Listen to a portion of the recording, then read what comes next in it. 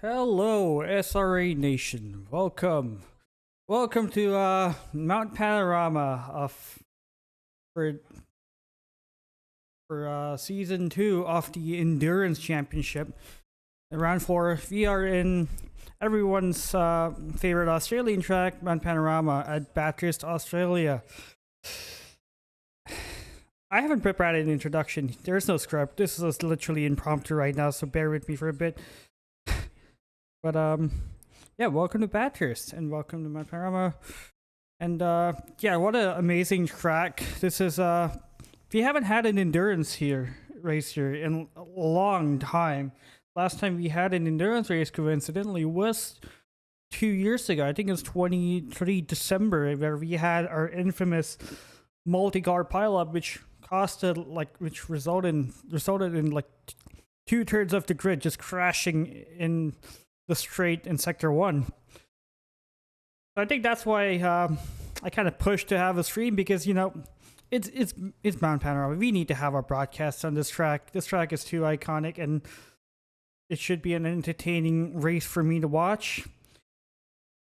If anyone is in the booth, if any commentator wants to join me, if you're not driving and if you're just bored, feel free to join me. In the commentary booth.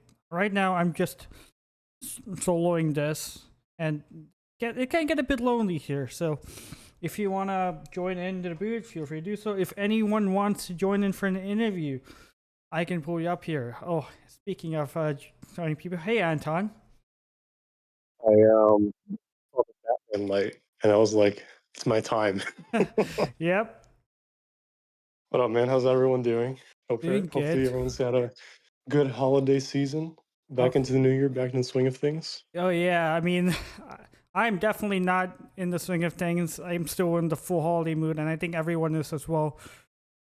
This might Exactly. the turnout for this race, considering it's just like 2 days after New Year, can be a bit low. But I think we still have a 40 car grid, so it is still going to be an entertaining race throughout. That's pretty insane. Yeah, like I Yeah, was. I mean that's actually the reason why I'm not driving.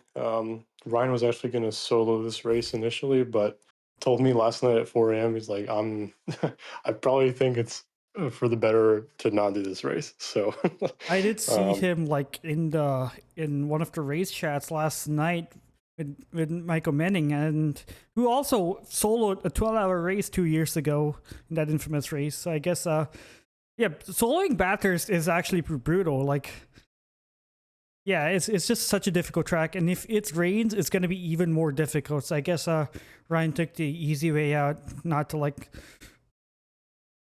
go down like go through multiple depths of hell just to like finish a race. But Yeah, I mean, you mentioned that, of course, Mount Panorama is a difficult track to begin with, but with the inclusion of the rain being a factor for this race specifically, we're supposed to have some rain at Suzuka about a month ago, but that never came to fruition. After the third server restart, I don't think there was a single drop of rain on the weather forecast, which is a little saddening. It's the only practice, like the only condition I got practice in for that race, but hey, sometimes it happens. But for Bathurst, I think we're all but guaranteed some rain for this race. So it should be fun. I know that there's a very big problem with visibility with rain at Bathurst. I imagine a lot of the drivers are not looking forward to that. But whoever is starting on pole position today, I believe that would be the Tracklicious team. I think they're going to have, of course, the best chance of making it out of live after turn one. Recklicious team. We'll go on to the the session right now. But do you have any like now we're on the track map for a bit? Do you have any place you want to keep an eye out for it? Given that this is going to be an endurance race, with different pace levels, it might as well Well, be multi-class racing. yeah, I mean, it's gonna be like that because, typically the rain, if it does rain, of course, at the start of the race, we all know rain is the biggest equalizer in motorsports, right? So Yep. who knows what's going to happen? Right now on the practice server, it's looking like it's dry, but I believe that the race might be on a different day, in which case we actually don't know what the weather is going to be like until the timer does roll over. But I am really looking forward to pretty much every single corner, especially on lap one. But there are a few ones to name. I would say probably the cutting, which is turn 4, pretty tricky on lap 1. You have turn 1, of course, Hell Corner.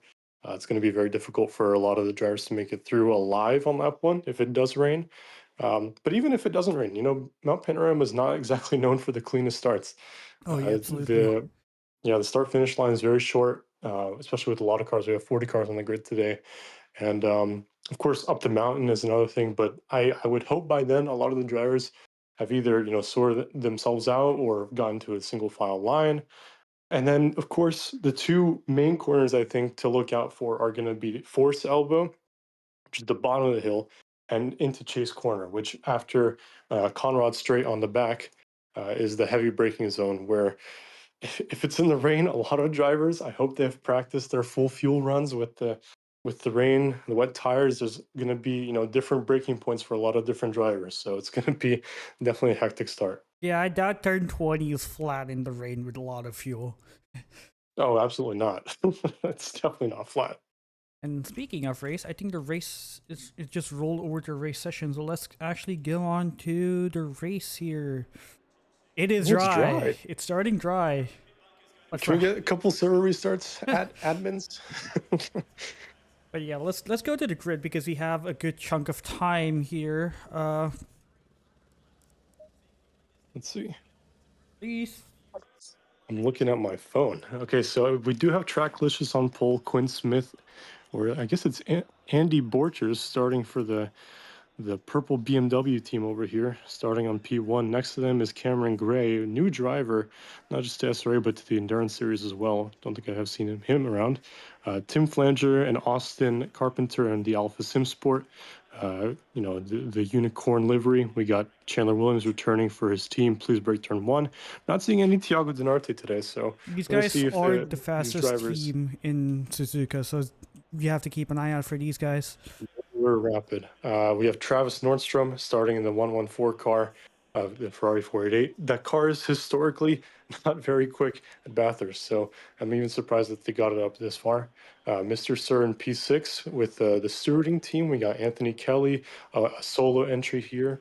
P7, Adam Krolakowski teamed up with Kyle Barber in P8, Fire Queso in P9 in his token Ferrari.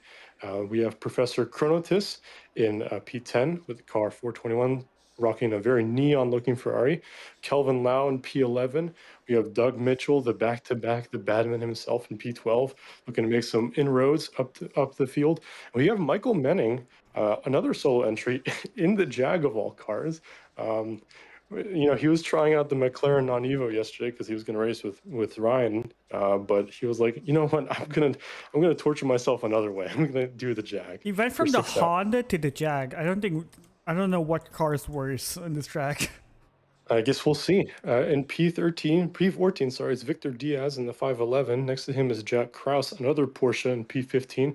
These cars are going to struggle in the straight line. Of course, the Porsche is not known for its top end, but it's really good through the corner acceleration.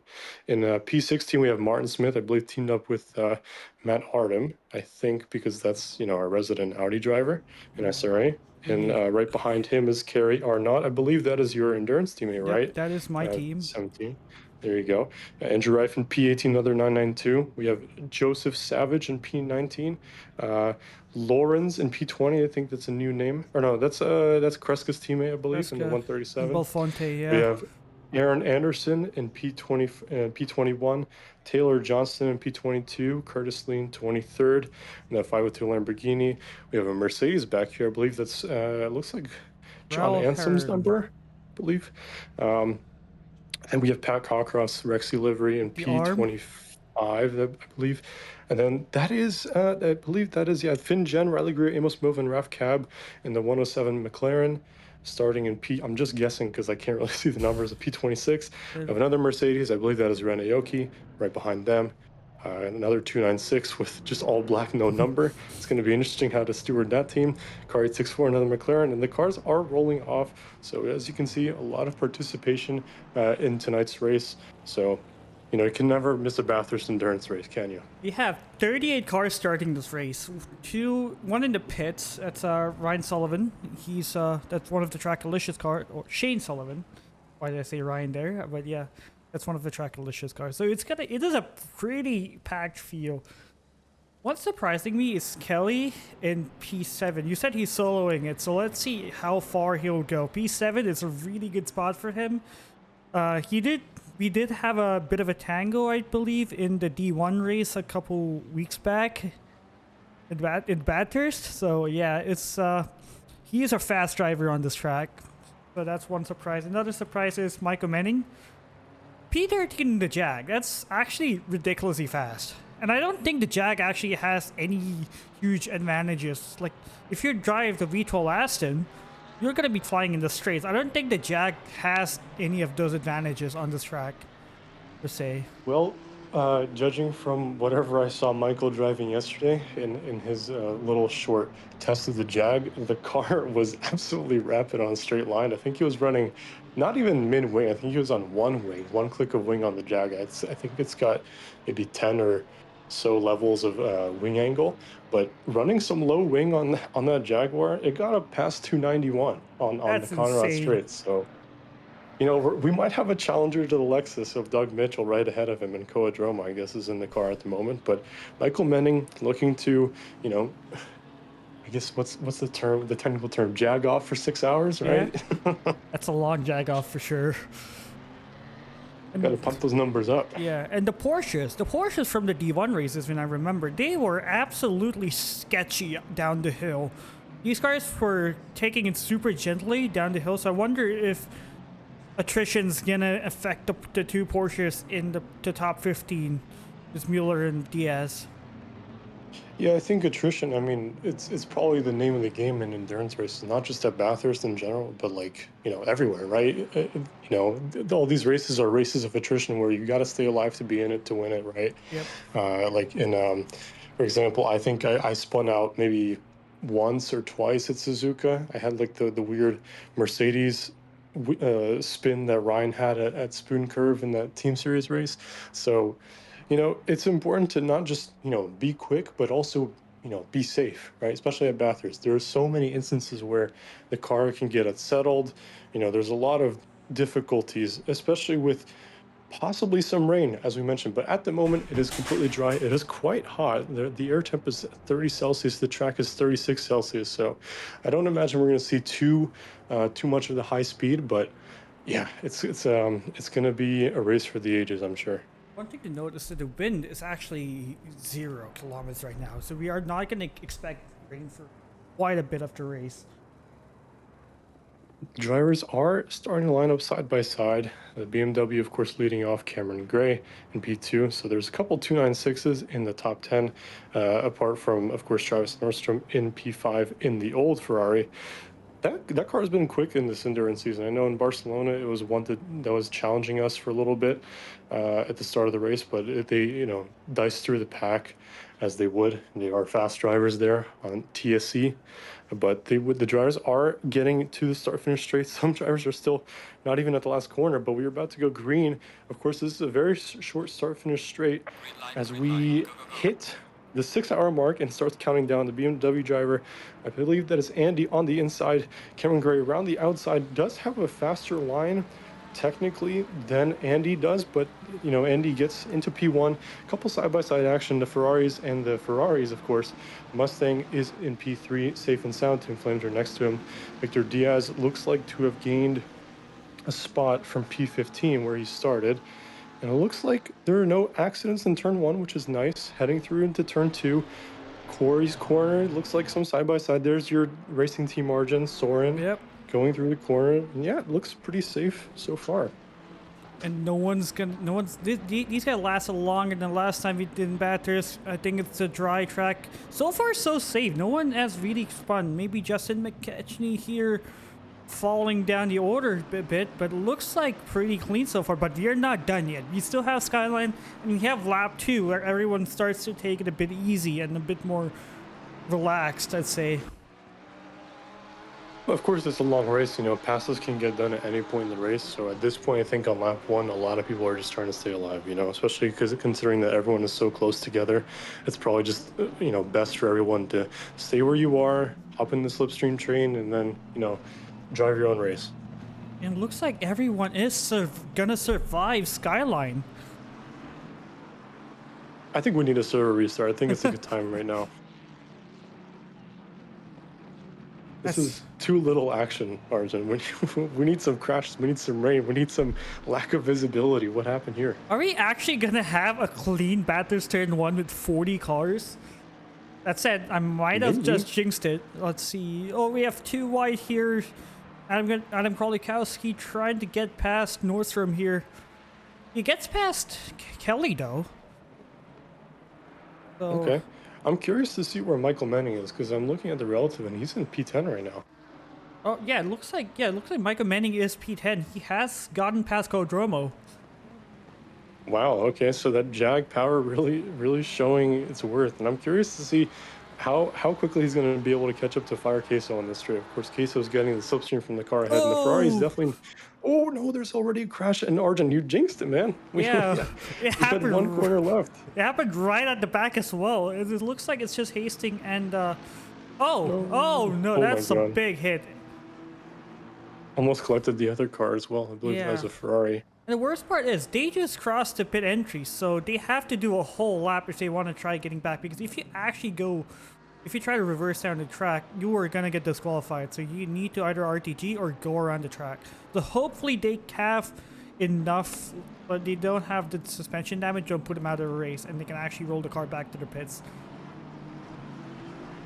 Yeah, it's definitely a long lap to go around at this track, and even the pit entry itself is a little bit tricky. But I'm no stranger to definitely some lap one shenanigans in Bathurst. I think my first D1 race, I had an accident which was at the bottom of the dipper. I was able, to, of course, to pit on lap one and salvage whatever result I had. But yeah, if you get damage early on in the lap or very late after the pit entry, you're gonna have to suffer at least 2 minutes to get back to the pits. Looks like coming down round two, most drivers survived Skyline again. I think everyone's just taking it easy because it's a 6-hour race and because stuff can go wrong in Bathurst. I think no one's trying to force past other cars like they do in a team series race or any sprint race for that matter. Indeed, looks like Michael Manning is still trying to defend from Coadromo. The Lexus, of course, matching that Jaguar's top speed, and it's probably, I would imagine, it's definitely quicker in the corners. The Jag is an absolute boat. Just does not turn. It's very heavy on the force feedback, and it's also quite tricky on the traction. You kind of have to run TC off in this car to even get any sort of corner exit speed. So let's see how this DRS train. You can say, well, DRS doesn't exist anymore realistically, but with the new regs in F1, we're still going to get some sort of slipstream trains. But here, Coadromo still on the back of Michael Manning. Michael Manning gaining and gaining and gaining on the Fire Queso's Ferrari there, but not enough into Corey's Bend here. Still single file through 5 minutes, but single file is not the name of the game for these drivers. Selena Boonstra fighting Pat Cockcroft in the other 992. Takes the inside, which is arguably the much better line. Pat Cockcroft taking the dirty racing line on the outside and is not able to finish the move. Looks like Anderson got past Selena there, so maybe Selena's trying to defend against Pat. Is it Pat though? Is it? No, it's Dominic It's Duran. Dom Duran, teammate. You just see a I'm just so used to Rexy. seeing the broken elbow. Yeah. Well, we know that Pat is in that car for sure. If you see a broken elbow Rexy, then it's probably Pat's car. But looks like Yes. Dom Duran is trying to make a places there, and he goes into the wall. That's the Porsche there. It likes to lose. It likes to get loose going into the entry of Skyline, and the moment you get the car correct, it's already too late. So looks like Dom might have a bit of damage. But Yeah, definitely some physical damage to the car, but also so early in the race, it's definitely going to take a hit to the ego of both drivers on that team. You really want to avoid such accidents, and with so long left in the race, you just gotta lock back in, keep your head down, and try to avoid doing that again. But the Porsche, as you mentioned, pretty squarely in that section of the track. So let's see if the drivers are able to avoid that later on. it looks like Selena got past Aaron Anderson, which is kind of insane. How do you get past a Mustang in the third sector of Bathurst? He probably lifted. Oh, there seems to be an accident here. What's going on? Lee Zygmunt is facing the wall. Who is that? Is it Zamora? Zamora tags Zygmunt and No. they both. Oh, someone also gets Oh. collected, and there's a McLaren that's spinning as well. So it looks like it's just How 30 unfortunate. sectors, and I think we have our first penalty here for Hastings. I think that was for the contact going into the final corner of lap 1. Yeah, I believe that's what it was. I think, according to the stewards, I believe he just didn't leave enough space for the opponent who was next to him enough to deem some overlap. So, yeah, just kind of self-inflicted there. And note that this race is being live stewarded, so yes, live stewarding for 6 hours is kind of an insane task, but we're also broadcasting, so yeah. As Codromo, I will be doing both at the same time, that's for sure. there we go. Looks like Cole is still stuck behind Michael here. I don't think he'll be able to get past the Jag unless he actually gets a really good run or down up the downhill. If the Jag I don't is, know, he looks really close right now. but Michael's also close to Queso. And it looks like both Yeah, I drivers mean, are just you being could held probably back. get on the rear wing of Queso and just see how quickly the cars behind him are just closing in on him, heading towards Chase. Yeah, look, Michael's just completely ran away from Kowa, and he's on the attack against Queso, but the brakes are a little bit tricky in this car. You don't really want to outbrake yourself, considering that the car ahead of you has probably the best brakes in the game, apart from, the Audi, the Lambo. The Ferrari is no slouch in the braking zone. So Michael Manning still stuck behind Fire Queso in P9. And my game just had a pretty weird reset. Zamora also gets a penalty. I think that's the incident going into into the cutting, the chase. I think the chase. I still have to learn my corner names. And looks like there's a battle for lead going on here. The Trackalicious Esports team loses the lead to Gray.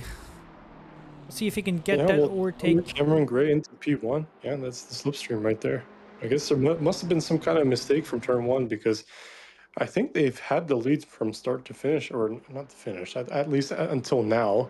But Cameron Gray just had enough power heading around the outside into Corey's bend, and was able to carry that speed into P1.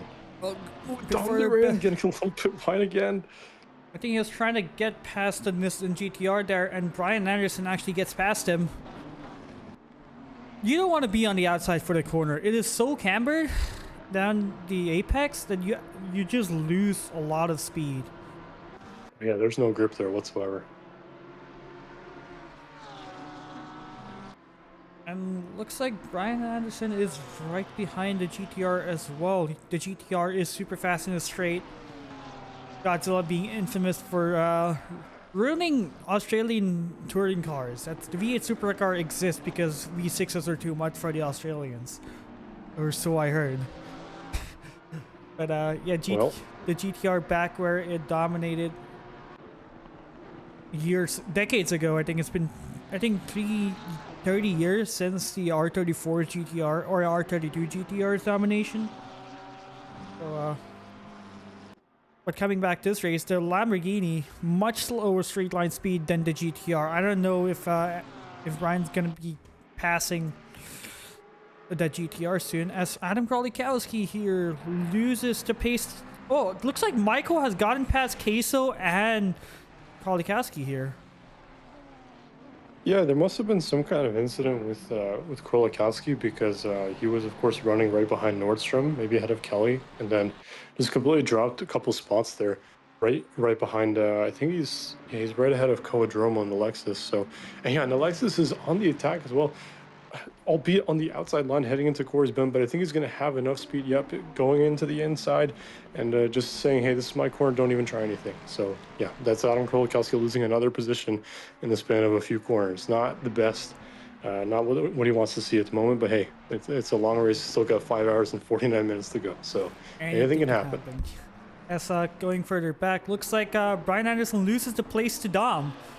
These two are changing position. I wonder if Brian has damage. I can see a bit of paint chips on his rear bumper. Looks like he might also have a bit of damage. It looks like it's maybe a love tap that could possibly be around 3 seconds of damage at most. But Dom's also a fast driver, so that also might be it. But I think he might be a bit rusty. I haven't seen him racing in a long time. He's one of the D1 drivers as he almost loses the car. That Porsche, it must be so difficult to drive as you see a car crashing in front. That's Aaron Anderson. Oh no, yeah, that Huda has definitely seen some better days. He's gonna get right in front of the McLaren, fortunately not resulting in an incident, but yeah, that car is gonna have to trundle the way down the mountain, trying not to, obstruct too many cars behind, but you can't just simply hit a car right in front of you because it's going too slow, right? So his car's behind, of course, concertinaing up right behind him, and Aaron Anderson moves out of the way just in time for the other cars to pass him. Of course, he's not really trying to race the others. He's actually just trying to keep the car straight. You could see the suspension damage, forcing him to completely turn left, doing his best Doc Hudson impression, turn left to go right. But here, in this case, it's turn left to go straight on the Conrad Straight, approaching the chase corner here with a lot of cars still passing him. Fortunately, not hitting anybody. But yeah, that's one of the second, I think the second hit we had down the hill.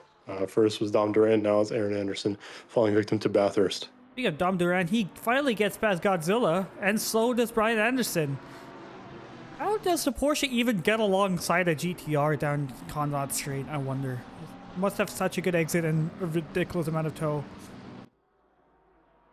It's a good question, for sure. I mean, looking at the Nissan's livery, I believe they're sporting a Ronnie Coleman kind of look, so maybe they're weighing a little bit too much. Who knows, right? Ronnie Coleman, of course, I think a Mr. Olympia winner, one of the most successful in the sport itself. So maybe just too thick for the racetrack.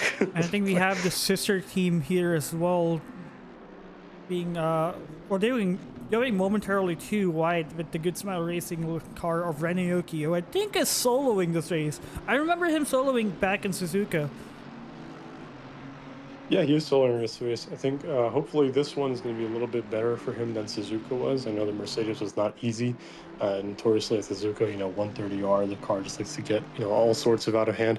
But here, yeah, looking on the up for Renaoki, I believe he started in P28 or something. So, a couple positions gained for the Mercedes driver. I remember when the Mercedes used to be the strongest car on this track. And I think a bunch of TC changes and a lot of physics changes later, it's fast, but it's also terrifying to drive this car. It just likes to just get loose going down Skyline. Well, it actually does hold the real-life world record for GT3, though that car was completely unbopped and it was kind of like just put on rails. It had DRS, it was reaching up to 300 kph on Conrad Straight, so listen, if that car was an ACC, I think everyone would drive it, but I think Kunos had other ideas, of course. But listen, we have a huge collection of cars, assortment of cars in this race, ranging from the old Ferrari. We have a couple of Audi drivers. I think Justin McKechnie was going to drive the V12, but opted out of it. We have a BMW, we have GTRs, we have McLarens, as we usually normally see. We also have Ferraris of both makes. We would have had the old McLaren with my team, but we didn't show up, which is it's unfortunate. But yeah, there's a lot of cars here, right? And that's always nice to see. And speaking of Justin, he has a 5-second penalty. Where did that happen? I don't know. Justin McKechnie, to me, in my eyes, is like Esteban Ocon. He just gets penalties, Must be like me. He must cause violence and not get penalties. Maybe. but this time Justin McKechnie does get a 5-second penalty, which, he can serve in his pit stop. I imagine he probably will. You just don't want to have that. But we do have a rule in the Endurance Series where you kind of have 5 strikes and you're out. So the first penalty, whatever it is, going to be a time penalty or just a warning. But eventually those penalty points do add up. After the third one, you get a drive-through, forcement to stop for 30. The 5th one is a complete disqualification, which we did have a few of those at Suzuka, so hopefully you can avoid some of this tonight. Yep. And we have seen teams getting disqualified in Suzuka, so wonder if given that we have seen his qualifications, I wonder if a couple teams are trying to be a lot more careful. I mean, you don't want to get into an accident Bathurst even by yourself, so I guess penalties are even worse. As now you're starting to get to the point where the field actually starts to spread out. A couple battles here. He's still trying to put the pressure on Lawrence here. And the BMW goes wide. And how many plays? Oh, people are spinning. Doesn't crash behind. Those Christian Holmes getting into an accident with Cameron Hastings. I'm sorry, that's Raul Heron in the 516 Mercedes. Oh Looks man, like he just loses the just car. A little bit too much throttle, and then just hits the Aston of the 305 Aston. I believe that's Roger Rodriguez's team with Christian Holmes in the car at the moment. Yeah, I think it's just Mercedes teams, no? It's just so much wheel spin from a corner like this if that's cambered, right? So, like you mentioned earlier, though, they're right next to the pit lane, so they can get those repairs done right now. Yeah, and looks like who's the Mustang behind? Is that Anderson? After he's a lap down, yeah. I saw him hit the wall there again. I think he did. Yeah. Well, he had that huge accident. Yeah. Going after Skyline. Coming back to one of our battles in front, Michael Manning's starting to close in on Kelly here. He's only less than a second behind, but look at Queso. Queso's right on his bumper. I wonder if as the fuel levels come down, the cars are just going to get faster and faster. I think the funniest thing for me is that Michael Manning's best race lap time is only 4/10 off of what the leaders have done. And in the Jag, that's very, very impressive. We know Michael, of course, for being this godlike driver, but it's definitely a feat of just some pure racing strength. Michael Manning here. So we'll see where he ends up, but this is probably going to be one of the more entertaining drivers to look out for this race. Michael's definitely built different, and it shows. Like, if he can get P3 with the Honda, then definitely. I mean, the Honda is fast in the wets for sure, but it's also absolutely sketchy to drive. He just needs to challenge himself. I think you're just too boring. You're just too slow for him, and you're not providing the challenge in a regular car. So I guess he needs to nerf himself, handicap himself while driving the Jag, which is probably the second worst car in the game after the Rex. Not to be confused with the 992 livery we're seeing on Dom Durant's car. The Rex is the Ryder engineering car. Honestly, it's a fun challenge. Of course, we have SRA's, token Jag-off, of course, made by Coach Jeffries, but I think the Rex-off would be pretty fun too. Honestly, I think it's definitely a really bad car, and it would be fun to see how some drivers would get along with it, because even though it's a bit trash to handle, it still is a Lamborghini Gallardo at heart, and who doesn't love a Gallardo?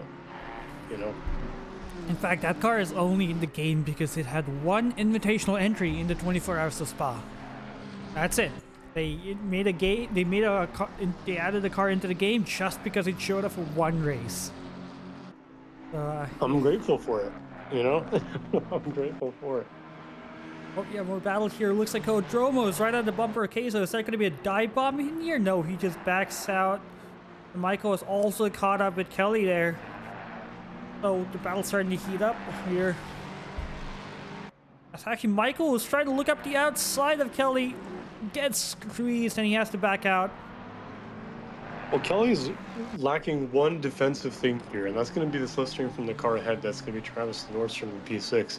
So at this point, if Michael Manning can stay this close to the car ahead, the Jag is an absolute weapon in the straight line. I imagine that Michael made it a little bit easier to race with, or maybe adding some more clicks of wing, but look at the Jag just absolutely walking the McLaren down the straight. It's going to get alongside with Anthony Kelly here. It's going to be on the inside for Corey's Bend. That's going to be position for Michael Manning heading into P7, and now going to have to chase down a fellow D1 rival of his from the past. It's going to be Travis Nordstrom in P6 in the old Ferrari. So two old cars in the top 7 I mean, that's always a nice sight to see. I mean, one of them, of course, is a bit more viable than the other, being the Ferrari 488 Evo. It's won a championship in the past couple months with Jeremy Mercer and Jordan Nixon, but it's definitely not the easiest car, especially here. So I mean, just shows the talent of the drivers that are driving these cars, right? So And then I think it's the championship winning livery as well. Mercer and Nixon who won the championship in the Ferrari colored Ferrari.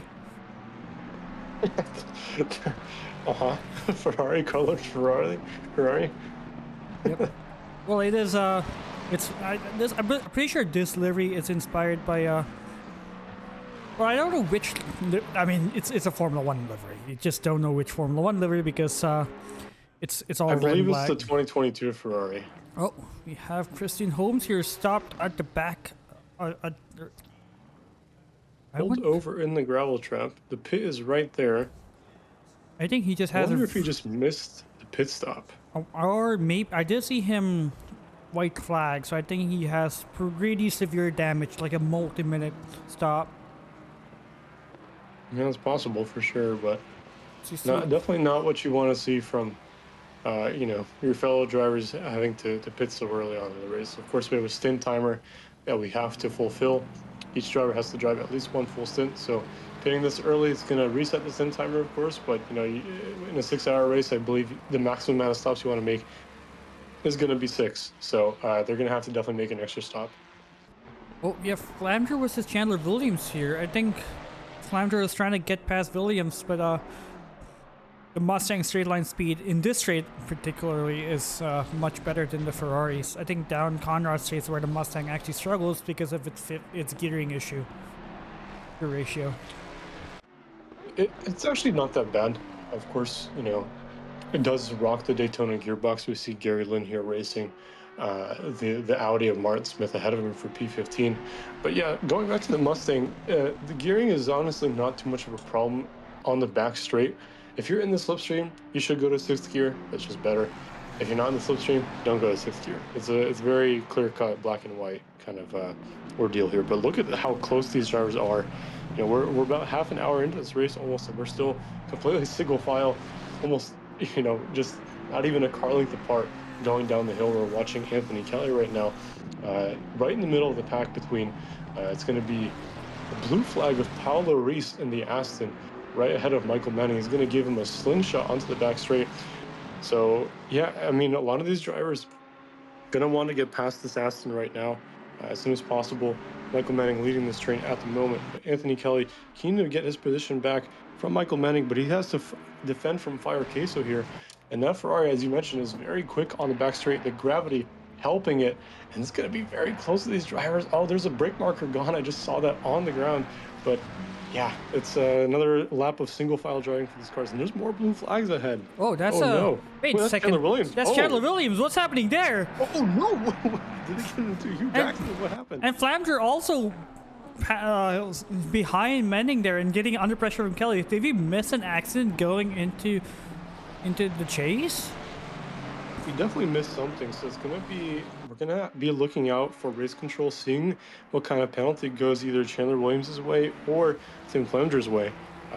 The two cars, of course, definitely looking or having brighter days, as Chandler Williams' car has a floppy bonnet, and then Tim Flanger's car has some damage. Very close, and he hits Kowadroma there. It's going to invite, I believe, who is that? That's Adam Krolikowski there, wide. Oh my goodness.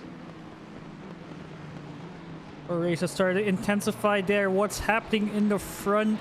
We have two drivers falling out of the order. But Flanger seems to be holding on. Michael's up to P5, which is absolutely insane in the Jag. It is incredible, for sure. I'm curious actually how its fuel consumption is, because it does rev pretty high. It does go up the gears very, very fast. So maybe it's, definitely not going to have the consumption of the Ferrari, of course. I mean, no car has that kind of consumption, but it's probably going to be similar to that of the Mustang, maybe the Lexus. But yeah, it's going to be, I'm sure Michael's going to have a much better time, as the stint kind of draws nigh, right? Just not having as much fuel in the car. It's going to be a little bit easier to drive, especially on corner exit and entry. So I mean, it's definitely very interesting to see a Jaguar up this high, especially with the caliber of drivers behind him. And I think, speaking of fuel, I don't think the BMW can actually make it make it the 65-minute mark. From what I've heard, Really? is the BMW kind of struggles with fuel consumption, and we have a Beamer in P2, so I wonder if they are gonna stop at the 60-minute marks, or maybe a bit of Lico to just lift and coast, just to get that extra fuel in. But I after driving the Merc, I never There's tested it out yellow for flag. myself. Well, yellow flag. Oh, it's a bit further back. Let me see if I can find the I think car. this Victor Diaz was yellow flagged. I cannot even find them or the order. There we go. Looks like, There was a yellow flag. I'm not sure. but looks like Gary Lynn gets past Martin Smith and Victor Diaz, I think. Wow, look at the Porsche straight line speed behind the toe of the Mustang. That's actually crazy, but the Mustang holds on, and he has the inside. That's all you need for this corner to defend. I'm sure you're kicking your feet in happiness as your teammates defense from Victor Diaz there. Well, yes, I do want to see my boys do well, but I'm also having my fingers No crossed bias at the. here. Yeah, absolutely no bias there. But hey, I'm not racing with them today, so no bias there. For sure. We still have this train, which is kind of insane. I'm hoping that, back in Barcelona we had probably one of the tightest finishes in a 6 hour plus kind of race. I think that the top five was separated by, I want to say we were all still in the lead lap. I think the top three were within like 20 seconds of each other, which is pretty good considering it's a long race. We have one of the lap cars to get past. I believe that is Holmes, Christine Holmes. We have Ferrari looks like it's gonna have to defend. Oh, Oh my god. the squeeze from Kelly as Queso gets a bit scary. Oh, some tapping there from the Lexus onto the Ferrari, and he does get past, and the car behind, that's Kwiatkowski, going to go onto the grass out of pure excitement, seeing the cars ahead a little bit slow, but he gets onto the grass, loses a little speed, but he does close up to Fire Queso, who has dropped another position behind Koa Droma now. So Koa's going to try to, use that straight line speed to his advantage. We see Doug Mitchell cheering his team on, no touching that Lexus. Yeah, I mean, if you can avoid as much damage as possible in this race, it's going to be definitely key to a good race result here. But the Lexus keen to absolutely slipstream that McLaren right ahead of him onto the back straight. We're probably going to see a little bit of a closer battle between those two cars. But Tim Clemenger is able to defend from Anthony Kelly, holding off P7, attacking P6 at the moment. So still single file here. Let's see how long these guys can keep it up. One thing to note about one of the front runners is that Chandler Williams is down in P31, and he is not safe from. He's not safe from making an extra pit stop. He has to make an extra pit stop just for a stint timer. So I wonder how he's gonna. It's gonna be exciting to see how they recover from this race down in P31 in a track where it's difficult to overtake. But they're gonna have clean air once a lot of the drivers pit, but they also spent so much time in the pits for that much damage they had. And Riley Greer's in the pits. I wonder what happened here. I'm curious why they have an Armenian flag, because that's the flag that reversing, are we? Okay, well, so we definitely just missed the pit box. ACC, So what happened here? the ACC flags are kind of bugged for driver swap races. Like everyone has random flags. For example, Droma here has the Dutch flag. Wonder why. And Queso behind him has, Queso races the Bulgarian flag. He doesn't even have a flag. Okay. That's just ACC things. Definitely interesting. But yeah, this battle's still going on. I wonder if these drivers are starting to get exhausted here. As Climber goes into the pits, that's their early pit stop.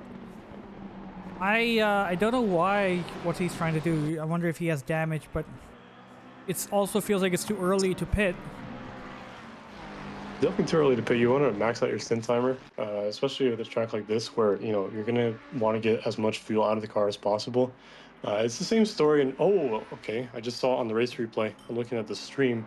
not your stream, but I saw Anthony Kelly have a little bit of a tank slapper inviting Koedromo on the outside. But Anthony Kelly's still going to be side by side. Koedromo moves over, has the slow stream or the side draft, and is able to defend from both Fire Queso and Anthony Kelly. Looks like Fire Queso was able to make the pass on Kelly as well.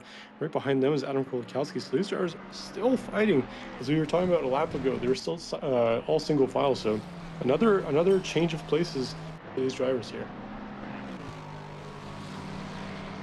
It looks like wonder if now the race is gonna stabilize now, because I think they just rearranged themselves based on pace. Oh, as we see, Kelly tap the wall there. That was a big tap, Arjun. That was like more of a bonk, you know. You could also that was a proper thwomp, you know. It could also be maybe just like spectator mode. It may not be much big of a bonk from his end, but I don't know. You'll see when Adam tries to get past him. Yeah, all right. Well, we're about 33 minutes into this race, and Arjun, I don't know about you, but I haven't had my my lunch yet, so I'm gonna get some food, but I will be back and better than ever. You know, replenished, re-energized, and yeah. So I'll unmute as soon as I get back. Yeah, I'm just gonna try. Yeah, I'm having my lunch right now. But yeah, I'm gonna turn down my graphics settings slightly so to see if it helps the stream, because my game has been struggling. But bon appetit. All right. Well, I will see you and SRA later. So I'll be back. Thanks for stopping by. Yeah, yeah.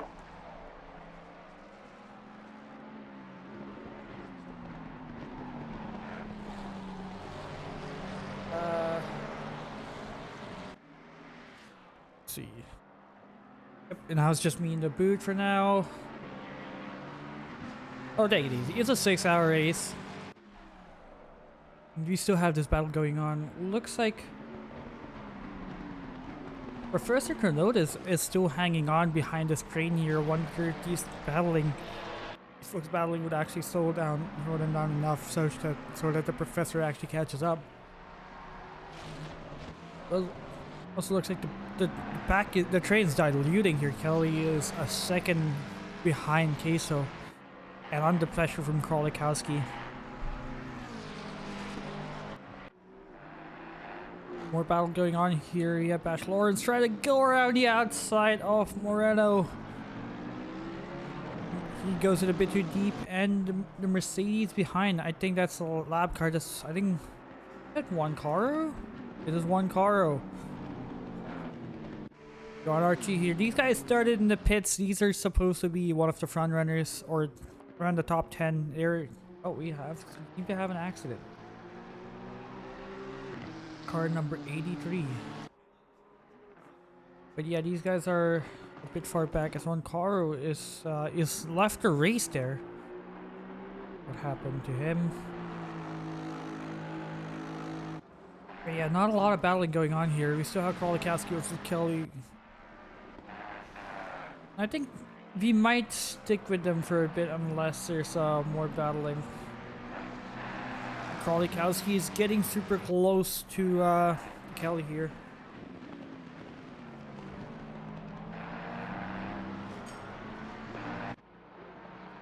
A bit far behind. Yes, Selena trying to get past Arden Smith.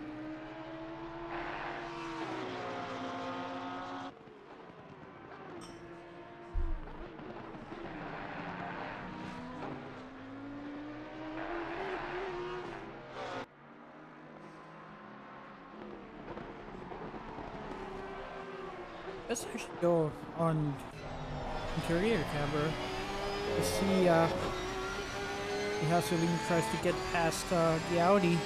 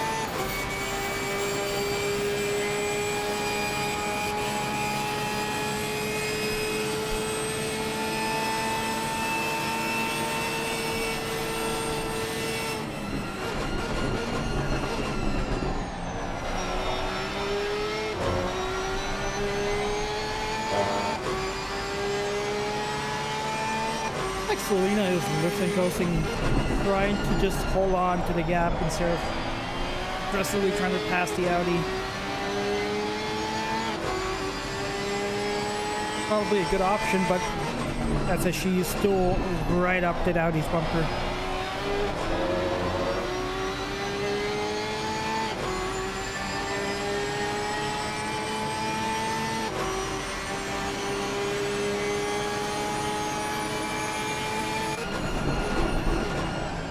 Further up, you have Victor Diaz trying to get past Gary Lim.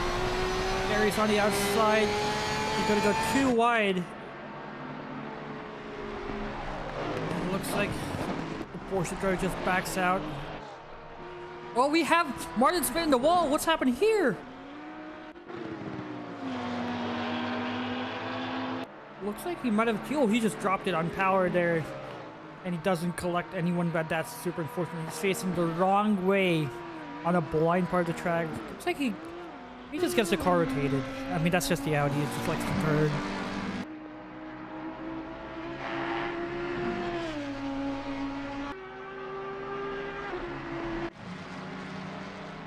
This battle in front, Adam Karlikowski's still stuck behind Kelly. Okay, so has opened the gap up to Kelly, and he's on the bumper of Prodromo. So that's insane pace from Queso here. He was one of the faster D1 Silver drivers from last season, so and looks like he's keeping the momentum. He probably knows this car like the back of his hand. I mean, he's only been driving the Ferrari for like I think 9 seasons now, like or 6, 7 seasons right now. So yeah.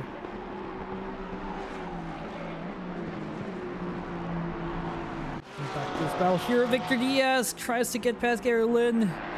So Gary has run wide, and the Porsche driver just capitalizes on a mistake.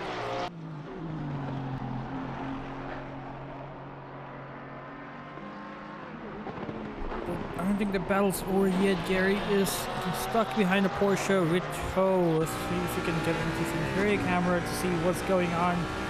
Doesn't look like he has the run that he needs. And the Porsche has a lot of straight line speed there.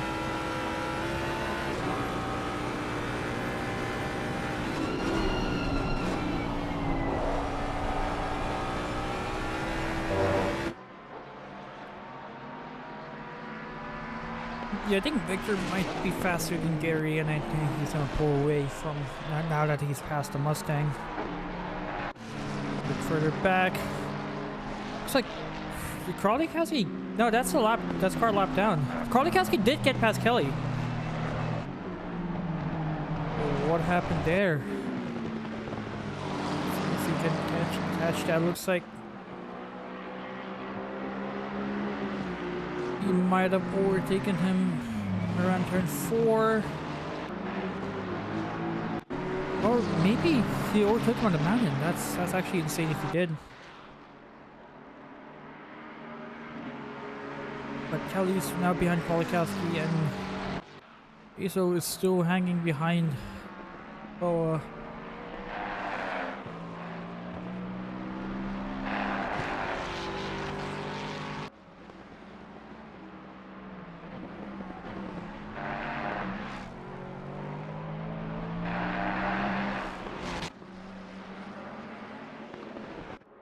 Battle for the lead boiling up here. Borchers behind Gray. BMW is insanely stable around the mountain, but it was going to be a concern.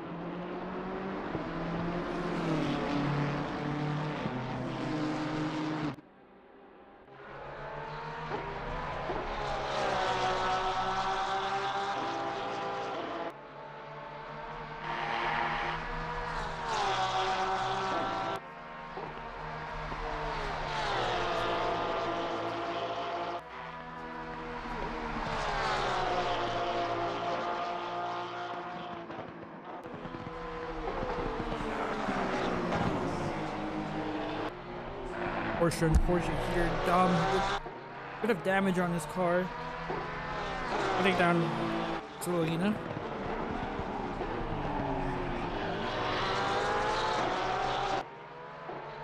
Looks like Selena also has some front end damage. Wonder if it's pretty light damage that she's collected while bumping a bunch of drivers, but Rexy's seats also look a bit chipped.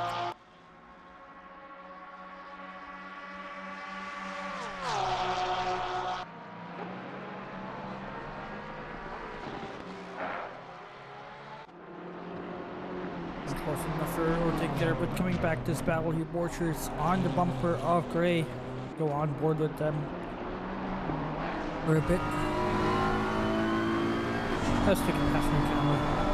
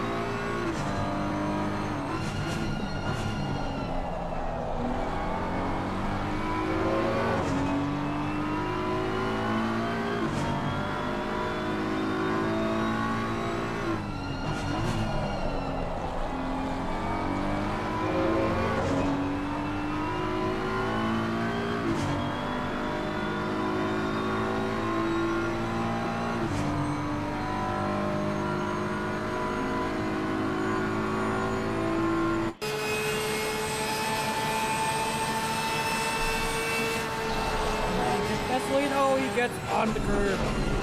Saves the car before losing. Safe on there. Try to overtake. Now that straight's difficult. You can barely fit. You can barely go too wide that corner. And if you hit the curb, your car is gonna start to kill you.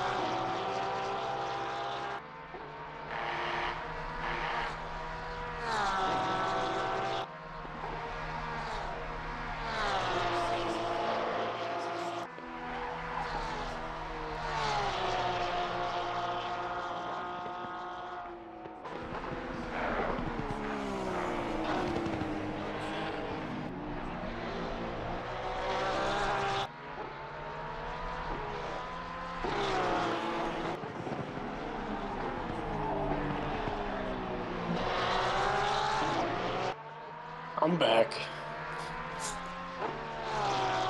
Welcome back. I'm just finishing up with my lunch here. But, you didn't miss much. Nothing much really happened. And there's not really a lot of battles going on right now. There's a battle for the lead, obviously, and there's a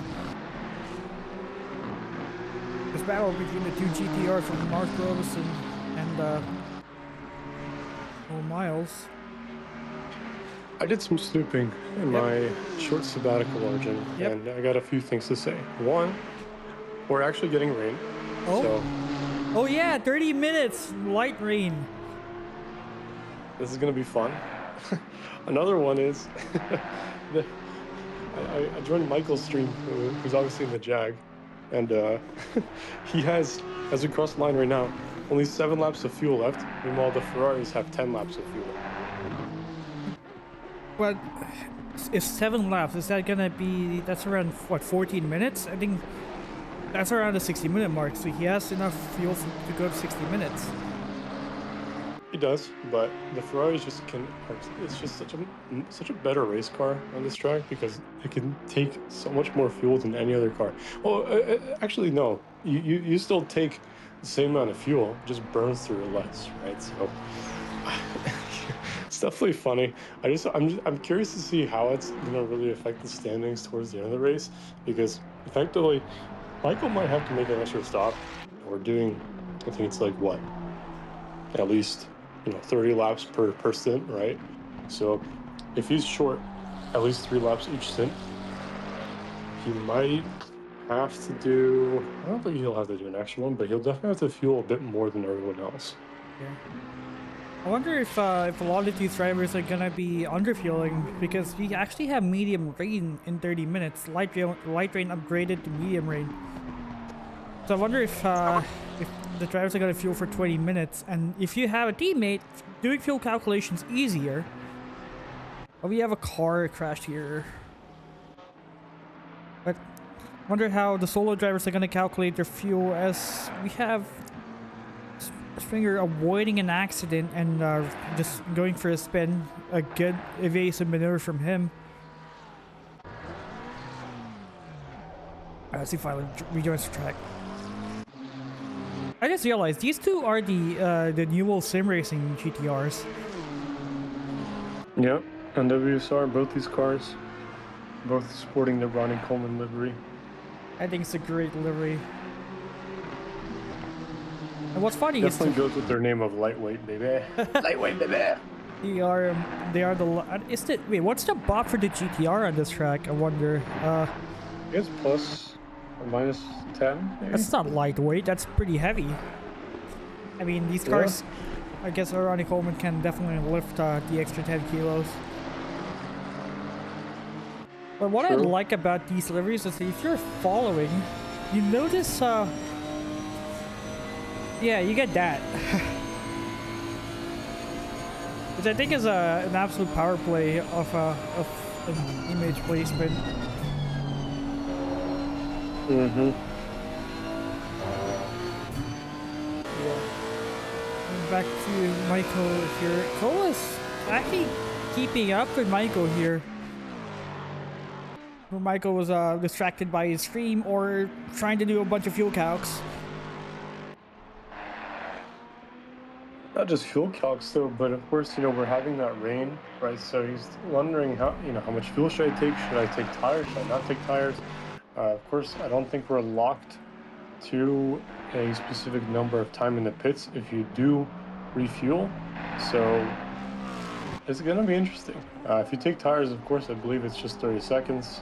So majority of drivers are going to be in the pit stop for at least 30 seconds. But here, Michael is going to have to decide whether he wants to take tires or not. I think avoid using some time there. Yeah, I think it's going to be around 10 seconds for around 20 laps of fuel.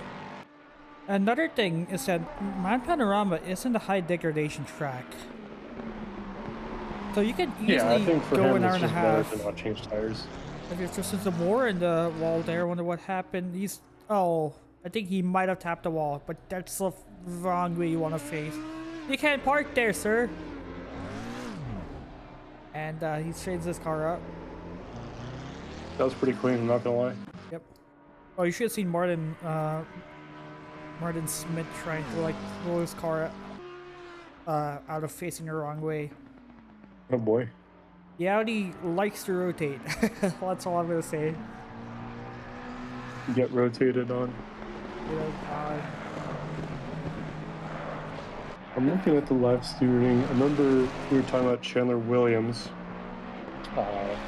Not involved in it, so it looks like he got 15 seconds for that. So,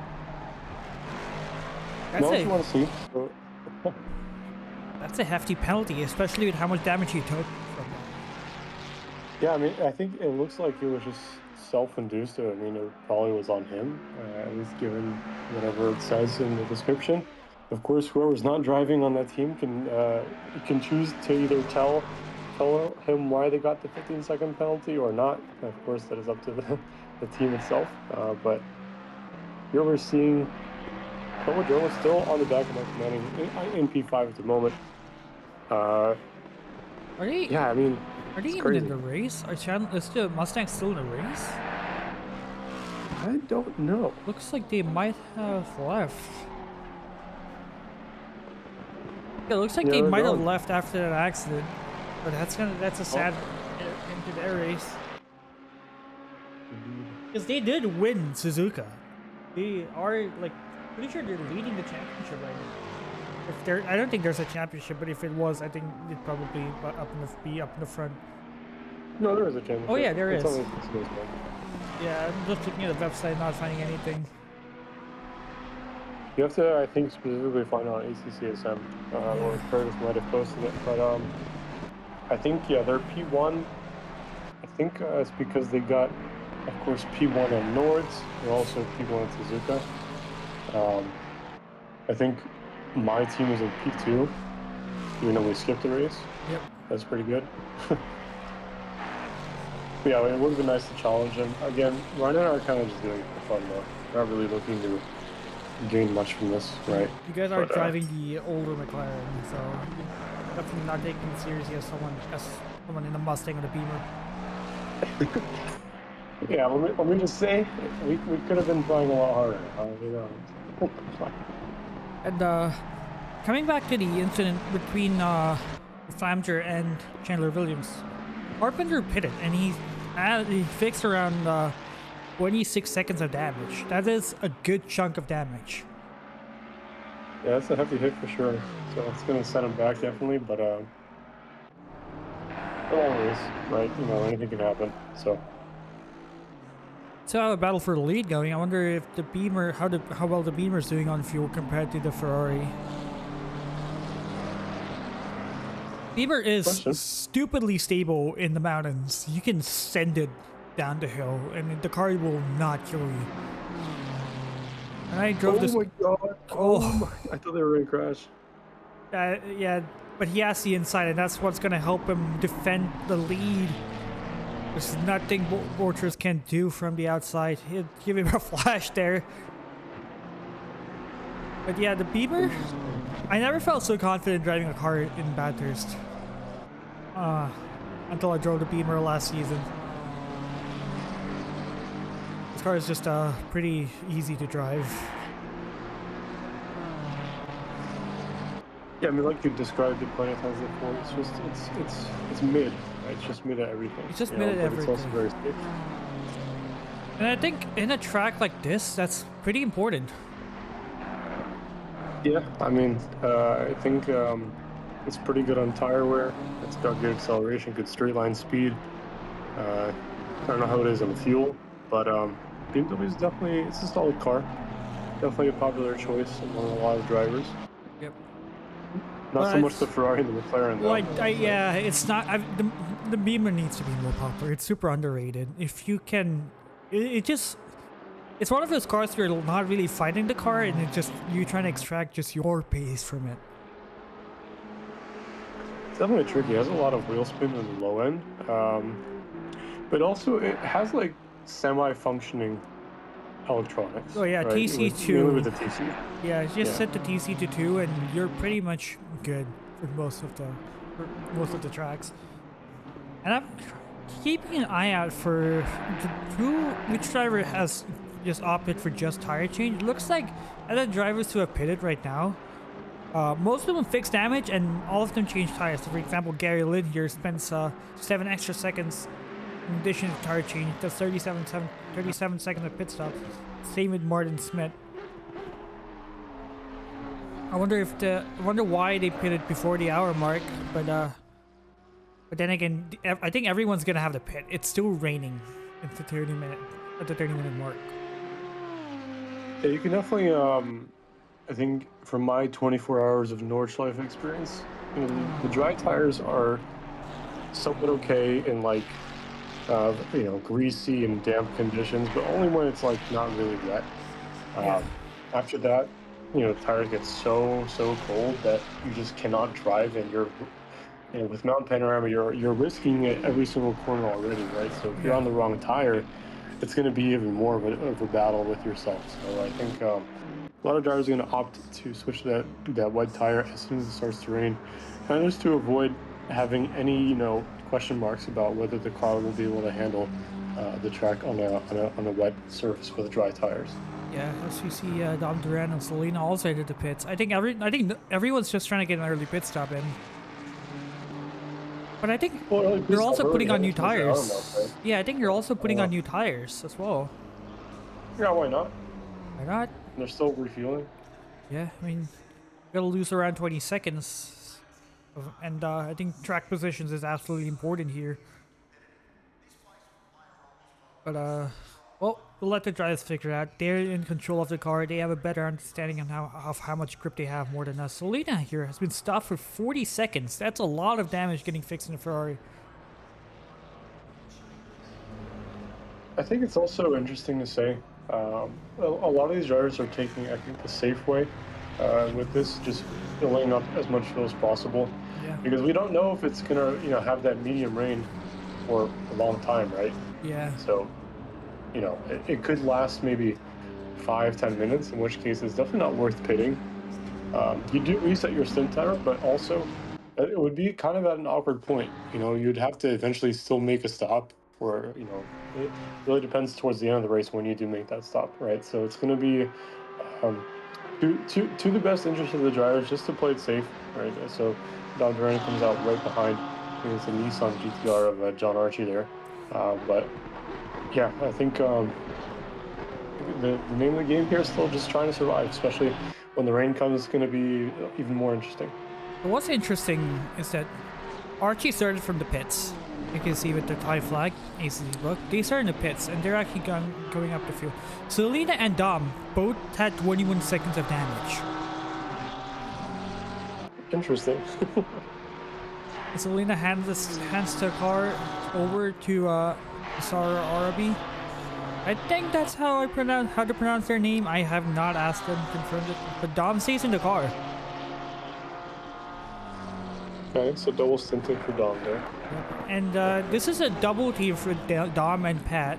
I wonder if Dom is trying to take as much driving time from Pat as possible, make it around, I don't know, or I wonder if he's stayed in the car, knowing that he's gonna be pitting early to do a rain stint. Oh, as we see, are we knocking the barrier over? Game, please. Nice freeze there. Nice freeze. And that Very is Dan opportune Cran time. in P3. We haven't talked about these guys. They're in the middle of nowhere. They're like 10 seconds behind the leaders. Actually, the leaders are pitting right now. They're 15 seconds behind the leader.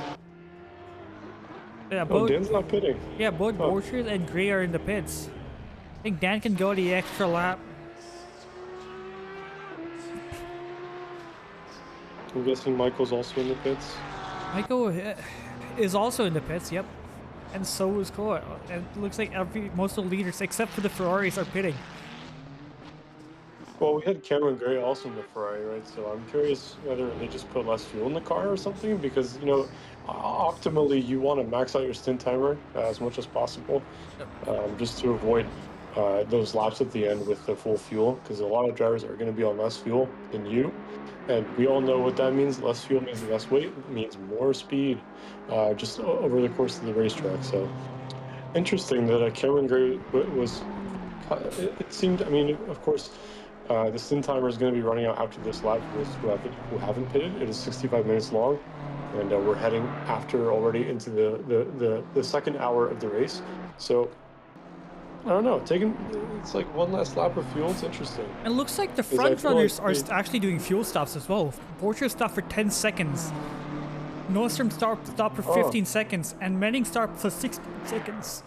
Cameron Gray is actually stopped for 35, so he also fixed a bit of damage. Or maybe he just fueled to the full. Who knows? Yeah, I think Borchers might have just fueled enough to make it to the rain, which I think is coming in around 15 minutes. Yeah, I mean, I think it showed up with about 12 minutes to go to the hour. So we're gonna see the second phase of the weather radar updating sometime soon. I imagine Dan Cran's gonna be pitting on this lap as the stint timer is gonna go past the limit. Oh, Cameron Uh, Gray spinning! That's the teammate Ambrose. That's like the leader. It's in the oh no, wall, and they've returned to the pits. that's race over. That's race over. Or well, at least they're gonna be several laps down because you get the tow penalty and the damage repair. That's Oh unfortunate for no. the leaders of the race. Not what you want to see. Absolutely not. I think it's going to hand over the lead to Andy Borchers here. But I'm curious to see if Dan Cran's going to put less fuel in the car or not, because they were about 15 seconds behind the leader. Andy, of course, took a short stop, but I think Dan Cran's already moving. Yeah, he stopped for So, 12 yeah, they seconds. took a short stop for sure. If Dan stopped for 12 seconds, he definitely did underfuel the car. And I wonder if Krolikowski and Kaser are going to do the same because they also pitted right behind. Queso should start moving any second now. No, Queso's still in the box. I think they're going for the tire change. And Very so is interesting. Krolikowski. And they're getting overtaken by Victor Diaz and Professor Kronotis, who stopped for... Actually, no, Diaz is not pit, but Kronotis stopped for fuel. Very interesting. I like this team name from Professor Chronotis. Wonder if Diaz is gonna stop for fuel. I think it's a bit too long of a stop. Yeah, it's been 20 seconds. He's definitely changed tires.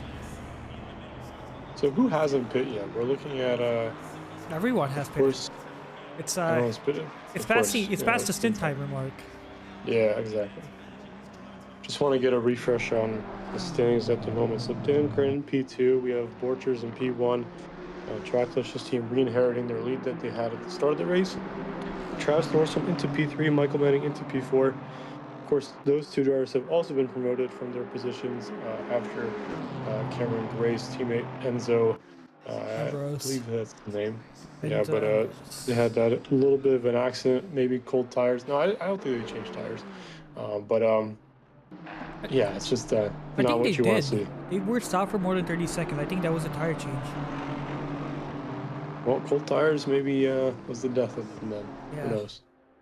And it looks like we looked at the weather radar updating. It's going to be a light rain in 10, and then the medium rain's going to come in 30 minutes. So it's going to be, a good amount of time where it's going to be raining. We saw that the light rain switched over to medium pretty quickly during the weather radar.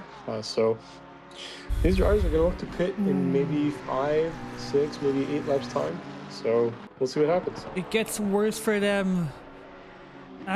Enzo Ambrose exits the pits with a stop and go 30, which I think is for speeding in the pits. Oh my God. Goes from bad to worse from these guys. For these guys. That's unfortunate. What I think is going to be interesting with the rain coming in as light rain is what's going to be the changeover period? What's going to be the best? Because that's going to make or break some races. Because this is a long lap, and getting stuck in the mountains on the wrong set of tires is gonna... It's either gonna shred your wets or you're gonna be sliding about on dries. The changeover period on this track is gonna be super important, and it's also drivers how easy they're gonna take in the transition period. It's also gonna probably gain some places in the pits. Well, if anything is to go by, I think that the Jars in P1 at the moment have probably the best kind of like advantage in terms of, kind of deciding when they want to pit. They can keep going until, of course, the car behind them pits. But they also have to look out for the cars behind them. So Travis Nordstrom P3, but the gap between P1 and P2 and P3 is definitely a sizable one. It's not huge, of course, as we saw with the Mustang team, not just in Suzuka, but also in at Nordschleife. There was such a huge gap after the first stint alone, right? So They could basically do whatever they wanted with the strategy, and they would still be in P1. But here, I think it's going to be tricky. I would probably say stay out a little bit on the wet tires or on the dry tires until the track goes damp, and then wait maybe a lap or two. But of course, it's better to be safe than sorry. If you want to get on the wet tires just to, save yourself the stress, then definitely go into that.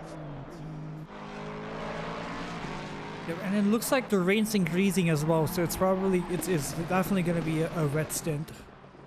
Oh boy. Oh my boy. I wonder if Oh they're my going to go to God. flooded. It'll be hilarious if it actually gets flooded. But that's also going to be absolutely chaotic. Can we restart, question mark? Oh, I doubt that.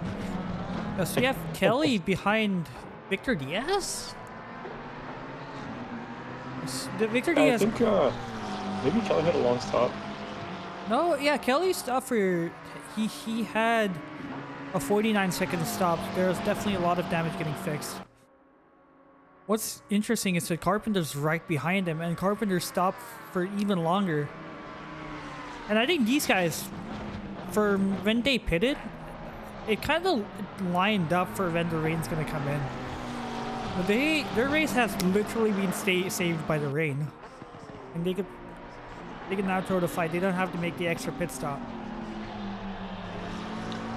Well, there you go. Anything can happen in these races, right? It's all a race of attrition. Whatever happens, happens. Yep. And part of me wonders if Chandler Williams could also continue if they, stick around the race with the rain. I mean, I don't blame him for leaving. It's just a 15-second penalty. It's going to set you back so far, especially with the amount of damage that they accrued from that. So it's unfortunate. There's a more here following Constantinos and giving him a flash.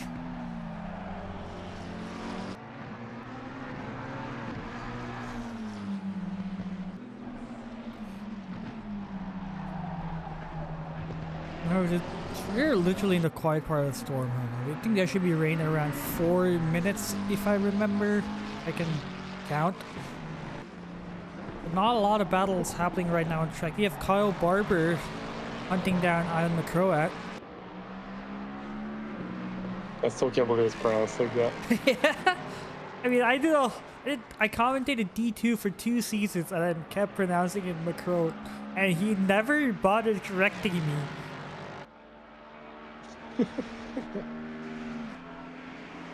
Yeah, I mean, hey, what are you gonna do, right? And It's funny. yeah, coming back to the pit strategy that you're talking about, only 5 drivers have decided to stay out to do a fuel stop, and one of them's up into P5. So yeah, I think you would have gained so much more if you just held on to the worn tires. I wonder how the worn tires are gonna be in a wet track. Yeah, well, ideally, you don't want to be on worn tires at any time during a race. So, it's only in this specific circumstance where it's kind of okay. You prefer to get the track position because everyone's going to be pitting. There's no way that anyone's on the wet tires at the moment, because by the time that the rain comes, especially with how hot the track is, those tires I think they would just be shredded down to the rim. I think they would be gone by the time Yeah. that the rain comes. So. And when the rain does come, the wet tires are gonna be as bad as slicks with how hot it is. And speaking of how much advantage Cronoda's gained, he's only 8 seconds ahead of Andrew Wilson in the Planet Express car, who in turn is 10 seconds ahead of the Lexus.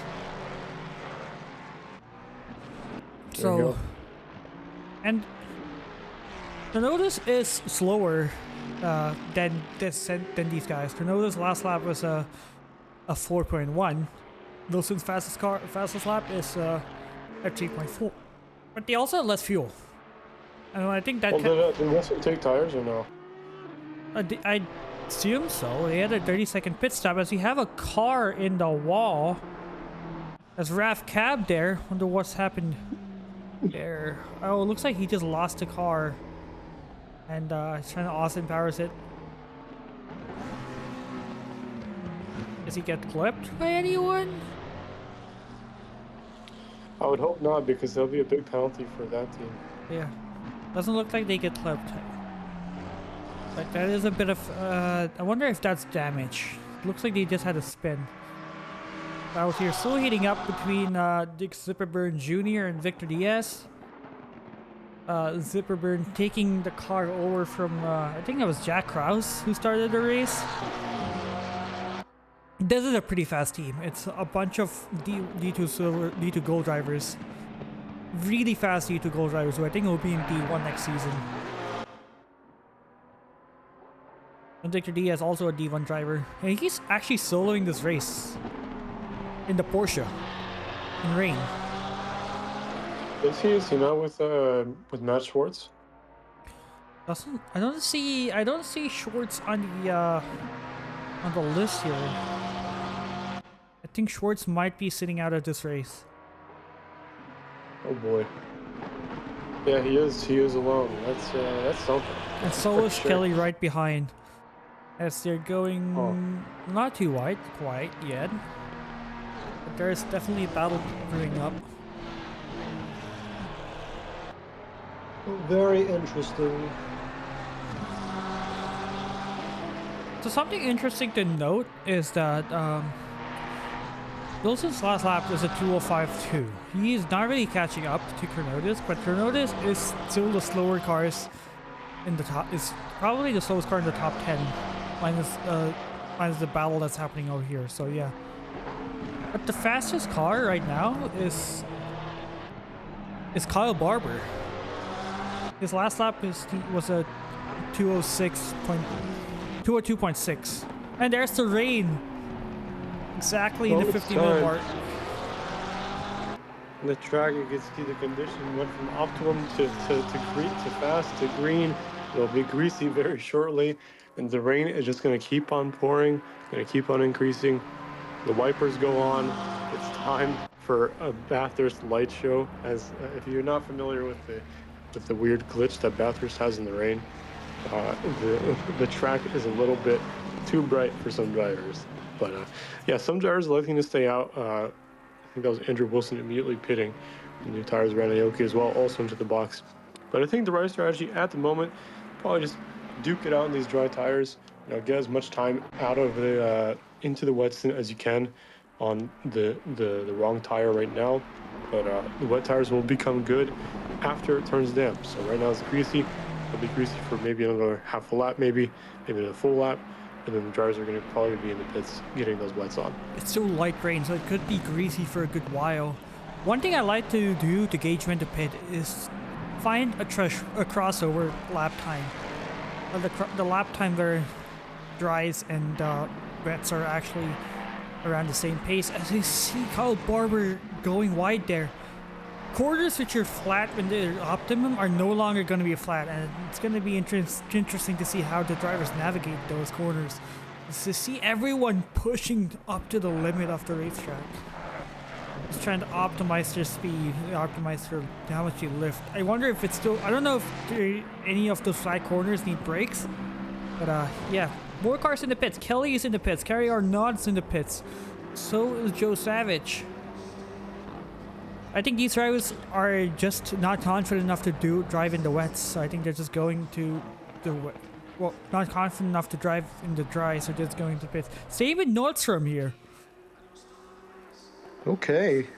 Well, Note that Nordstrom is on an older set of dries. He only stopped for fuel, so if anyone, he should be the first to the pit. But the lap times still seem... Well, Dan Cran's last lap was a 2:07. Porsche's last lap was a 2:06. Michael Menning doing a 2:05. So the lap times have dropped down drastically, but it looks like the dry still have a pace. But everyone's spinning right now. I think everyone just wants to be on the safer tire. Yeah, I imagine the crossover points are probably going to be in the upper maybe 8s, 9s, maybe 10s. But right now, it's definitely the dry tire is going to be the best tire. But of course, you know, like you mentioned, some of the cars that are on that dry tire, they elected to take only fuel on the last lap. So Right now, it's just survival, survival, survival for these drivers. It's all that's playing over and over in their minds. Michael Manning, I think, was one of those drivers who's still on the old dry tire, still surviving. We see that the track has gone damp, so maybe now is the time to pit.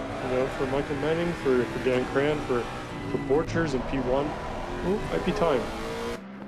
There's an overtake here. What's happened here? Looks like Barber might have gotten past McCroat. Oh, looks like this.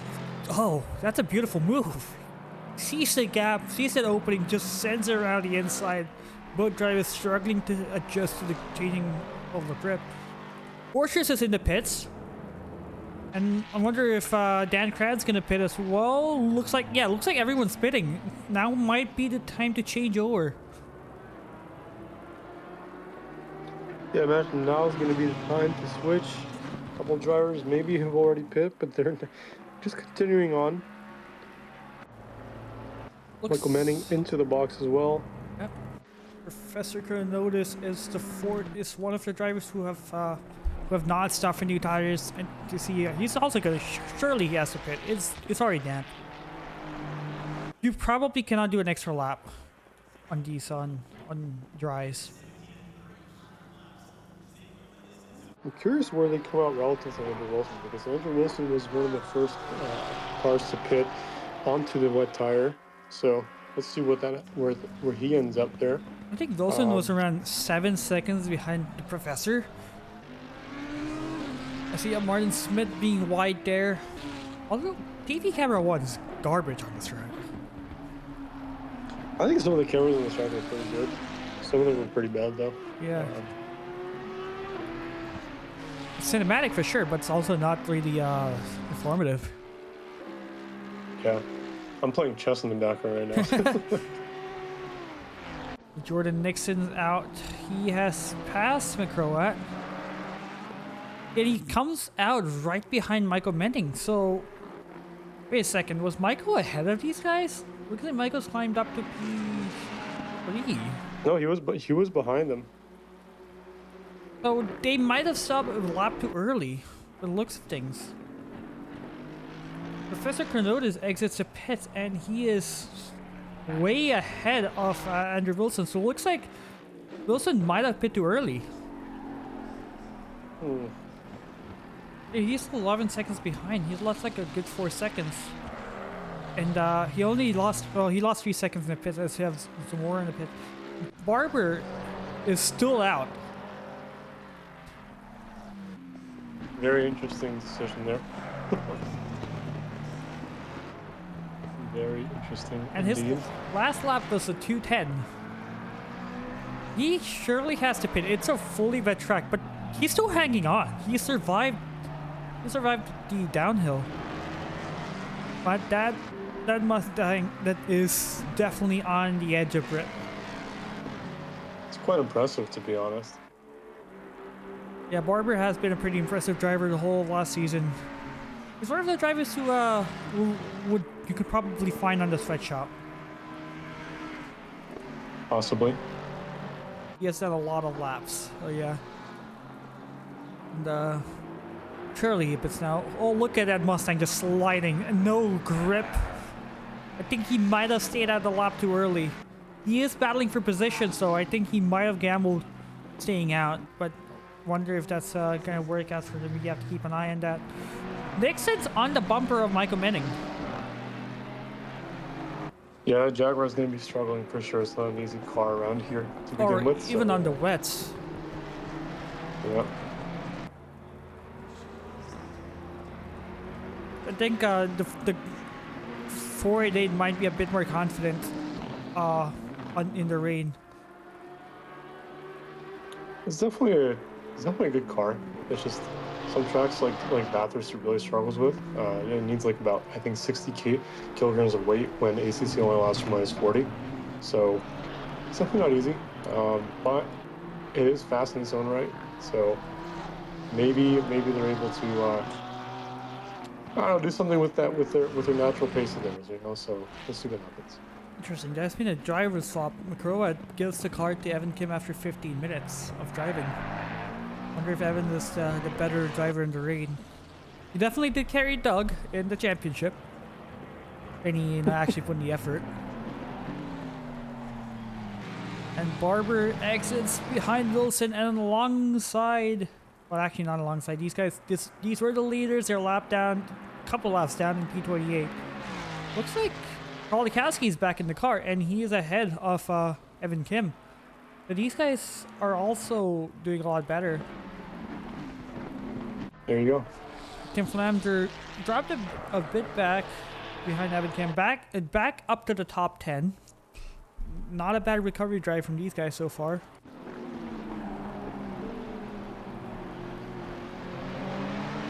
But yeah, it looks like the only battle we have is this between Jordan Dixon and Michael Menning.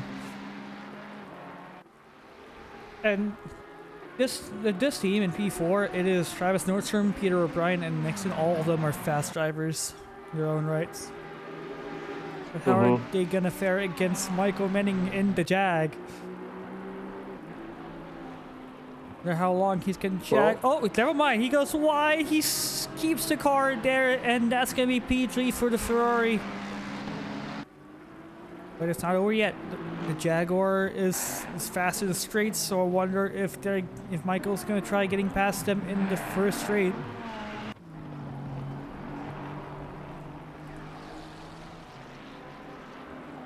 I am not locked into this chess match. I'll tell you that much.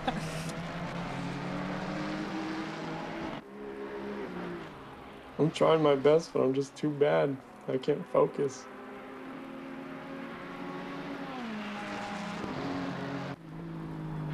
Yeah, Michael. How are we trying to? Yeah, looks like Michael doesn't get past the get past the Ferrari. They just suck the inside.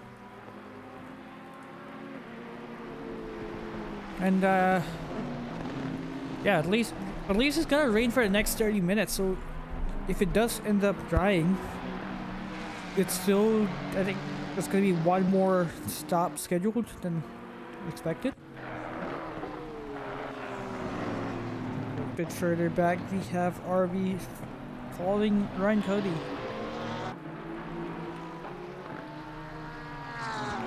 So I noticed that because of the packet loss, cars keep disappearing and reappearing. It actually shows that RB lost 8 places.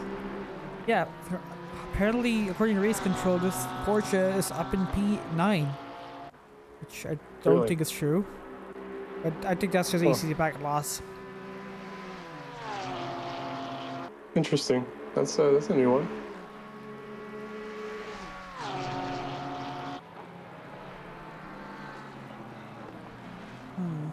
Let's see what lines the drivers take on the dry. Just hop onto washers just to get a. Actually, I think the interior camera in the Ferrari is better. Never mind, it's not. Oh well, let's just hop onto washers to see how he does in the mountain section in the wets, because we know what it's like to drive on the dries. A lot of us probably not driven red Bathurst, rightly so. It looks like, yeah, they're struggling for grip there. And he's behind the car lap down. I think that's Ian Springer in P31.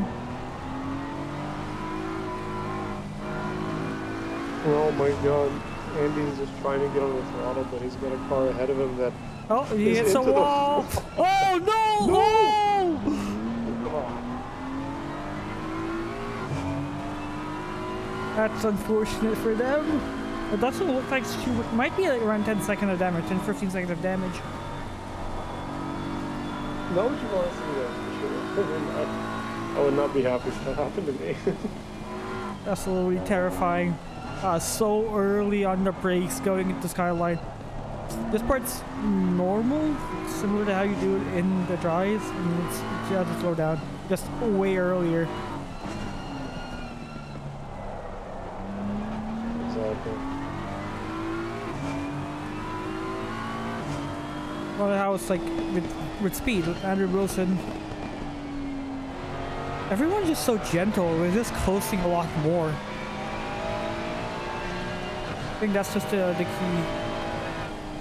It's a huge lift here. It's a normal flat on the dry. Oh, that's just back laws. He still won the race. He did not go into the wall there. Stream is struggling. I don't think that's the stream. I think that might. Oh. Wait. What? Yeah, I think Wilson might be having network issues. Or is it me having network issues? I don't know. Are we getting DDoS? I don't think so. Most normal SRA stream. Yeah, race control's going a bit. I mean, it's resetting itself by going past the sector mark. Yeah, car 6-7 in the pits. That's Aiden Springer. You said the thing. He said the thing. Oh yeah, more battle here. Carry or not? I think he caught it up with Pat. Pat there. Pat's finally in the car. It's how rude of Dom to give Pat the rain stints, but there we are. True.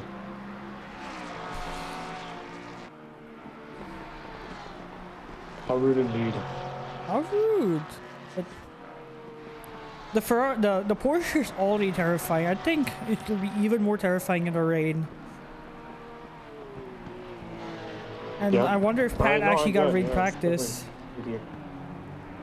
His past last lap was a 17.5. Everyone around him has been putting 16s and 15s.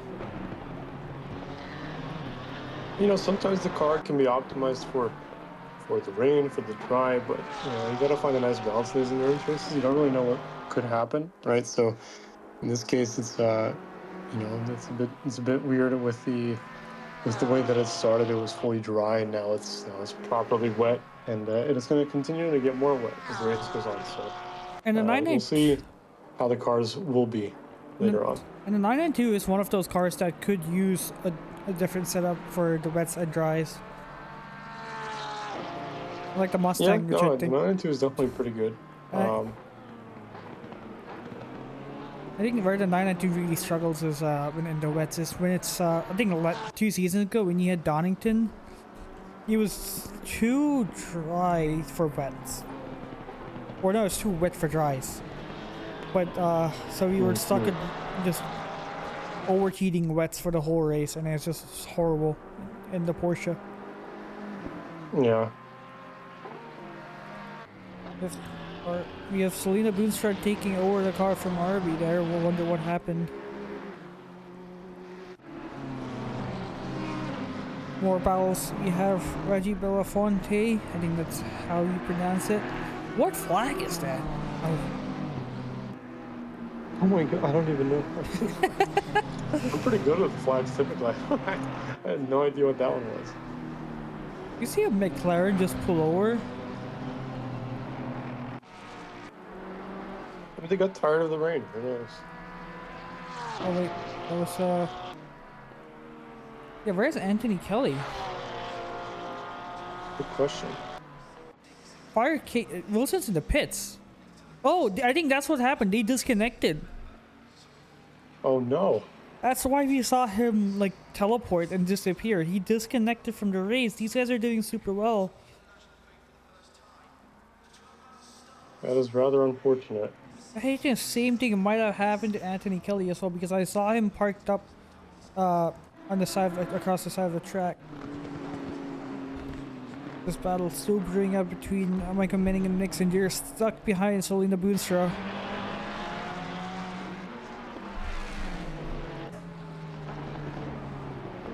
I'm gonna try to check the endurance chat to see. Yeah, looks like RB has also just disconnected. Not this again. Yeah, Fire Queso's got a. Yeah, Fire Queso said Their team got a disconnect. Yep. You're getting DDoS. It's been nice racing with you all.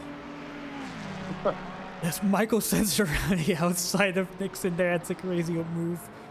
Michael getting past the Ferrari. Oh, squeezing him. Giving him the tap. Michael used the position. I think he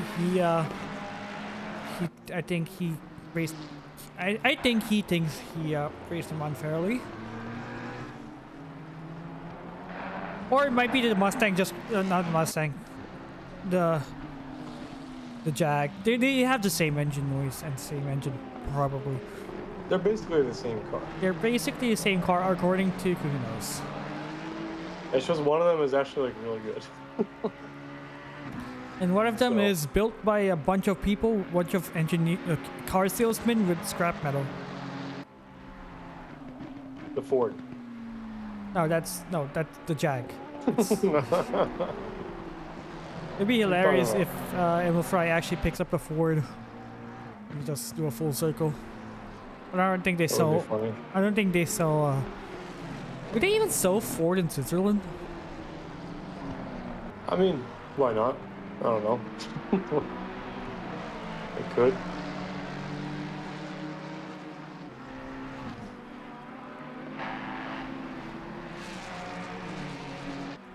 It's definitely possible, I feel like.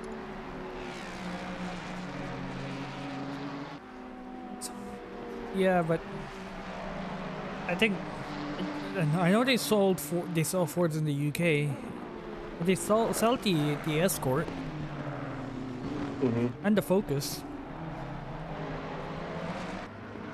That Oh, they do. if Aiden Springer in the. Well, he's not having a good time in this race. He's not one of those drivers soloing this race. His teammate is Nico Constantinos.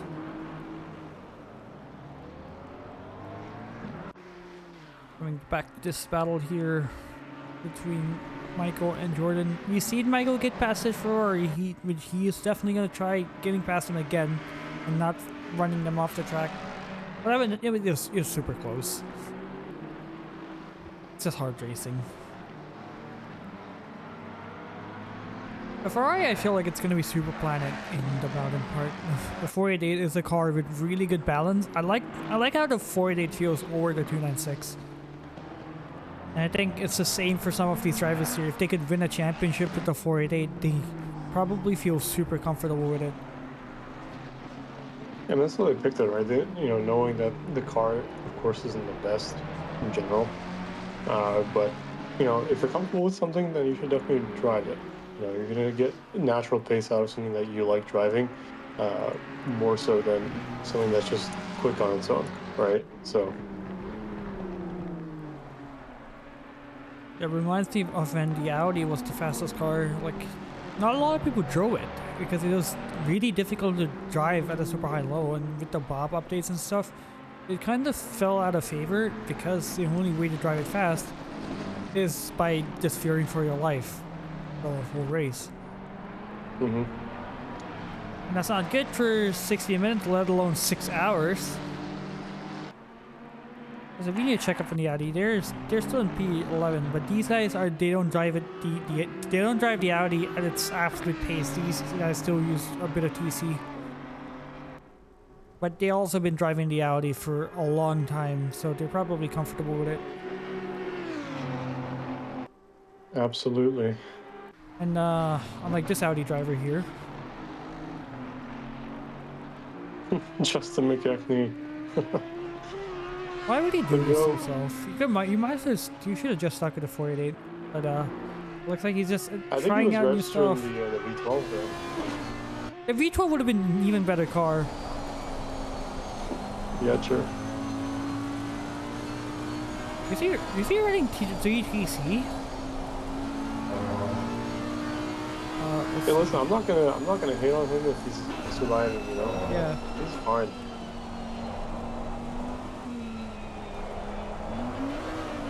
Look If at he's that doing car okay, just struggling. Alright, checking back with these guys. Andrew Wilson's still in the pits.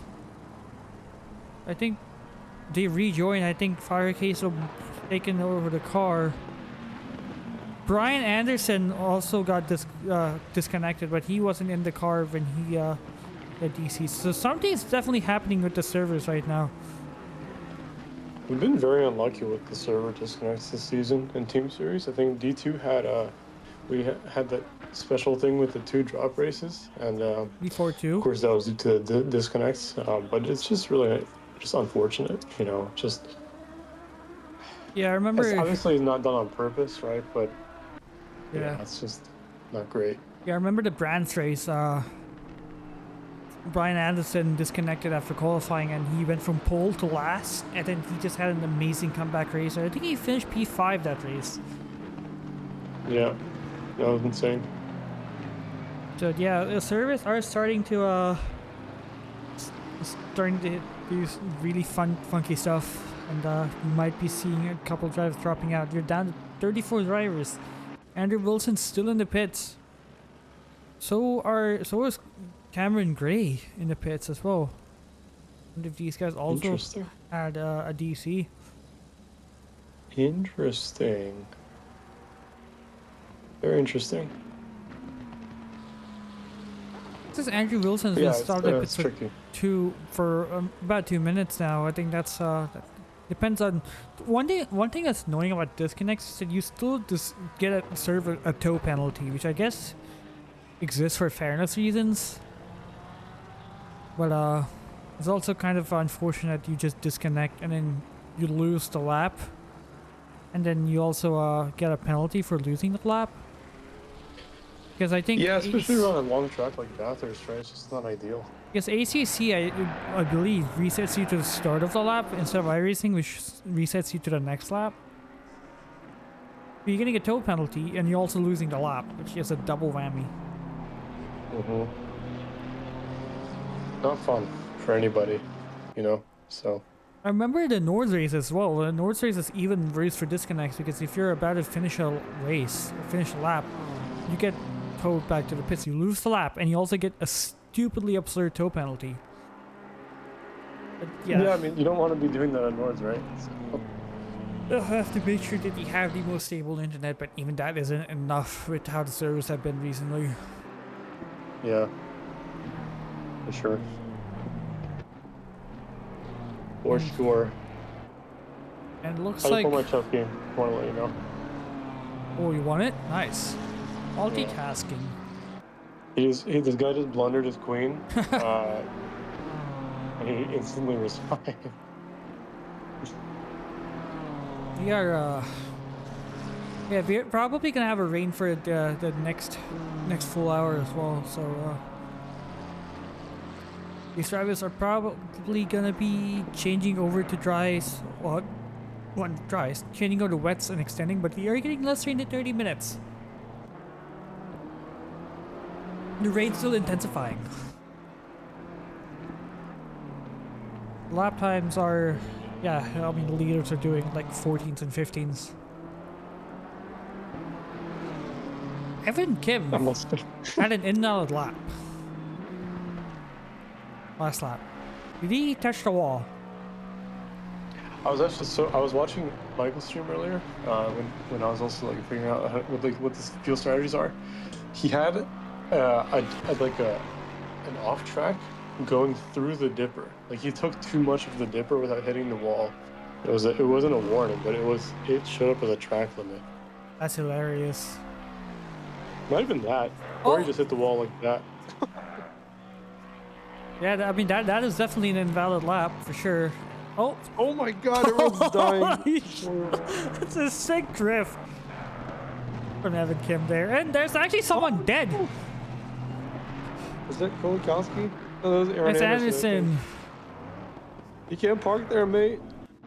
It looks like he reversed us Oh my into God. the pits and definitely making the track smaller than it is Yeah. and setting new track limit boundaries in the process. You know, track limits being a car. True. Especially here, right? So. Yep. But the fastest car right now is Borchers, and the second fastest car is surprisingly Michael. He has started to pull. He has gotten past Nixon. We did not even see that overtake happen. And he's slowly go. creeping in on Mrs. Her.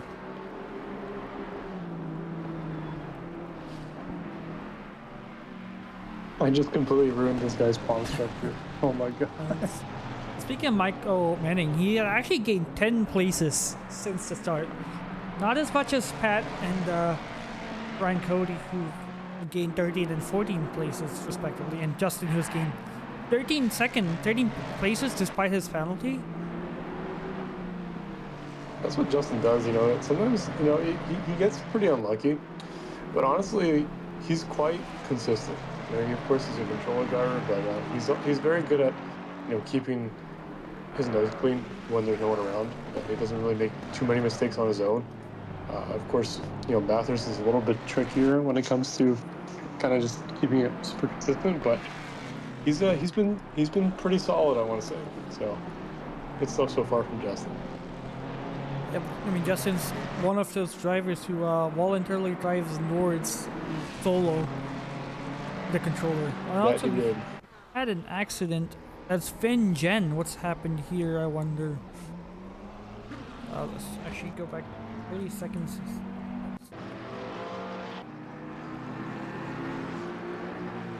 Thing to crash happens. Why do I cannot get the replay timings correct. But yeah, looks like he just crashes right here.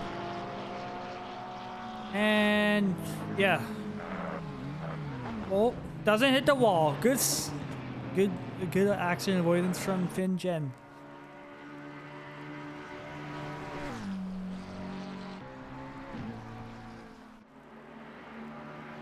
Oh man, chess is chess is. Jess is. Yep. Yeah, the race has kind of stagnated a bit. We do have a couple drivers within a second of each other, but no one within a second of fighting for positions. Listen, that's not a bad thing. As long as nothing's happening and we're all happy and alive, then I'm happy. I think You know, everyone's just so- gone to survival mode. yeah. Oh, we had Justin, Justin stuff. What's happened there? Just as I started talking good about him too. I did not see Justin in the standings. Seems he might have dropped out of the race. Yeah. Hey, let's go back a minute to see if you can find what happened to Justin. Damn, indeed.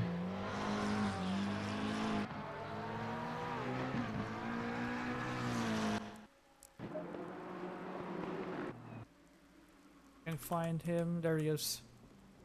We are checking.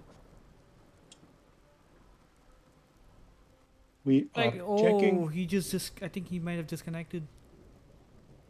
Oh, never mind. He You know hits what the that wall means? and crashes. Never Oh mind. my god. He just kills himself. I think you just jinxed him. No. He didn't kill himself. He unalived himself. We can't say that. The audio is bugged. Hello? Hi. Hi, how are you? I think my game audio is bugged. Oh, I see it now. That would be something. You're back. ACC, Yippee. everyone. ACC. What a wonderful game. Yep. Well, these guys I feel like will be keeping us entertained. This GTR, this I think Kelvin Brooker and Kelvin Lau, John Archie, Brooker Quick, and this driver called Turbo Shit Hyper Dookie. Whoa, whoa, whoa. Can you even say his name? Who's that? I actually was. I asked Ryan or Michael who that was yesterday. And they both said, "Yeah, I know who that is." I'm like, "Okay, you want to tell me who it is?" I have no idea. I am gonna look it up It is a Canadian driver. Yes.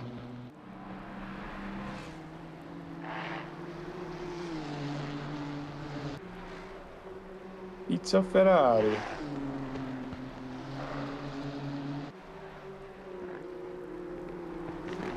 Let's see. Is it Ryan Walker?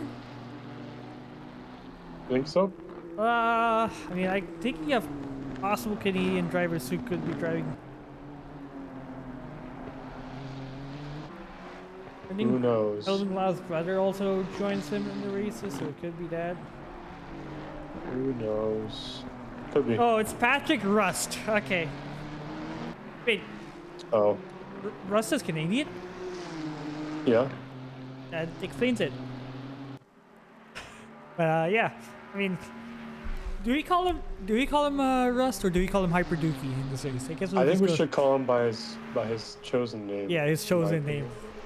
It sounds better. I agree. I am not locked into this chess game right now. Does it sound like you are? You're just not good. Evan Wait, I Kim might be locked in. caught up with Adam Krolikowski. Slightly. I might be locked in. Hold on. Hold on. I'm cooking, I think. Yeah, cooking.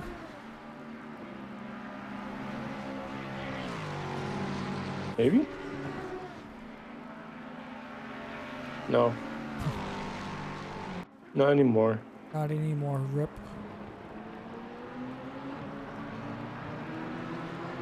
Wait, Oh, you back? can I do this? Oh, Here, no. here. Let me go here maybe. Oh no! Oh no! Check! You're getting chess commentary from Anton here. You should also throw in a bit of Subway Surfer, Minecraft Parkour, Family Guy. Just this What does that have to do with really family? bad DIY things, just like 10-minute crafts. You know, it's 2026. Everyone's gonna be even more overstimulated than they were last year. As Evan Kim trying to get past Krolikowski, but he's boxed in by the McLaren of Finjen. That's just really good defensive move from Adam there. They are also stuck behind Curtis Lee has spun, No! and he's facing the wrong way. That's gonna be difficult for him to get past. Not see anything there. What is his camera angle? Oh, there we go. He's Austin powering it. There's someone coming in. It's Ren Aoki. This is so sad. This is so sad. Oh, that is the Slimer, and that's Dick Zimmerman Jr. They avoid him. There's Zamora behind. Yeah, it looks like Lee is down to P9. Arkin, I'm up a pawn. I'm up a pawn, oh my god. Also, Doug, we should have probably kept Patrick's name kind of inconspicuous just for the funsies. We could have sold the story of Turbo Shit Hyper Dookie a lot better. You guys gotta chill out, bro.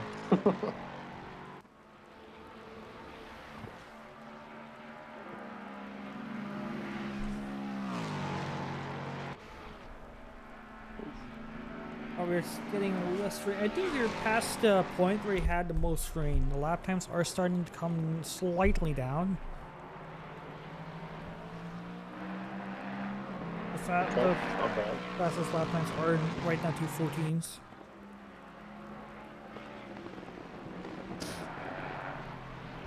Not too shabby.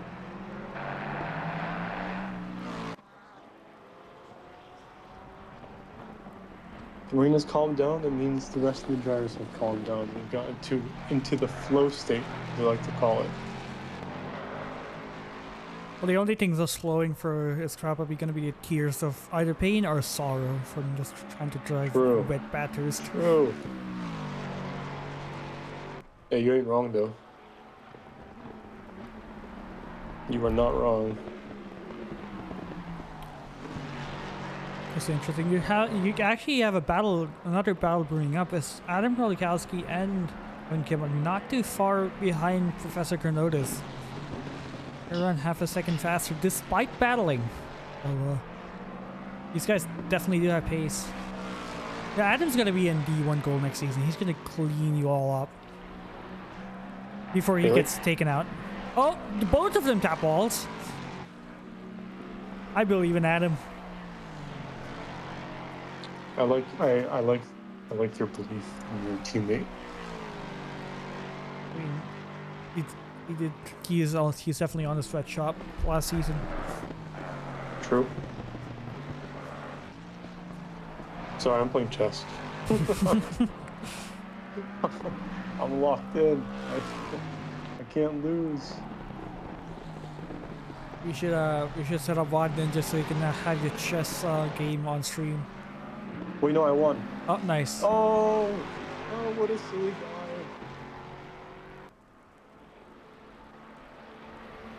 I got him. Too easy.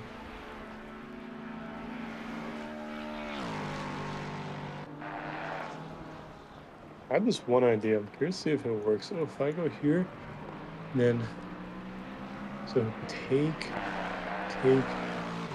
No.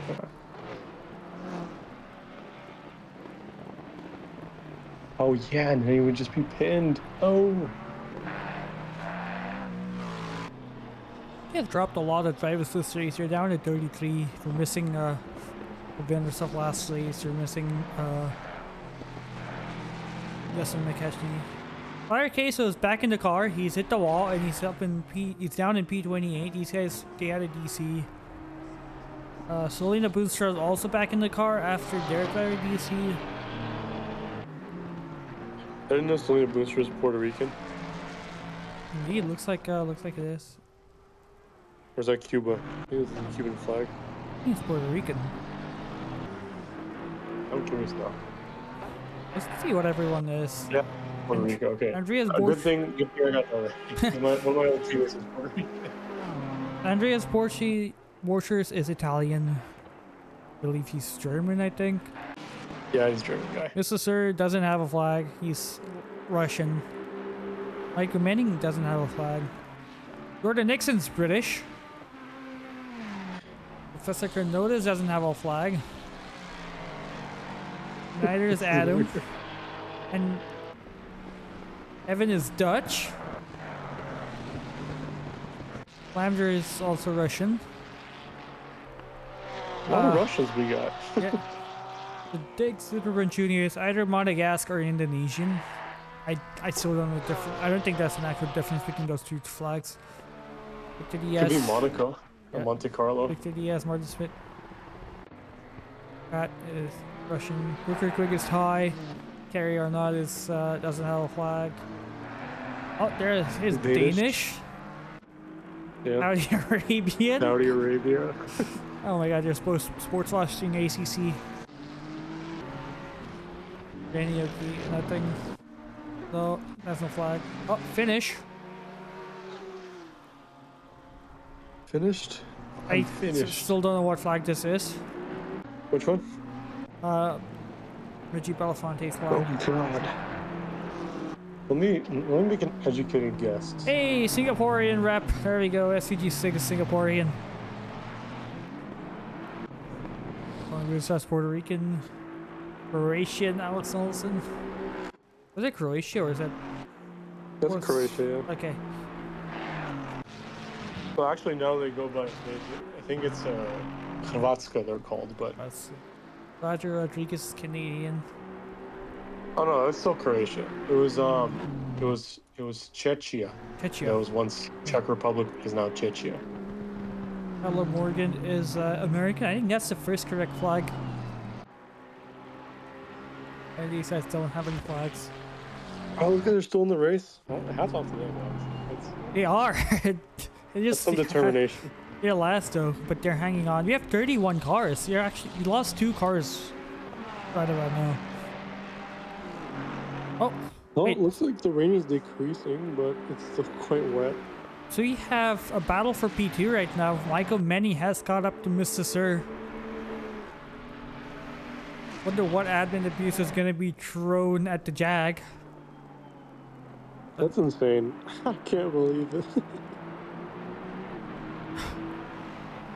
It'd be hilarious if Michael finishes on the podium. Be even more funnier if he actually finishes in the. If he wins the race. There's no way.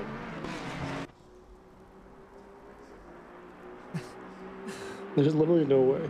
I think Mr. Sir must have had a poor lap pass, actually. He was about a second slower than Michael was.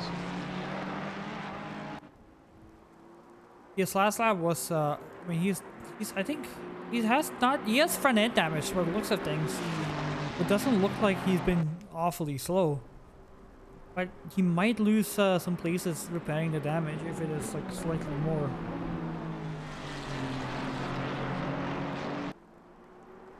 Well, we have a Mustang in P3.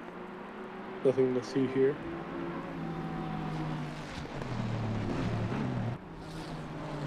Well, I bet that Jag is just tricky to drive. The electronics are already not the best, of course, and even in the rain, I don't even know what ABS would run.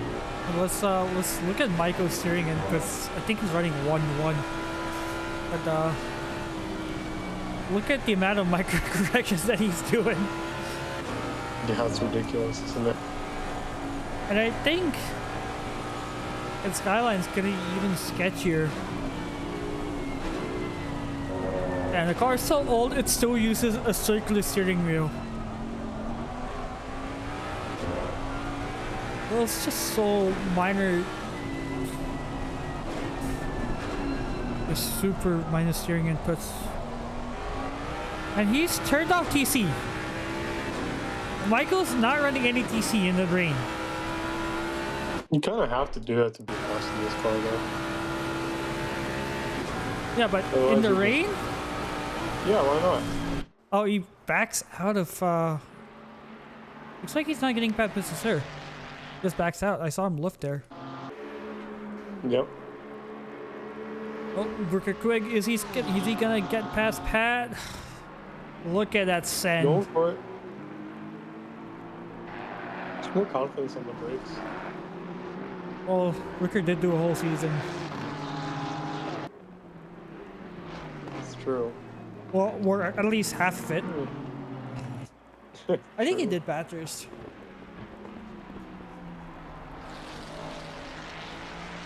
But yeah, Michael's just putting the pressure. Nick, they both opened the gap up to Nixon. Nixon's now 2.7 seconds behind, and the lap times are tumbling. Mortars did a 2:12. Nixon Okay, was so less just slightly rain means slower. faster. Yeah. Oh, Good for us. Michael overtook Mr. Sir. That's like in the Jag. Michael What Manning's is going on, bro? Michael Manning's up to P2 in the Jag.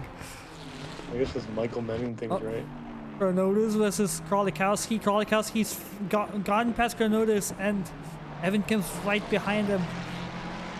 Chronotis got up to here with pretty the correct strategy call. Now they're just losing out on pure pace. And that's what you're gonna do. So funny. If you can't beat them with pure pace, just gotta out strategy them. That's so funny, bro. The question, I think Michael is fast enough to catch up to the leaders. Like they're doing 2:12s, and Michael never had the fastest lap to begin with.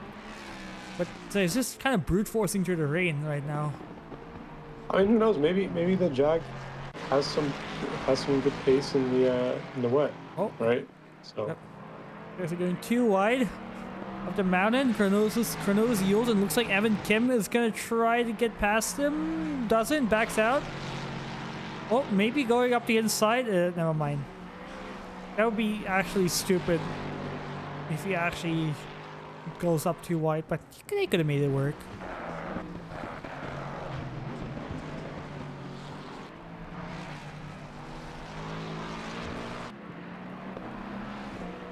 So the fastest laps right now, Morsher is sent a 2:01.8. Nixon's fastest lap is, or I think is I think Nordstrom said it was a 2:02.1, 2:02.2. Michael's fastest lap is only a 2:02.4 on the dry. The Jag is definitely off pace in the dry. So this is Yeah, I Michael mean, in that's the to be wet. expected, right? Yeah, this is Michael in the wet making the most of the car. Another freeze frame there. Thankfully, Evan doesn't get past Cornelius off camera. Okay, so trying to get back to positions, he gets past Eden Swinger. That McLaren is looking pretty beat up. It's seen better days. Yep. And Queso is like 6 laps behind Borchers. He definitely lost a lot of ground with the disconnect. Yes, it's for sure something that, you know, shouldn't be happening in the first place, right? So, Yeah. One thing annoying about the disconnect situation is that you need to pray that your first driver is available to hop onto the game. Because now if their game is off and you're like doing other stuff, you have to wait for them to boot up your PC, load the game, all this stuff. I mean, exactly. oh, well, we have a car park that's Cronotis in the wall. No, no, Oh no, what's happening here? no. We gotta go back 30 seconds. Adam Kolikowski's. No. I think we need to go heli cam maybe, or that and I think Roger Rodriguez. Looks like Rodriguez spins and then yeah, Kolikowski runs behind him. Kronotis runs into Kolikowski and then yeah. Jeez Louise. I think Kolikowski might have the most damage from this incident, but crucially, Evan Kim gets past Kronotis. I don't think any of these drivers were at fault. It happened at the blind corner. Yeah. Not ideal. It could have been worse. Thankfully, it wasn't. That definitely is a lot of damage for Rodriguez, who's now in the pits.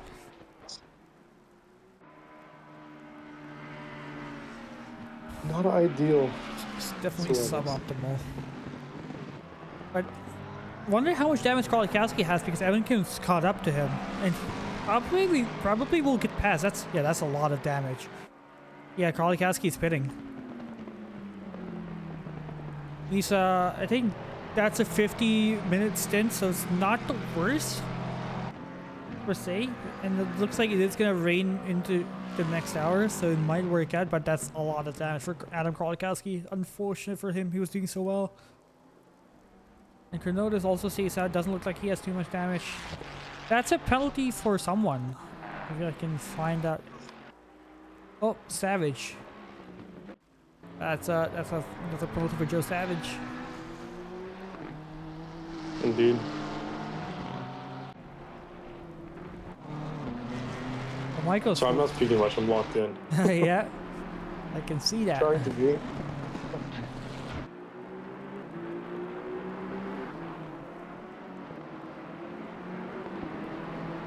Michael. I'm just playing random openings right now. So Borchards is still faster than Michael by 300s, 500s. So yeah, Michael's literally just faster in the rain. And if it does continue to rain, he might fight for the lead. I think it makes sense that the car is a little bit more equal in the rain.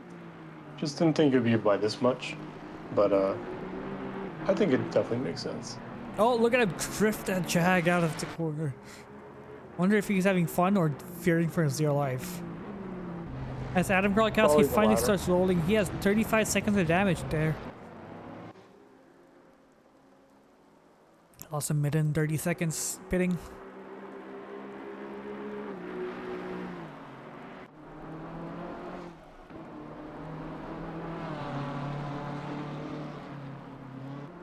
All right. He's their leaders right now. A Trackalicious esports team with Quinn Smith, Andreas Borchers, and Ali Raza. We only seen Borchers in the car so far. I think they might take over from the next stint on.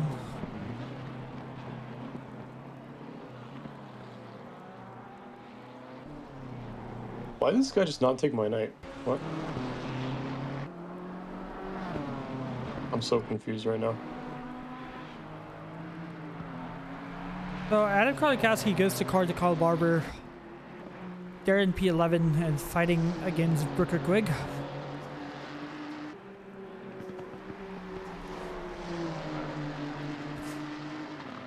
I'm so confused, Arjun. Yeah? This guy doesn't know how to play chess. I think you should have this set up in WOD Ninja. You should have it at with the stream.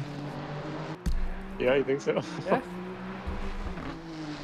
No, I can't stream my 700 rated sports gameplay. You should. I feel like it'll be as entertaining as a race. I don't know. I think the race is probably more entertaining than me just blundering because I'm trying to look at what's happening on the screen, as well as trying to move my pieces to squares where I'm not just gonna blunder any pieces away. You should try playing bullet chess while watching the stream. I can try. It's like pre-move for like 10 moves ahead. I mean, I can pre-move the opening. I might just get checkmated if someone knows what I'm doing. But...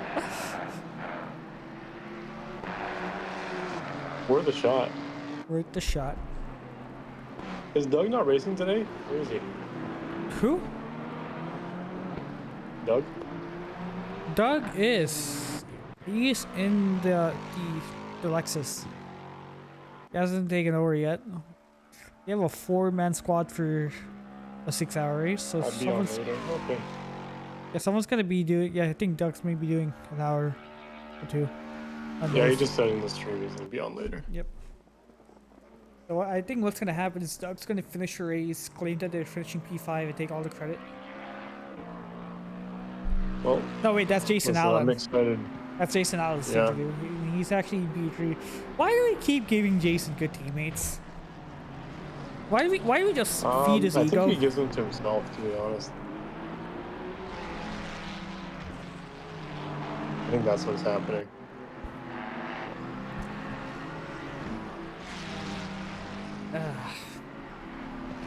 And people agreed to be his teammate. I'm afraid they don't have much choice. What do you mean they don't have much choice? They literally have a three-man team of really fast evil goal drivers. Dan's not fast. Well, yeah. I'm kidding. I'm just messing. Well, we have I'm car just crash. messing around. 617. I won my Shane chess Sullivan. game. Nice. Oh, he just looks like he just clipped the curb. Someone avoids him.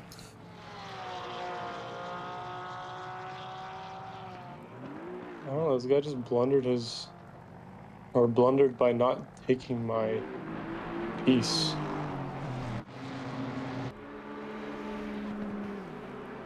Oh, Brooker trying to get past. Oh, Skreska here. He's a lap down. And he doesn't yield. Well, he yields now. Brooker, I know that Brooker used to be like top of D1 kind of level fast. I remember watching like random coaching videos that SRA used to do. But you know, he's obviously taking a bit of a break, but he's quick on his day. You know, I think even in these endurance races, he was pretty fast. I think it was at Suzuka. Even Barcelona, they gained a lot of time. So. People laughed at me when I picked him for fantasy in when he was in D2 after the return.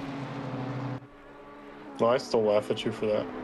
Well, it worked out, and then he said he is not going to do any more races, and I had to drop him. Was that last season? Not this one that just happened. The one before. I think it was the one. I think it was season 14 or season 13. Yes, when we had Indy as the opening race. That was season 14. Yeah. That was my first time that I won fantasy. Yep. Oh wow, that was almost a nightmare situation for Barber. Yeah, I feel like this entire race is just a nightmare situation. At least, you know, because you have. Oh my God, that is. Not only racing yourself. But, That is Nixon in the wall. Oh, wait, No. did he hit the wall or did he just have a slide? The car looks relatively intact, right? Yeah, it looks like he might have flipped the gravel and just spun the car. Let's see what happened here. All he does just goes onto the grass. Yo, he taps the wall. That's actually a lot of damage, I feel like. That's probably like 18 seconds of damage, if I had to guess. You're not going to feel it too much in the wet, I don't think. It's more going to be a dry thing. Because you're already going slow. Yeah, the car looks relatively okay. But definitely not what you want to consider they were fighting for the P top 5 position. Now Brooker Quick here is trying to race against Kyle Barber. I feel like these two guys have been duking it out the entire race, so they're almost halfway through, 46 minutes to go to that halfway mark, and they've still been fighting all this time. Yeah, Brooker Cook did start in the pits, and Barber was running. Well, the Madhouse Mustang has been running higher up until Adam hit Rodriguez. Okay, back to chess. New game, let's go. I can play my Dutch defense, let's go.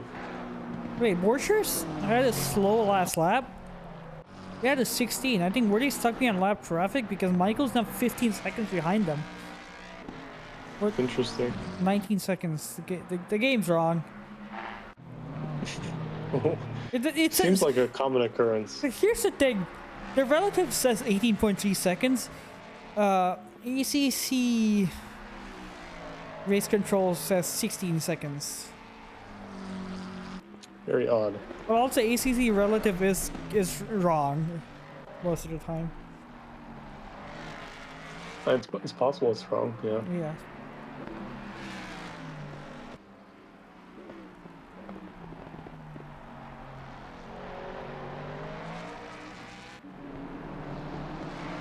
Yeah, if the Mustang did not have the same sound, I would have actually gone on board the jack to show you what it sounded like, because I don't think a lot of people heard what the jack sounded like before the Mustang came out. But you don't see it in any races at all. Yeah. We're also entering the pit window. Dick Zipperman Jr. is the first in the pits. I think we're gonna see Jordan Nixon in the pits probably at the end of this lap as well. We are one of the first to pit, if I remember. Yeah, maybe. I guess for them it's just a matter of, optimizing whatever stint time they're going to have after this, right? So, if it continues to be wet, then just, full stints, no like weird refueling where you're not putting enough fuel in the car. Just going to be kind of like pushed until the end. So we'll see. But, Yeah, he stays out, and rain's actually increasing in the next 30 minutes. Okay, interesting. It'll be hilarious if the rest of the race is actually dry. That would be Not funny. dry, well, the wets. Yeah. Like teasing us with a good race starting dry and then bam, wet. Good for Michael. True. He's actually fast in the wet. Good for Michael. Yeah, you're not wrong, for sure.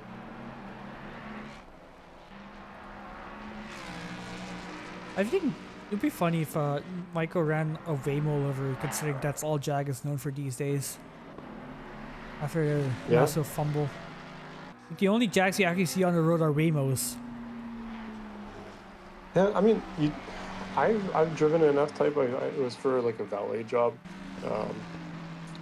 It's definitely not the most popular car anymore, but it's sometimes fun. I think it has some reliability problems where it's expensive to maintain, but so do most sports cars nowadays, right? Or at least like those luxury vehicles. So Well, I mean, most British cars just now ship with a Mercedes engine. I think Jag doesn't. well, there you go. I think that's where the reliability There you go. struggles. But also Jag, what is even Jag's identity at this point? Are they villain cars? Or are they I don't know. really It's a fast good cars? question. I remember a while back they did like an ad with all the villains and they dropped the F-Type. I'm a fan of the Jag. Yep. I think it's a beautiful car. Yeah. Not a fan of the endurance lights, but like the rest of the car. They're a pretty successful team. They run the Jag in real life. MO5 Racing. They fielded the Verstappen cars in ACC. The blue Ferrari is the Verstappen.com. That's an MO5 car. They went from Jags to Lambos to Ferraris. Yeah, no, they've been everywhere. So If they actually developed a Jag, or if Jag actually, had a car to develop, we might actually see Jags in DTM. And that would be something. yeah.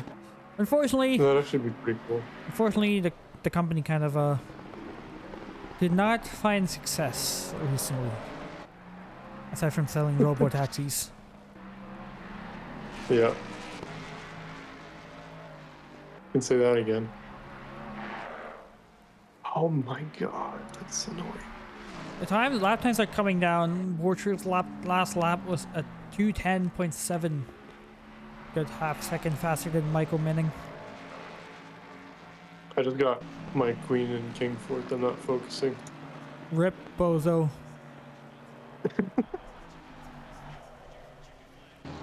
I'm trying, man. Okay, I'm trying to hear what you're saying. I'm trying to maintain focus with the commentating. It's just it's difficult.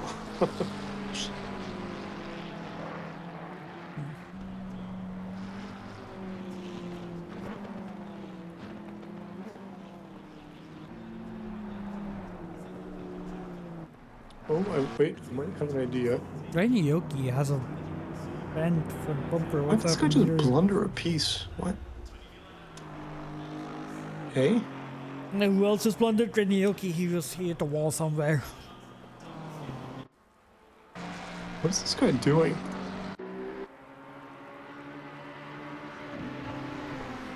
This guy's trolling the game, I swear. Fortunate. No, it's good for me. Yeah, not He just had lost his much roof now. penalties.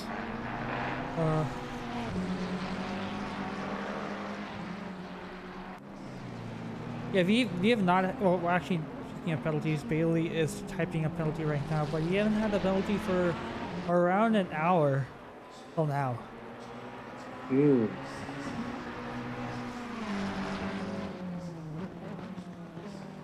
Yeah, it's been pretty quiet. You know, a lot of drivers have spread out at this point over the track, so it's kind of just, trying to keep your nose clean and, just drive in a fast but, safe manner, right? So it's good for the heart, Yep.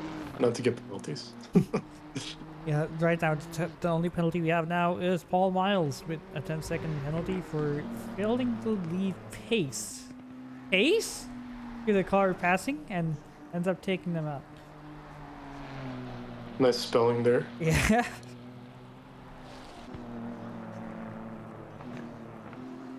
Okay, I'm gonna win. Yeah, he resigned. I won an end Oh, game. Carry our nuts in the pits. I wonder if that is for, yeah, I think this might be the sin timer.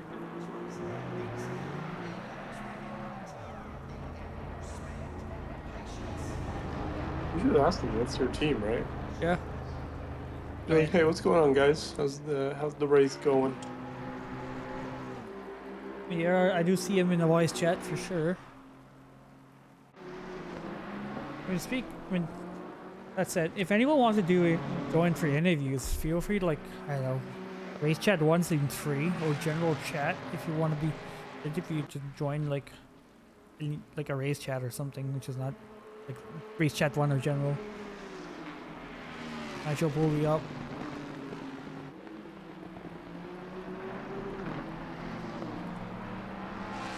Oh my god. We are now in the quiet part of the race, where nothing much really happens. Alright, there we go. Mr. Sir's in the pits. One thing to keep an eye Oh my out god, I can't for those who believe this just... guy lost the game. Carry Apparently our knots pits 27 seconds. Interesting. So is that just... That's got to be fuel, right? That's, yeah, well, like, fuel's not even 27 seconds. It's around 20 seconds. Yeah, I don't know. Maybe some damage to repair. Yeah, but it's so early. Oh, car 27's dead. It's only the boot straw. What happened there? Oh, they're facing the wrong way.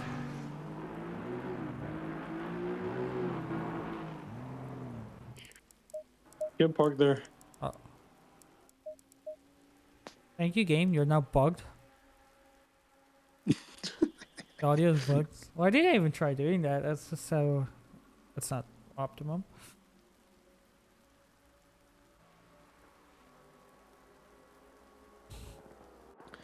Leave it to ACC for it to be bugged. Oh, we're We're back. good now, though. Yeah. We're not back. We're back. Okay, there we go. Are people still disconnecting? We are down to 30 cars. Damn. It's not ideal in it. Yeah, I'm just trying to figure out how someone has a 27-second stop. Everyone else seems to... That's not a lot of damage stops. Right, Cody stopped for 35 seconds. That's like probably 3 seconds of damage, which I think is still... It's not really much. But it can Could add have been up. moved as well. Could have been moved. Oh, It- you know what? Carrie or whoever was driving the car before, maybe they did stop for fuel and not change tires, but they also got moved. What do you mean, like the 27-second stop? Yeah. Interesting. And It's possible, no? you know what? I'm just gonna ask them in the chat. Fair enough.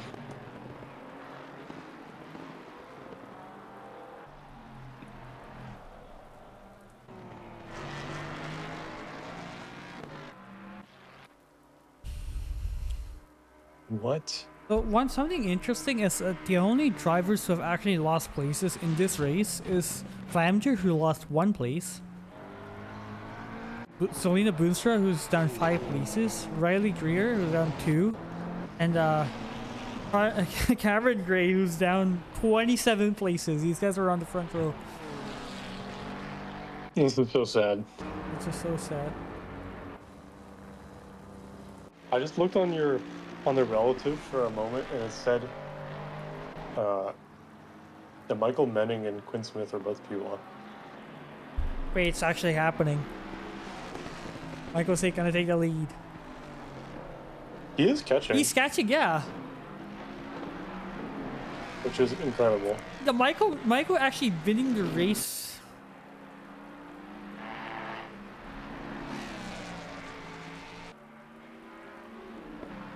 Because the gap before was over 15 seconds, right?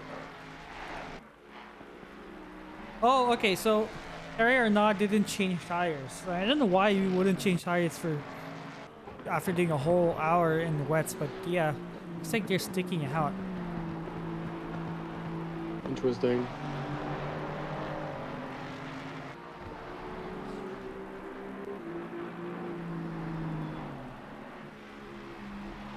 Oh man. Also, these guys did do like the last season in the Porsche, double sending on a single set of tires with the Porsche, so I think they should be able to handle themselves with decent. Yeah, they did not change tires after doing a whole hour. They're double stinting on tires, which I think is not a good idea, but well. Anyways, look who's in the car. It is Turbo Shit Hyper Oh my Dookie, god. The Thai driver, the Thai driver. Alex Albon. Yep.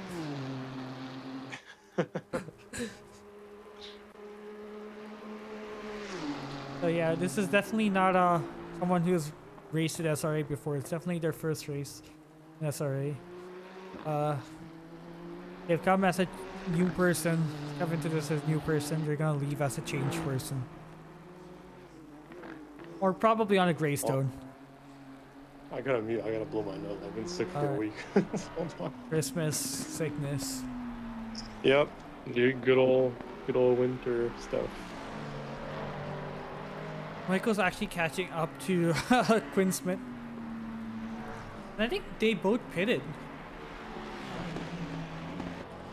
Yeah, Michael and Borchard hands the car over to Quinn Smith. So I wonder if Quinn is trying to feel out the grip on this track. But also looked like they had the tackle issues East Coast team did stop for 5 more seconds than Michael's. I think that's where they caught up the time. Yeah, but that was much earlier in the stint, right? So it's not like that necessarily mattered too much, right? Yeah, but there's still damage on the car. Michael did not get any damage. Really for me, it's just Michael is very comfortable. Oh, he's just getting blocked now. Okay. He just seems to be much more comfortable than anyone else in these conditions. Oh my god.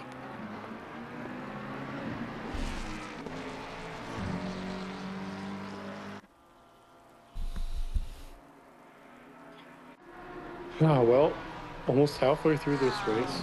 It's we've lost a couple people, mostly due to that right there. Yep. That's Guy Manperson in the car. They're actually saving up Jason Allen to go last. They're actually doing what I suggested they're going to be doing. You're gonna save the best for last, dude. Yep. You know what Pat should do for next season? He should change the elbow Rexy into the Porsche version with like the Porsche lines. Not Porsche, the Lego lines.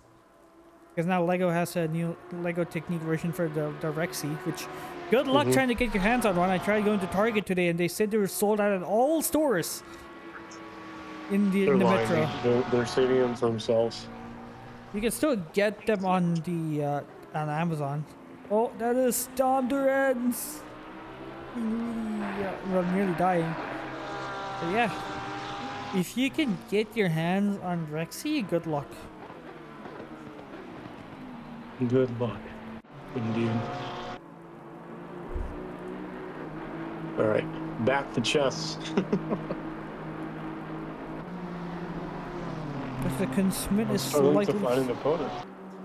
it's like Quinn Smith is slightly faster than Michael, but they're both lapping the same time. But Michael was held back last lap. Yeah. He's 6-7 seconds behind. Oh, someone died. Was that Nordstrom?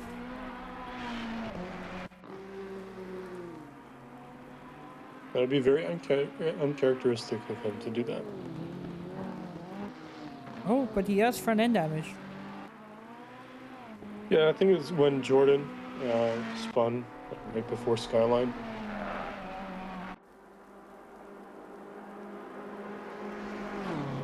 He had 6 damage. He had like a 5-second stop. A 37-second stop. Interesting, Guy Manperson actually had a whole... He had 31 seconds of damage repair.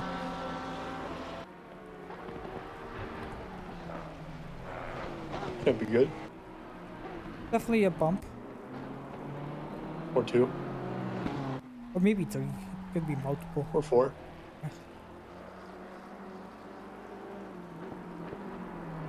Michael... 210.9 from Quinn. And 292 or 9.3. It's definitely getting faster. We're going back to increasing wet, so maybe the Jag for Michael at this point, we did see that the rain did decrease a little bit, so maybe this is where the Jag is best compared to the BMW at least. So I'm curious to see what the gap is going to be like when the rain does eventually get, heavier and heavier in 10 minutes time and 30 minutes time. So maybe that advantage that Michael had right now will disappear. But I'm also wary. I think that he's going to be still faster. Believe in Michael. Oh, I Believe. do. I do. Is and he has now Spencer Taft in front of him. That's a lot car lap down. I'm gonna go click on his stream as well. I want to see what he's up to.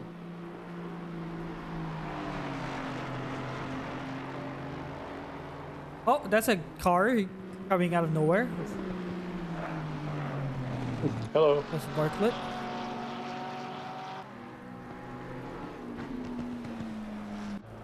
Oh, Sebastian Rocks in the pits. I can't believe I picked up a fantasy. I don't even know where he finished last season. I feel like he was never like I forgot I actually picked him up on fantasy. Yeah, last season for fantasy, I wasn't really concerned with doing anything. I didn't change my lineup since the start. Yeah, I think I made one change. That was only like a week or two ago.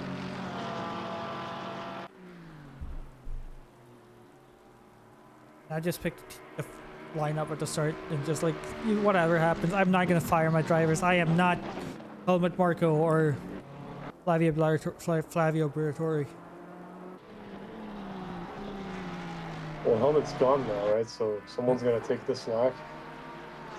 Yep, It's gonna be you. it'd be me. Are you gonna do fantasy next season? Yeah. Michael lost a bit of time to Smith. Yeah, I was watching. He was getting blocked by Pats for a bit. Yep. Another thing that I want to point out, of course, is that it's difficult to get the pressures right on your first go around on these wet tires. Maybe Quinn just has either very under pressure tires or very over pressure tires. Also, the pressure is changing. If Yeah. right now it's, wonder if the drivers have well, they probably have overinflated tires, knowing that the rain's gonna intensify, so the pressure they get better. That's I mean, Michael's actually at a dead even 31.0 on all his tires, which is pretty close to the edge of where you want to be. yeah. You want to be like in the mid 30s. So, I mean, just curious. I think, of course, when the rain does start to come down a bit more, those pressures will come down. But yeah, I'm just curious where this extra pace is coming from for Michael as opposed to Quinn. One thing, part of me wants to know that Michael's already done an hour in the wets, so he's definitely he's in the flow state. Quinn's just gotten into the car. It's gonna take for him to understand the track and understand how much grip he has and work around it. I think he has started to do that, which is why the gap has started to increase ever so slightly or just stabilize. And I also suspect that these guys also will also have the tire pressures around generally where it should be. These guys have done a lot of endurance races for a couple of years now, so if they not I hope they understand. Oh yeah, 19.4. That's these guys know what they're doing. 9.6, 9.7 for Michael. And Nostrov's also not that far back. His last lap was a 9.9. I think another thing that's playing out a factor, of course, the field is still spread out, right? So sometimes Quinn is catching traffic at not the best time. Sometimes Michael's not catching traffic at the best time. And also, I'm looking at Michael's stream. He has some damage to his car, some front and rear, some side damage. But until it's only 6.5 seconds, so it's not really affecting the car too much. But even the fact that he's matching these times from Quinn Smith in a car that is far from, fast compared to it, the Jag is outperforming this race for sure. Or maybe it's just Michael things, Yeah. Yeah, I think he already crowned off a Jag champion here with just Michael doing a whole race while everyone's just trying to do a bunch of laps. True. And these guys are definitely doing a lot better than Cameron Gray, who's on a recovery drive right behind Riley Greer. I'm impressed with their mental fortitude. I would have left. Oh yeah, is just crashing out from the lead like that, and getting him to slap the penalty and going from last is definitely not easy.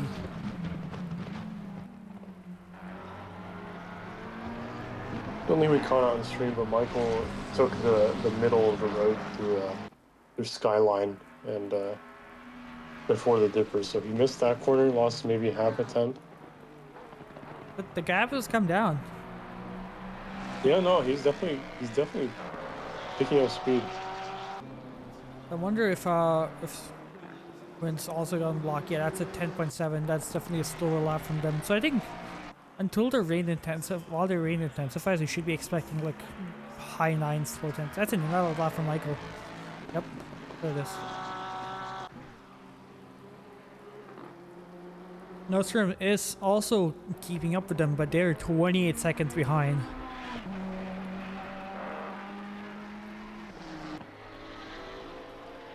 So Quinn Smith is going to be coming up on some blue flag traffic. The next one being the Nissan of Miles. It's one of the NWSR guys.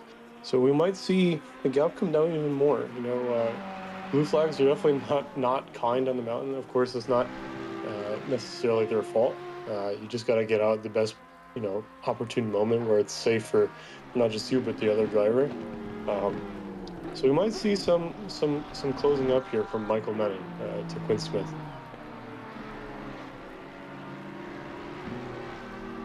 Right now they're just doing the same lap times. It's just right now it's just who navigates through traffic better. Once Michael gets on the toe or Quinn, that's when it's game on. The rain still shows no sign of letting up. Michael's going to gain a lot of time on Quinn Smith on this lap. He's stuck behind some blue flags heading down the mountain, which is pretty much the worst time to be stuck behind somebody. Yep, that is Paul Miles, whose last lap was a 13. That's definitely a slower lap. Well, now Michael's going to have to hope that he catches Miles at a good time. He's only 4 seconds ahead. That's a lap actually, so he might be catching up at the next lap. Yellow flag in sector 1. Supposedly, but then it's gone. Thank you, ACC.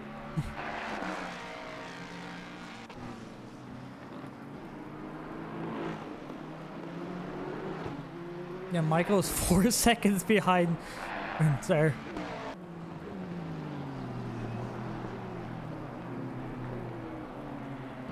I think if Michael overtakes Quinn, I'm just going to stop watching. Oh, there. Never mind. That's Paul Miles who spun there. That's a space freed up. The next. Yeah, but I mean, lost a little bit of time there for Michael. It's kind of not a lot. It's like maybe a 10.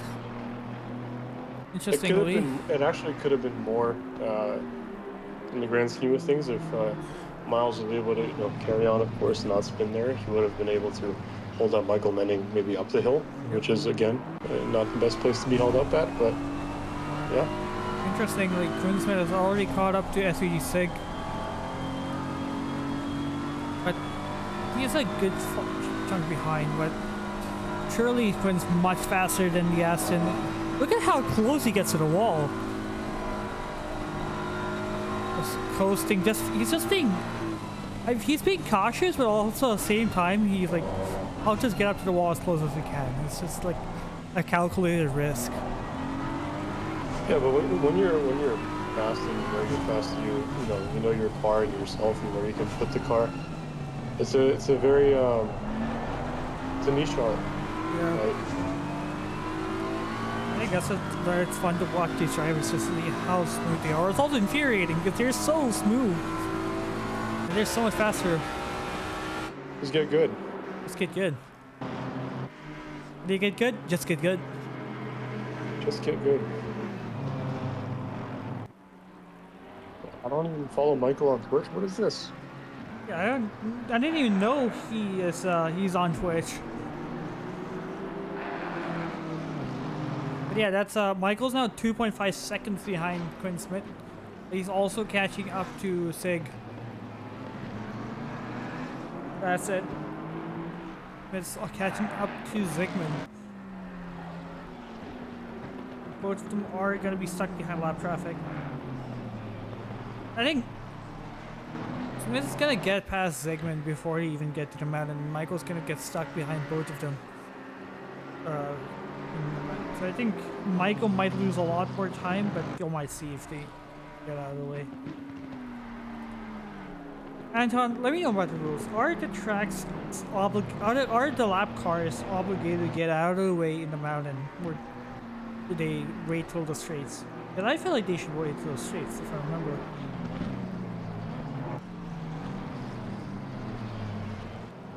Anton? It might be in Michael's room. Yeah, I was chatting. Yeah. You know what? I'll also give Michael. I only follow Michael. Okay. But yeah, that is Dre holding past Prince Smith, and it's Michael behind. Smith's stuck behind Zygmunt here. Also, thank you for the subscription, Andres Borchers. Welcome to SRA. Oh, nice. All funds go to the SRA Cruise Fund, which unfortunately wouldn't be used to fix Pat's arm. But yeah, or just gets past. Smith gets past the McLaren. Michael gets past Sig. Doesn't look like he loses a lot of time. Will lose around the same amount of time.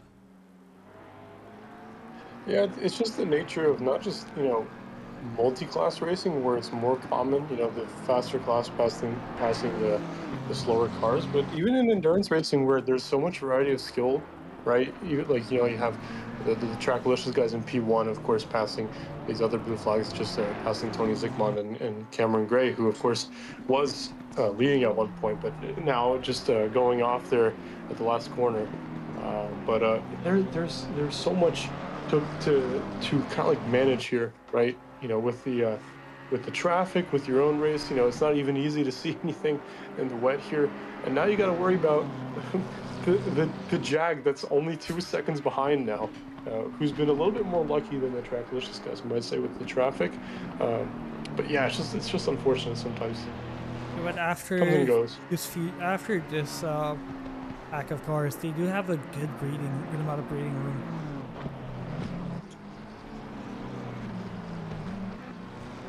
And Michael is around the second behind Zygmunt. We should look past him to see how fast he catches up. See where the pace difference actually is between the fast and the slow guy.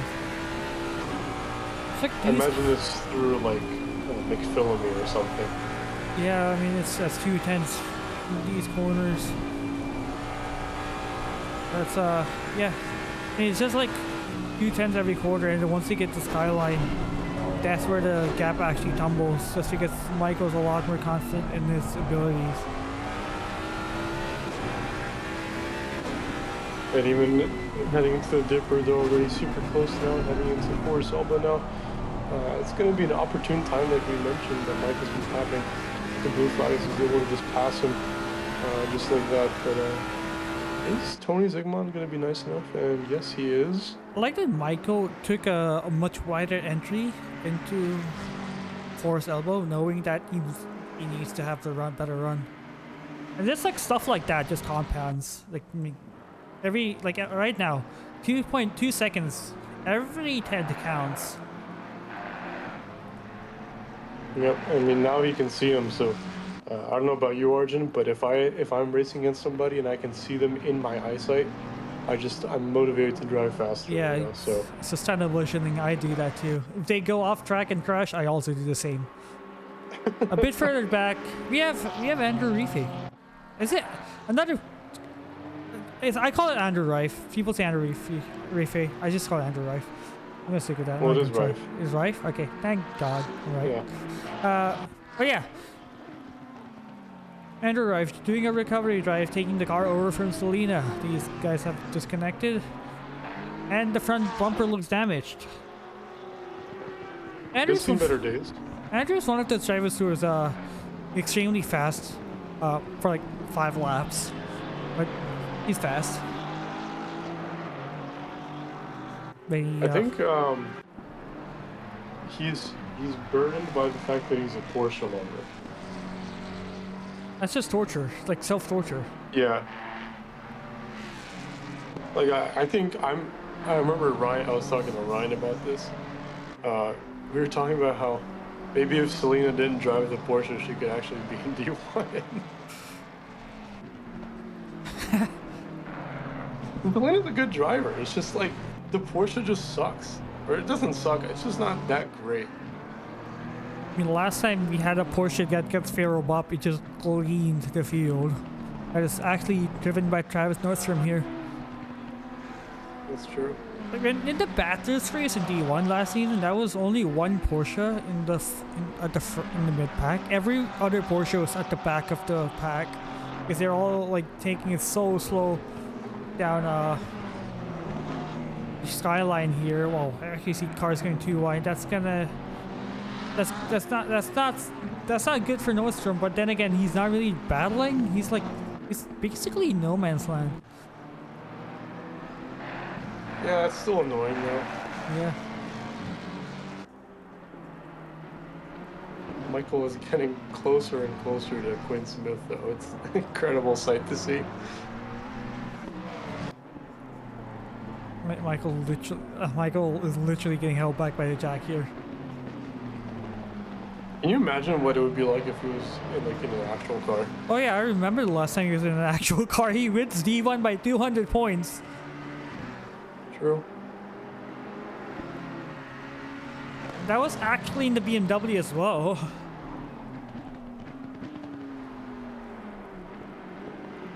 Yeah, I think that was season 10, I believe, right? It was like his proper breakout season. Yeah, it was the season before he started driving an ICGT and actually had to take a step back from SRA or taking SRA competitively.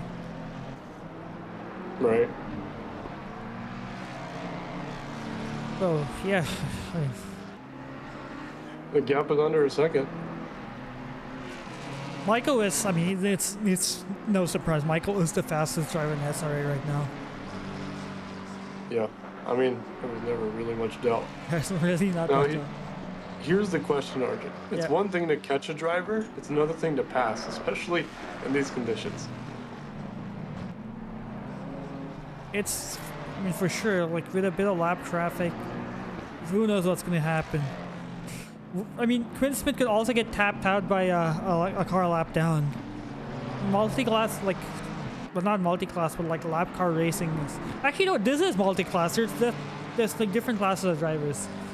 Oh, Okay, Martin okay. Smith's in the wall. I say class of drivers. You know how different cars have different licenses, I meant that way. Yeah, I mean, that's a bit unfair to say, right? Well, right now they're fighting for the overall win. You never really touched up on the class races so far. Well, the problem with the whole class racing is that we don't have separate scoring system, You right? don't, yeah. But right now, So, this is the overall fight for the win. Bronze driver, Renayoki. Silver driver, Klee, Grizzly. But yeah, that's it. That's pretty much all we have.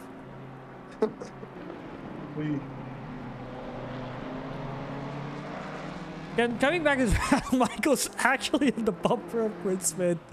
It's just actually insane. dude, what is life, man? This guy's in the Jag against like actual good drivers who are in a good car. If he wins overall in the Jag, then I guess you should all just quit ACC. I mean, I'm right there with you, dude. I'll play LMU. I don't care. Well, I mean, Michael is one of the few Alpine drivers. Well, I hope he is. Still, he is to us.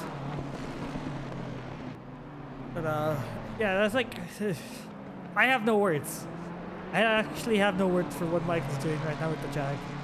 Sure, it's wet, and the fact that if it was dry, then it probably would not be a competition between these two. But in the wet, where driver skill comes before car abilities, unless you're driving a Honda. Yeah, in that case, it kind of just drives itself, right? Yeah, and also the BMW is not the strongest car in the wets anyways. Yeah, I mean, the BMW in general, like in this race, in this condition, BMW really likes, cold and dry. This is the complete opposite Yeah. of what we had today. So As Hyper Dookie is passed by Dom Duran. I'm curious how close Michael's going to be to Quinn's mid on the back straight here. Not too close. The BMW is too fast in a straight line, as we have multiple drivers in the wall there. 307, what's that? Holmes? Oh, these guys, Christine Holmes has fun again. No. We have battle for P13 between Kerry Arnott and Dylan Beveridge. Looks like Beveridge gets past Arnott. That's a crazy move. Pop the GTR more.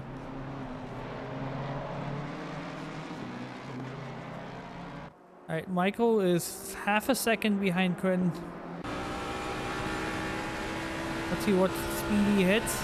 He's actually closing in. But not I'm enough. telling you, dude, this car's insane on the straight line. That's crazy. He's leaking, which I guess is fair. He cannot really overtake him.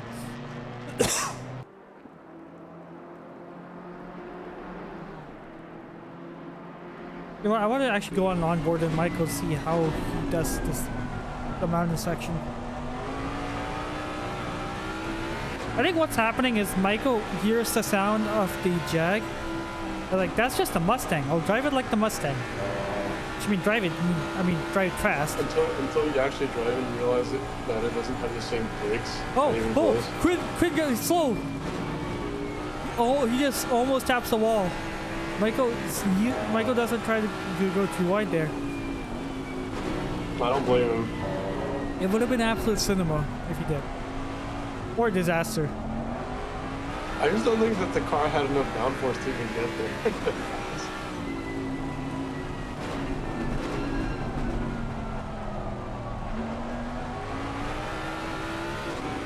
Yeah, you could hear him struggling for grip there with no TC in the rain. Yep, gotta love the Jag. This car has a I think, if I remember, the power curve in the Jag is a bit peaky. The low ends is it's a bit easier to get on power. He catches him so fast in the back straight though. I think the 5th gear in the Jag is actually insane. This is the gear set that the Mustang should have.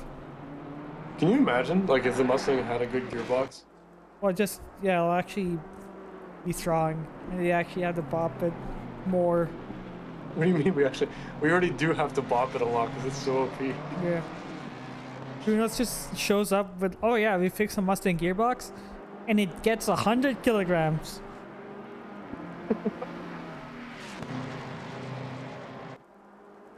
I don't think the difference in fixing the gearbox for that car would be 100 kilograms, to be honest. Yeah, more like 60 or 50. I don't even think that much. Really? No. Well, Mustang does struggle with weight issues in real life, so maybe they have to they actually give it a power nerf after fixing the gearbox instead of just giving it more weight. I have a better solution. Yeah. Just remove it from the game. No, Mustang's nice. If they actually made it correct. I was so excited for the Mustang. Just disappointed that he shipped out in the way he did. I enjoy driving it. I mean, I won my first championship with it was in D4. Yeah.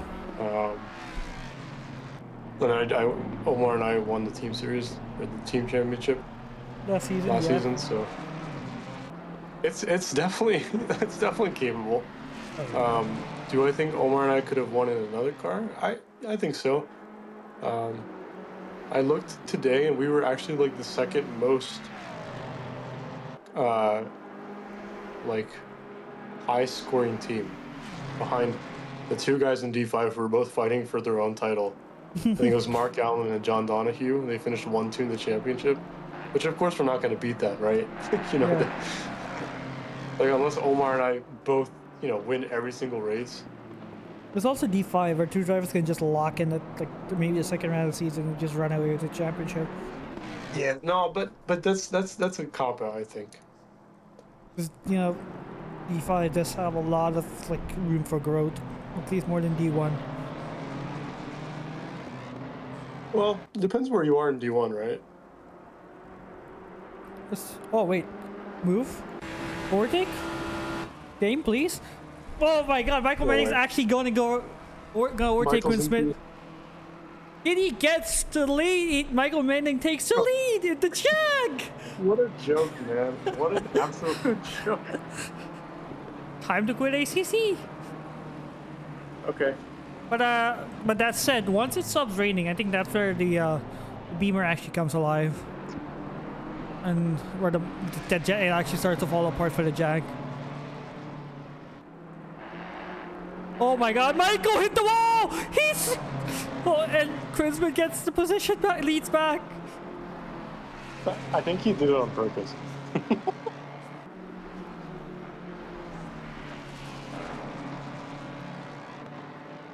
What is happening in Bathurst right now? He just had 2 changes for the lead in a sector.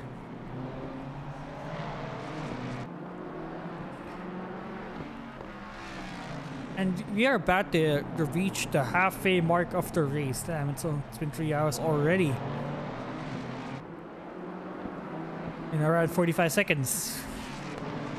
And Within that time frame where Michael got past Quinn and then ended up hitting the wall, yeah. I typed in endurance chat. I said, "Why is this Michael guy even P1 in the Jag?" And then I heard you say, "Oh, he hit the wall." And I typed, "Never mind." It could have gotten a lot worse for Michael, but yeah, looks like he it doesn't look like a lot of damage. Oh, yellow flag. Oh. 720, turn 1. So that's Strock. He's in the access When he road. took the escape road. Yeah, Nice. he seems to be out of the way. Maybe he saw a kangaroo somewhere. Kangaroo.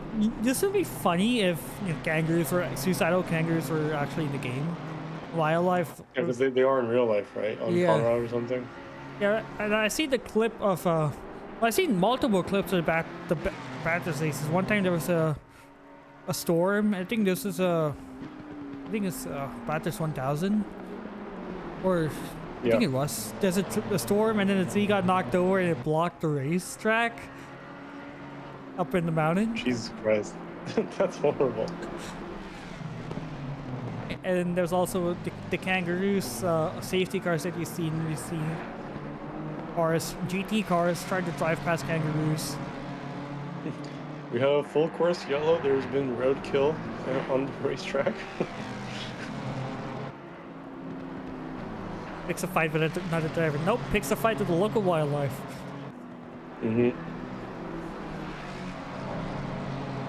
Not that we. Oh, now Quinn's getting the blue flag traffic. Yep. And that is Sebastian Rock, who just rejoined. At a pretty inconvenient spot for Quinn. Rather convenient spot for Michael.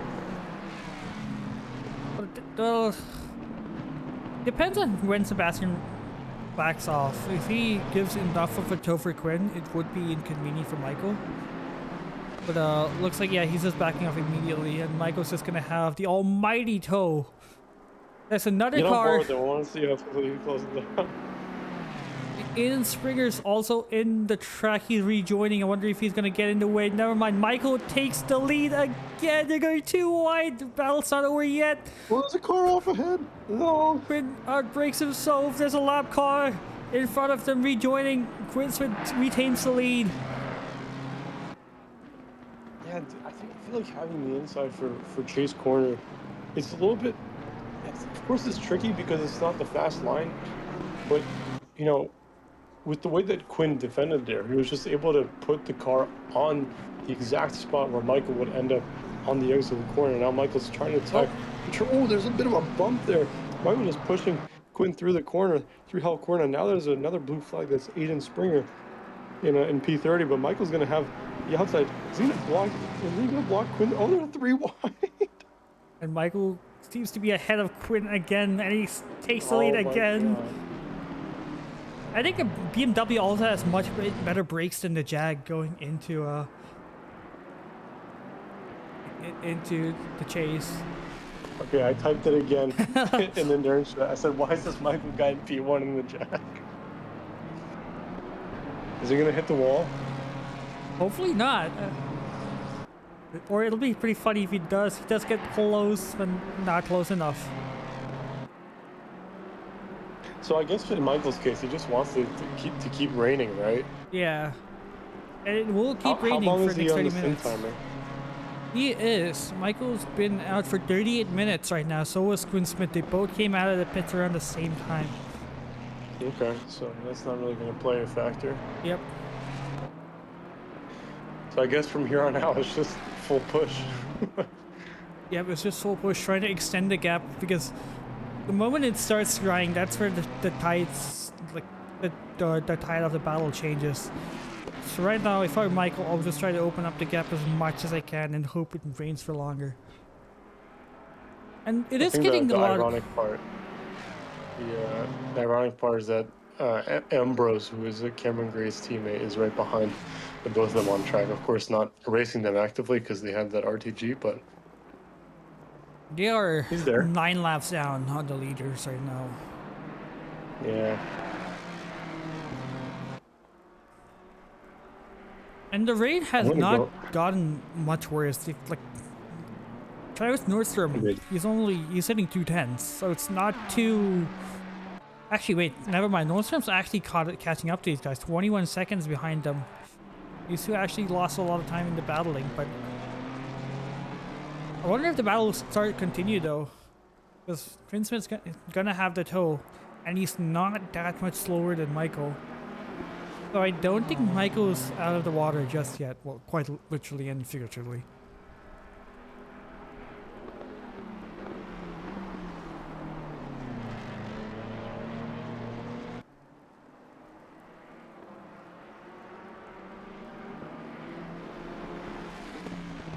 Right now, these two drivers are 1 second to 2 seconds slower than Nordstrom, but looks like the battle has started. The gap has started to open slightly. Arjun, I'll say it. Yep. I'll say it right now. Yeah. The Jag is OP. Anyone else who thinks otherwise is giving it to Delula. Oh, Renayoki has stopped on the side of the track. And he's rolling again. Ren is a solo driver, so I wonder if there's something he needs to sort out. Do you think so? Doesn't look like it's too long of a stop. But it did looks like a good 15 seconds, 40 seconds there. Oh. Riley Greer versus Brendan York. Brendan. Stream disappeared. Oh, No, it's still going. What? Which is trolling me.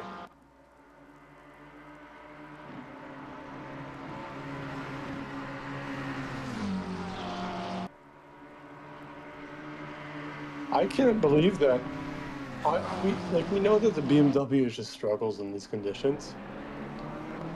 I just can't believe that Michael in a Jag is faster than that. You know what I mean? yeah. And not just faster than Smith, like even Nordstrom in the Ferrari. Yeah, it's insane.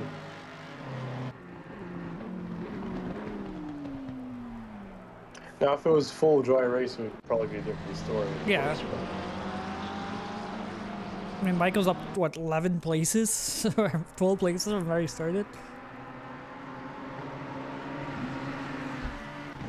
Michael's doing this with 65% brake bias in the wet. I don't think it can be that any lower. Oh, Brandon York has got a penalty. 10 seconds. For Ocon? Yep. It's wait, what's his number again? 720. Okay. Brake very late for T1, killing in front. For some reason out of Norway.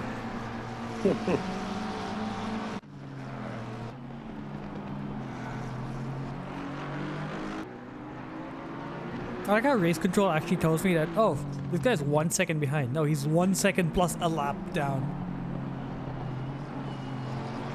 Also ahead of Michael.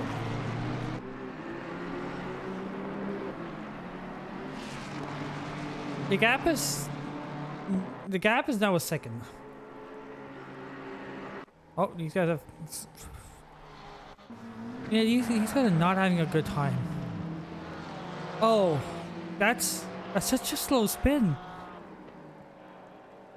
That's super unfortunate for these guys. I don't think their car, or like something's definitely wrong with the car. Oh, hello, Cameron. Hello. Welcome to the boot. I know you're commentators. How's your race going? We're doing pretty good. We're sitting 21. Yep. Sig has been maintaining really well control. He ended up a little late, so we had to change our stint timers. You guys also had an unfortunate lap 1 as well, right? Yeah, that was me. I accidentally went over on a guy's line, but in the braking zone. You know what's funny? But If I it guess wasn't for your accident, it would have been the cleanest lap 1. I know. I completely sold the lap 1. Yep. It's all your fault, man. It's all your fault. How does that penalty work? Because it actually isn't showing up anymore. So you serve it in the pits. Oh, served in the pits. Oh, serve it in the pits. That's what Sig was telling me. It's just like Formula 1. Either you serve it in the pits or it gets added at the end of the race. Yeah, Sig here. Sig is driving pretty good. I'm quite proud of him. He had no warm up, so I was glad he got on and was able to hold it out. Your livery is your guys are using a standard default livery in the game, and it says default Uma colors- Racing. Is it supposed to be an Uma Musume car? Yes, it is. It's not showing up because we couldn't get it up to Awesome Sim Racing. Oh, that's unfortunate. Who is it though? It's a whole bunch. It's just a whole Okay. bunch of different characters. I could screen share if you want to see it, if you have 2 monitors. Oh yeah, I do. But yeah, I can also try pulling up to the stream momentarily.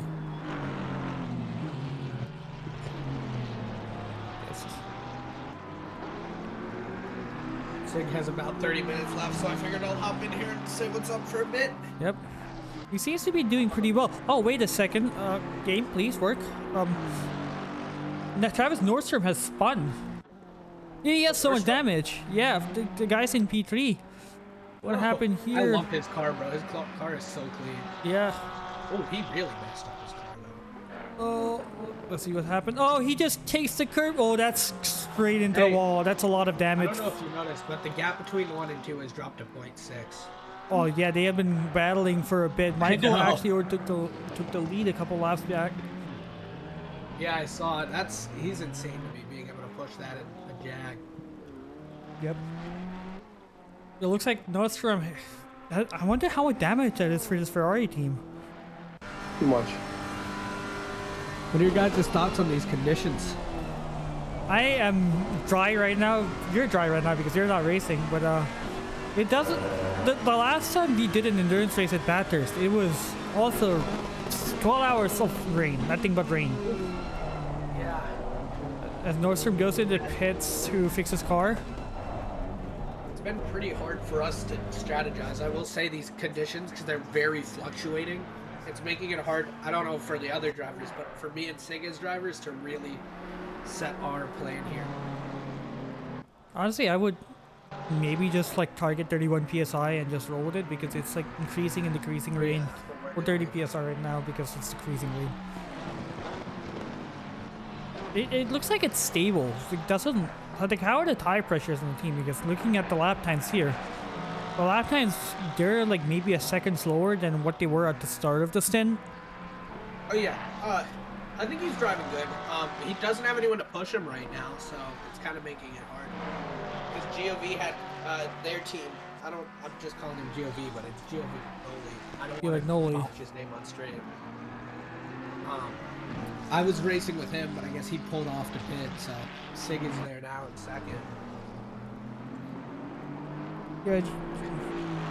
Yeah, these guys are 8 minutes out on their stint, as opposed to you guys 34 minutes in. Yeah. My biggest feel bad for would have to be The 63 Ferrari? Nah. Yeah, him, but also York, their team. Wait, Car 720. Quinn Smith lost time to Michael Menning. Oh, the Jackalicious Esports team spun.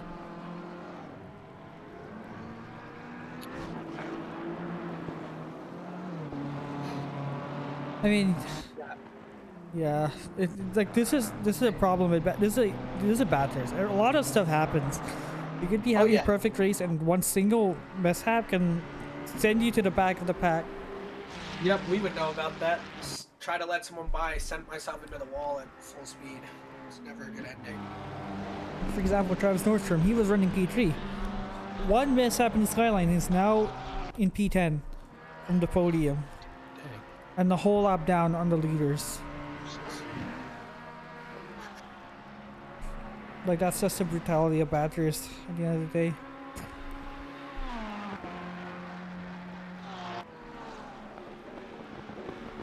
Everyone's pretty spread out right now. Oh yeah, that's Like, you also that's the thing in Bathurst. You also I think lost- I just saw voting. Smith topped the wall. My bad, I cut him off. we might have actually. These guys do love to run up against the wall. And yep, that looks like a really minor tap. Not a lot of damage for them.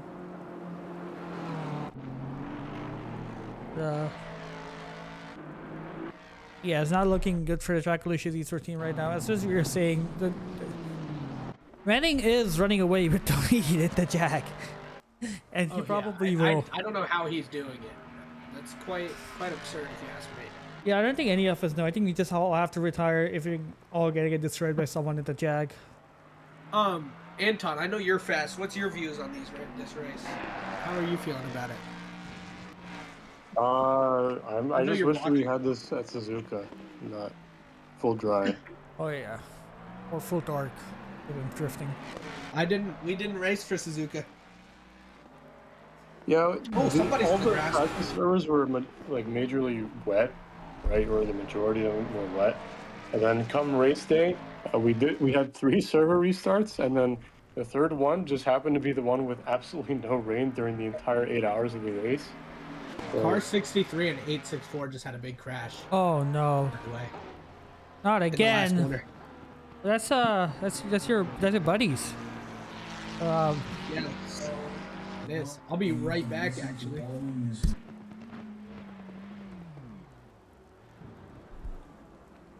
know why my Amazon Echo just started yelling. Well, crazy. Sorry about that.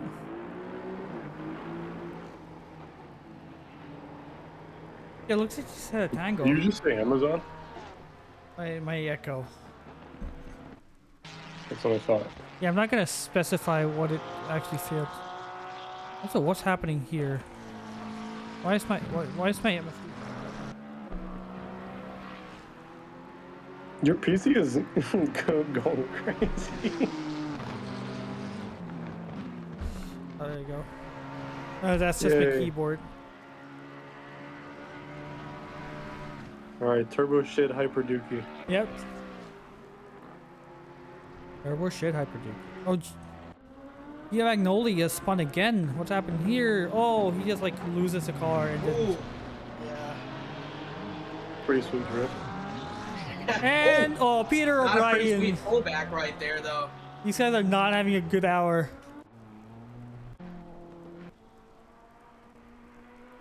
If you're down a third of the field, a quarter of the field, we lost. Yeah, them. Sig just got lapped by Aoki, so I think we're gonna not be anywhere near first.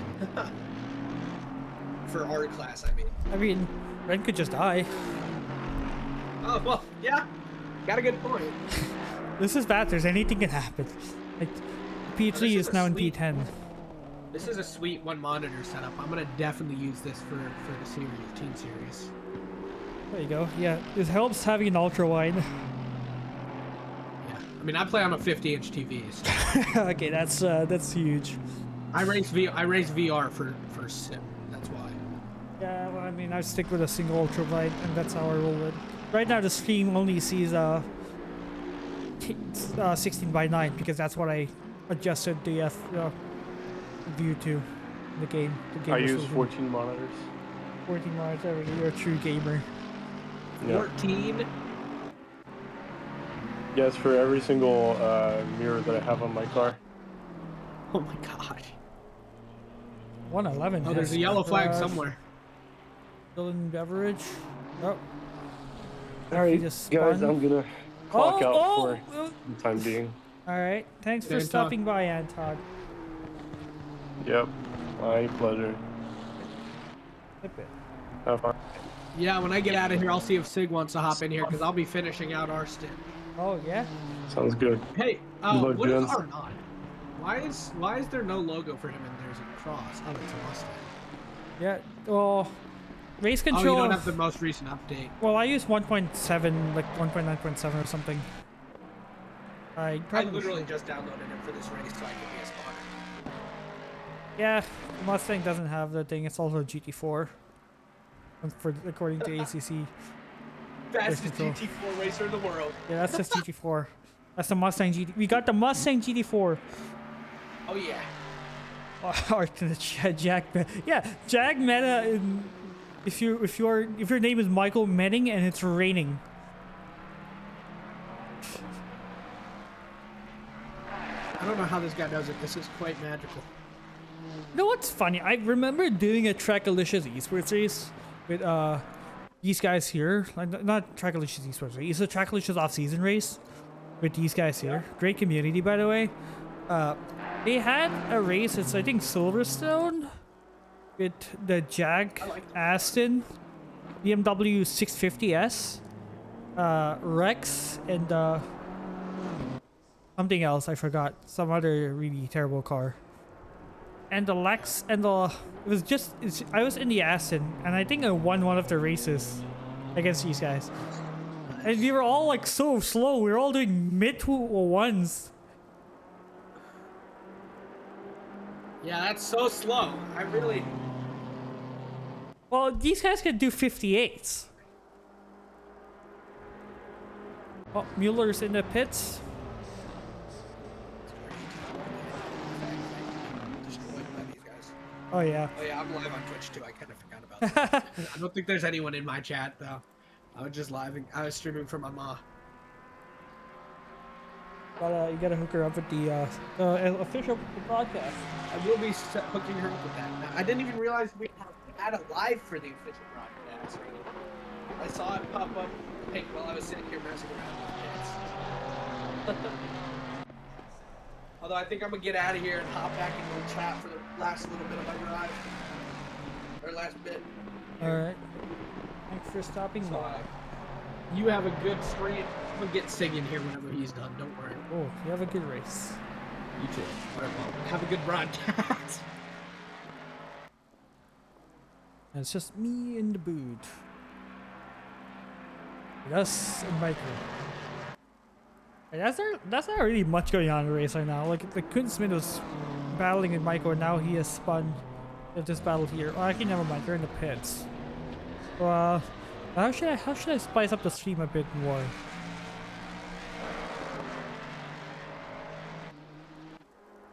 The fastest car is surprisingly just Guy.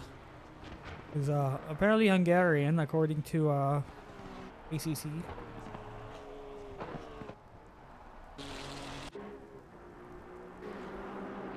Peter Bryan exits. Wait, did he just exit the pit?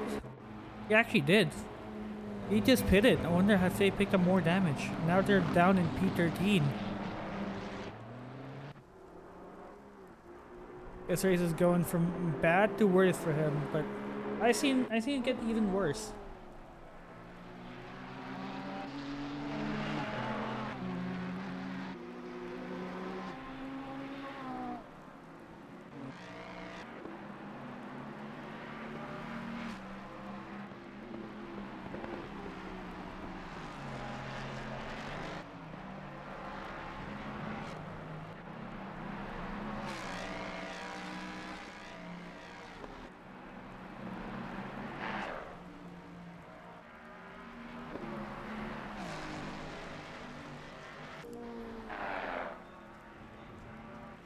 Let's see. Look, this is literally the closest battle we have within Peter and Beveridge.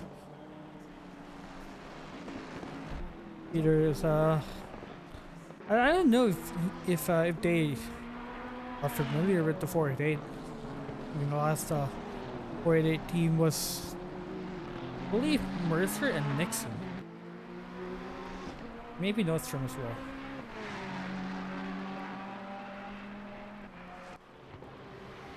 Let's go on board with the 488.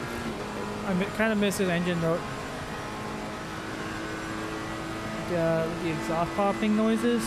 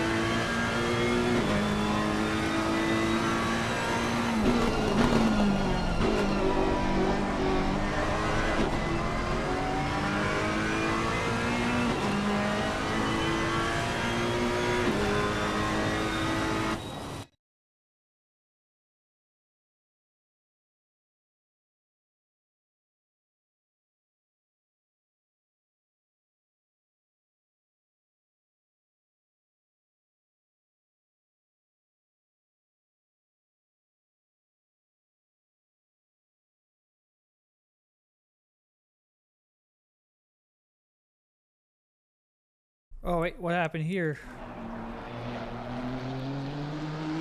Let's got back. There we go.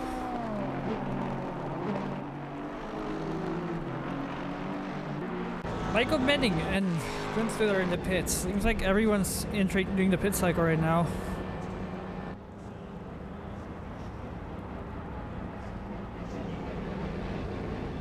Michael suffered 34 seconds. I don't think he takes any damage there.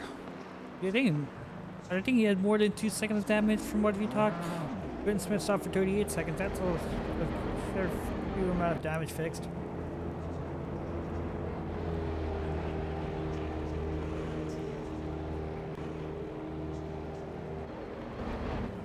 Dromo was finally called to the box. He's right now in P3. I think he'll lose P3 to Mr. Sir.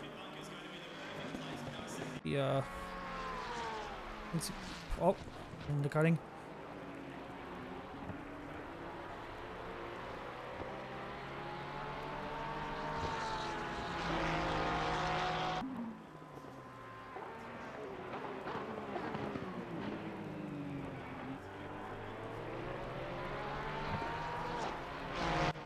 By the way, if you are a commentator, the comms booth is open and the company would be appreciated.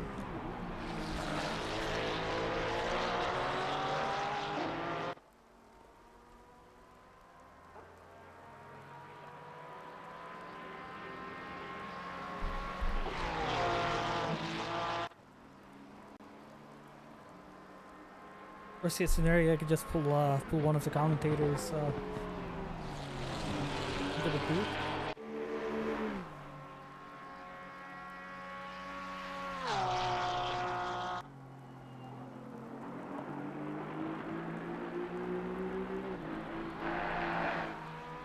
For example, Andrew Rife, he's in one of the VCs, but he's driving right now.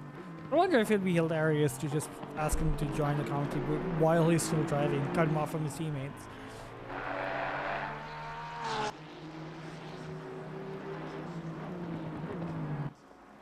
That would be kind of unfortunate for him.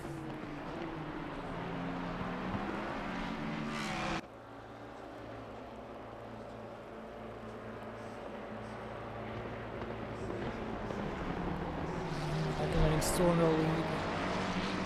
He'll open the gap up to Ali Raza, who's now taking out the car from Quinn Smith. I think he might go to the end, or he might give it to Borchers in the last hour. Yeah, Michael has 17 seconds, 18 seconds. It would have been close, but the Beamer did spin. So Art, are you gonna drive the Jag next season after being inspired by Michael? Are you gonna Jag off for 8 races in a row?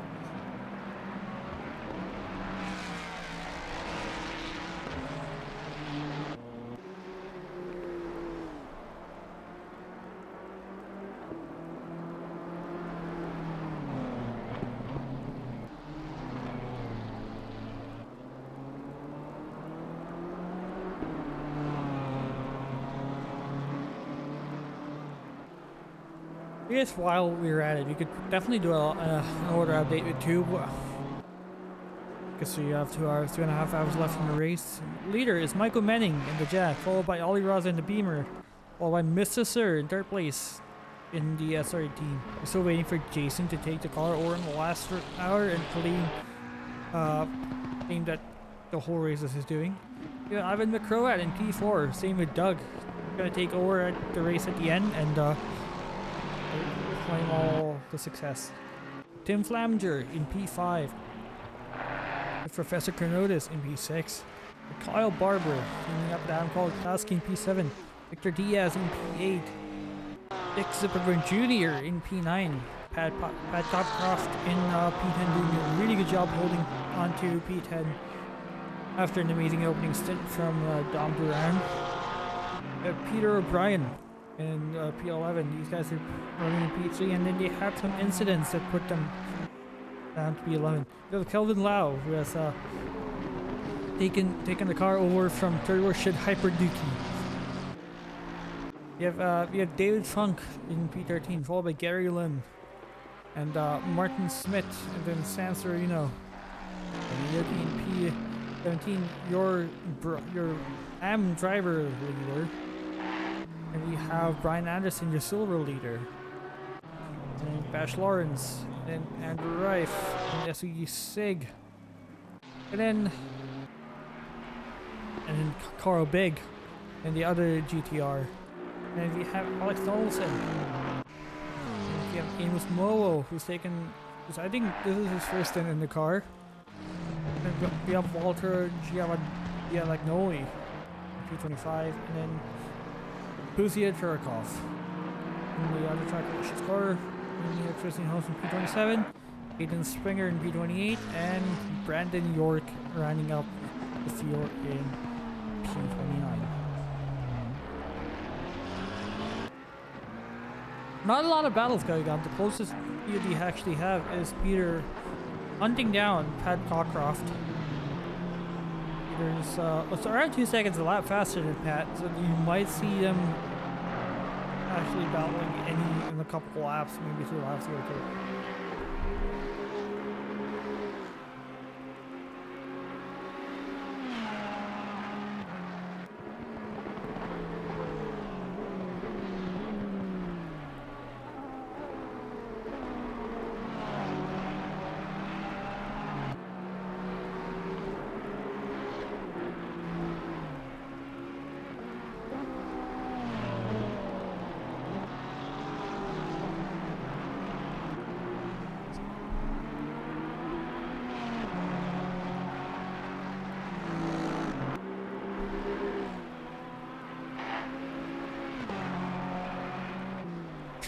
What's funny is that Michael Bennick's actually opening the gap to Ali Raza. 20 seconds now separates the top two. Mr. Sir is also not that far behind. He's less than a minute away from Michael.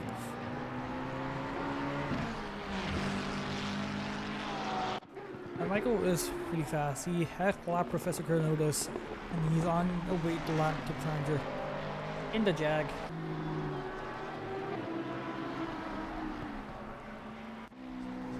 You got a battle brewing up between Renioki and San Sereno.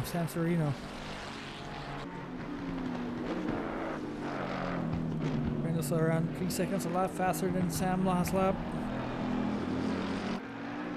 Mupio is doing a lot of work here.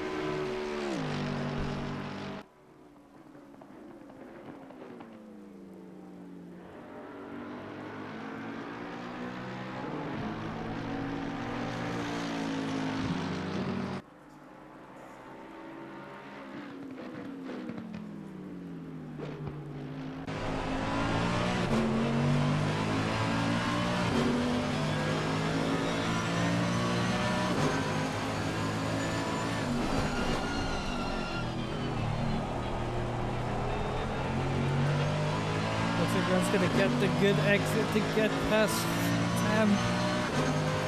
They're too wide right now. The Mercedes is gonna have the pull, but the McLaren's gonna have the inside, and the inside's gonna matter more for this corner. And the McLaren just backs and slots in right behind Ren as he takes E16 but runs wide there. Oh, super close.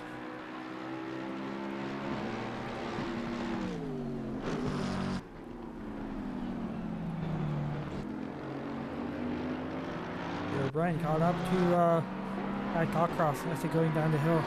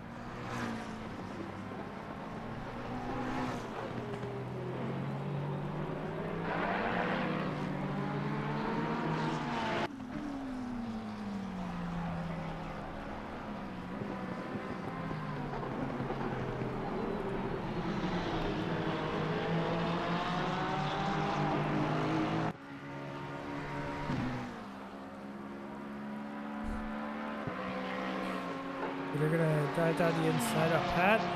Doesn't look like he will. Oh, he actually might go around the outside. Actually. Oh, it looks like Pat just let him pass. It's fair. Peter is objectively the faster driver. He's might unlap himself. He's right ahead of him is Ivan McGraw. And a little bit ahead of him, around 12 seconds, is Dixie Pipper Jr.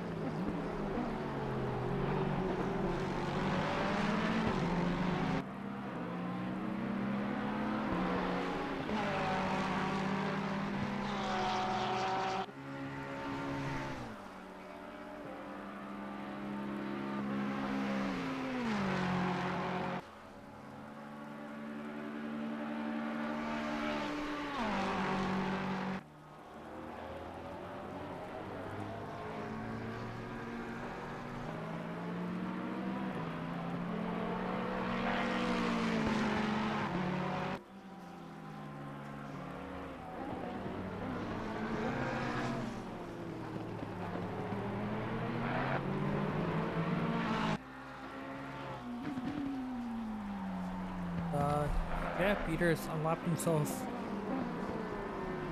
He's much faster than. I mean, these guys are on a recovery drive, and they are significantly faster than everyone in front of him. The last lap is faster than Ollie Rajas, who's still at 2:11. The gap has increased to 22 seconds for Michael.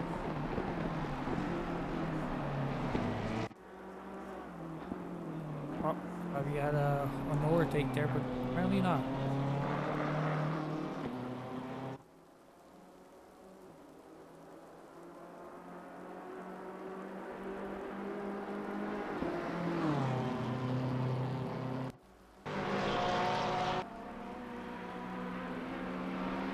To keep an eye on, Gary Lynn is hunting down David Funk.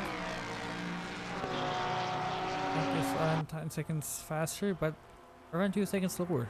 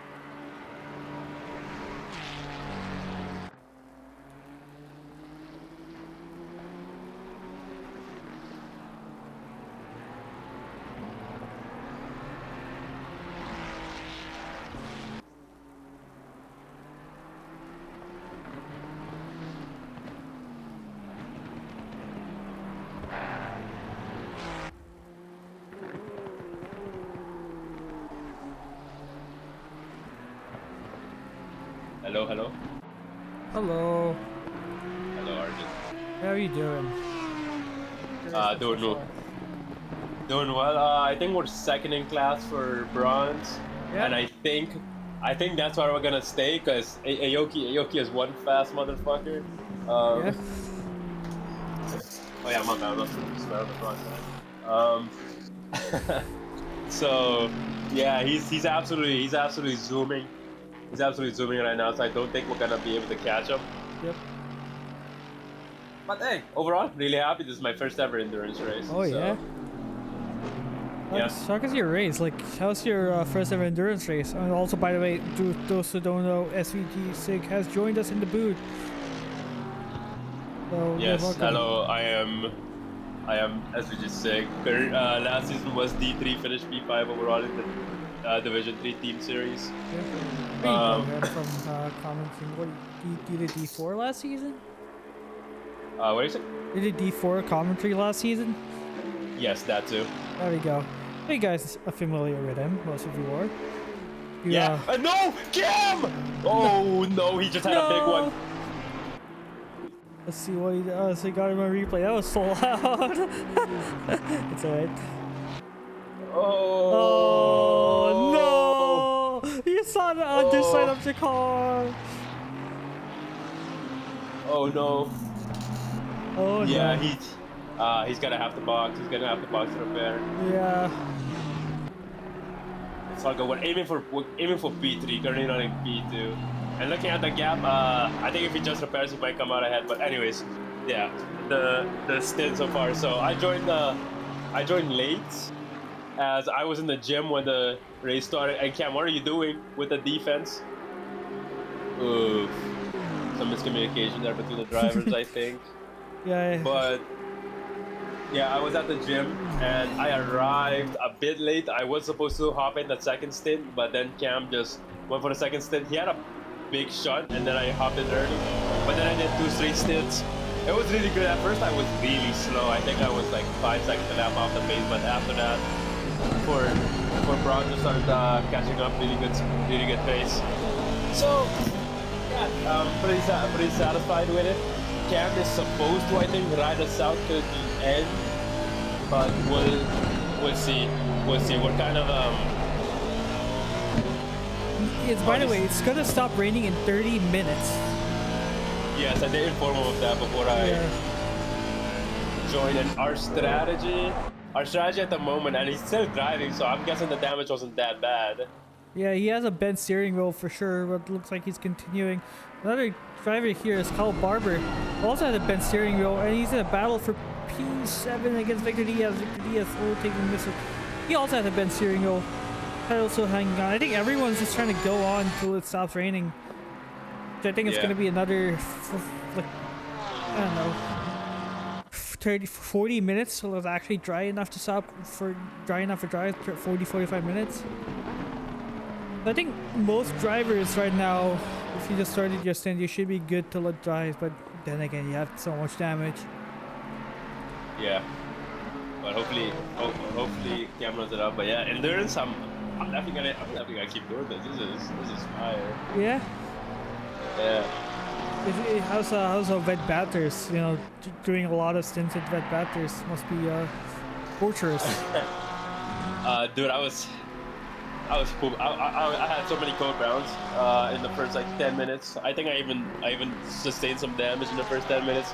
But then I settled in, and it was pretty good pace wise. And I started catching and overtaking some of the fellow drivers in the bronze division.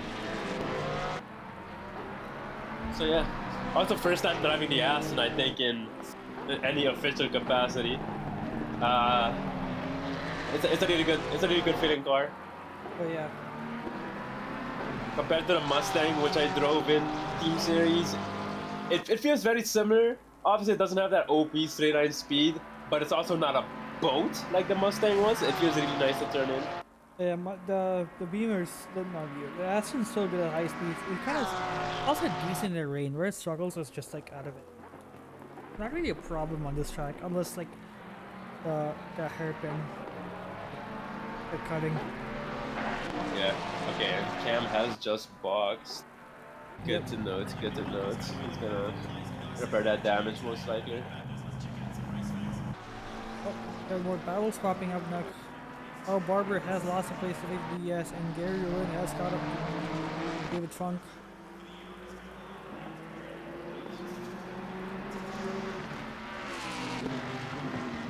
Yeah, we only have 2 Mustangs in this race, by the way. A lot of Ferraris, but only 2 Mustangs. We had one more, Honestly, but they left. I'm honestly kind of surprised. The Mustang's really strong on this track. I was able to do in Deep Series. I was able to do a 202 flat with it. So it's definitely a car I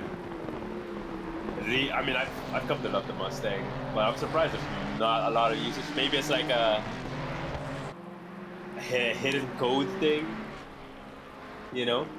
That actually didn't just happen, by the way. Cam, what do you mean that actually didn't just happen? Yeah? Yeah, that's all. It just didn't happen. Yeah. How much time do you have left in the pits? 35 seconds is P3 right now. You definitely did not see the underside of your car. Well,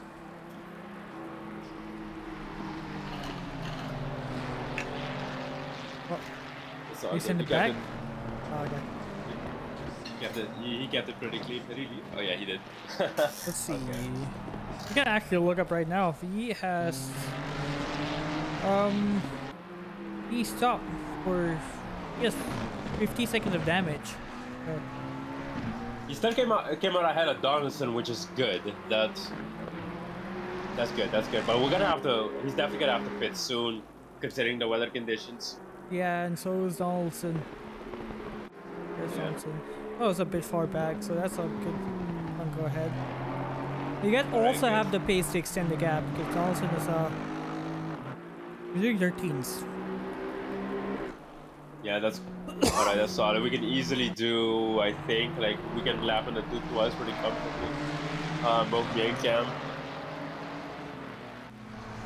Yep. Hey, Arjun, how come you didn't hop in the race today? Oh, I was traveling and I just got back home last night and I didn't have the time to practice. So I just asked my teammates, "Hey, yeah, you guys can 2-man this, right? You have 2 of you." It's like 4. I see. Alright, that makes sense. Like I didn't want to do this race without any practice. I was like, yeah, I might as well just commentate. You know, nothing to race. Oh, and Yeah. Yeah, I saw that there's a Jag leading the race. Oh yeah, as that's well. Michael Menning. Oh man. Yeah, 30 seconds ahead of Ollie Raza. It's actually pulling away. But then again, a Jag is only good because Michael's driving it like hell in the rain. Once it's dry, that's where the tables flip and the Beamer actually starts to hunt the Jag down. Beamer crushing here. Ollie Raza in P2. I don't know how fast. Like I don't know, if Ollie's the fastest driver in the Beamer, but Portrait was definitely who started a race. He was definitely pulling away from Michael in his drive. But also Michael was stuck in traffic in the drive, so that could also probably be it. But yeah. Oh, Yeah. Oh. so slow. I want to see that save. That's into turn. Oh my god, that was just smooth.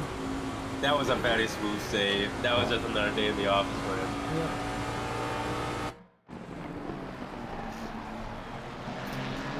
Yeah, this is basically the only battle that we have in the race right now. Between 2 cars, which are extremely fast in a straight line. Yeah.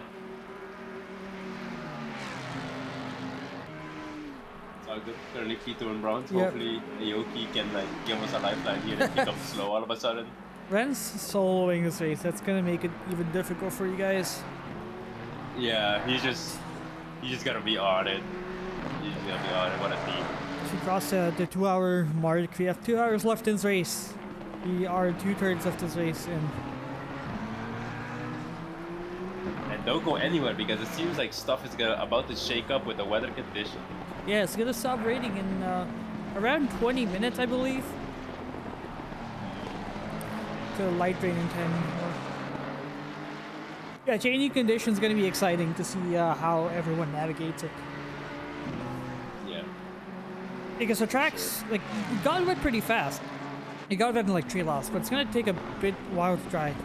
But there is wind, and there is the track is pretty hot, so I think it will dry up pretty fast. But yeah, something to keep an eye out is what's the best time to pit. Because the lap times are tumbling.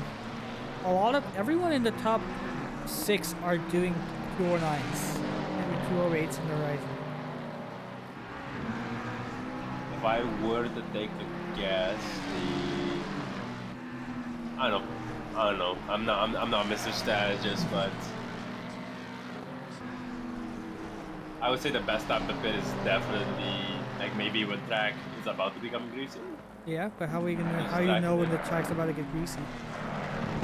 Well, it depends on who you have as your race controller, I guess. They just gotta keep a sharp eye out. Or race engineer, sorry.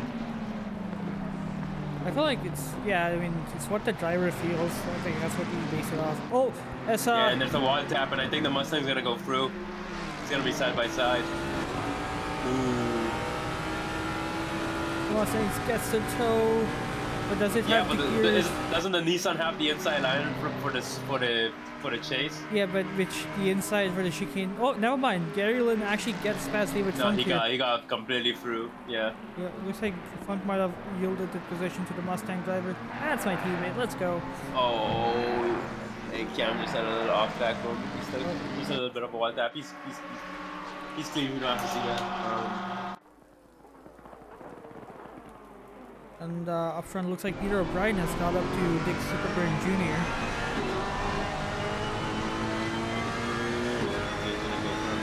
Not close enough yet. Good, but Yeah, great stuff. Porsche. Oh, and the lap traffic giving Peter O'Brien the shot here. He's gonna stick it around the outside. he bumps. Contact. And They nothing kept the happens. clean, Yeah, it almost looked like a bit of rubber banding there, almost instead of or a straight hit. Yeah, no clue there. But yeah, Peter O'Brien trying USB3, and then I think it was it him or was his teammate? I think it was Nixon who crashed it on Skyline, and yeah, they're right now on a recovery drive. Yeah. So what happened in like the first hour of the race? Because I was not there for that. Not much really. It was a pretty clean start to the race. That said, the folks who won last race, Suzuka, they crashed out. Oh no. The ones who are fighting for P2, they're right now in P. Actually, they're not even in the race. They left the race. Okay, so that's at the end now. That's a double. Oh no. Cam is in trouble. He just went on the grass and broke a few barricades. Gonna be a yellow flag at least. And yeah. Still P2 in bronze though. Yep, still P2 in bronze. Then Peter might have the tow. Is the tow's gonna be enough? No, it's not. Porsche's so much faster than 488.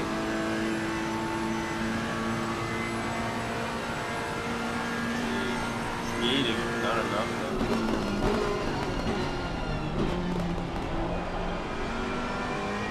He might have a chance. I think he's gonna have a chance in the last corner. No, not quite. Well, To he the says outside it. line, but there's a lot of rubber there.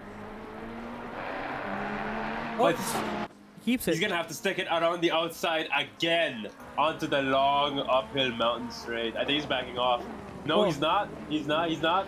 As long as you have the inside going into turn 2, you should be good. It's where all the camera is, but that's seems like Zipperbird might have a better exit. That's not over yet. Wait, let me put this on race control too, because I just realized I'm streaming on my personal channel too. Where's the My stream's up though. yeah. So they prefer being chased. Being chased. Make some quick adjustments, chat.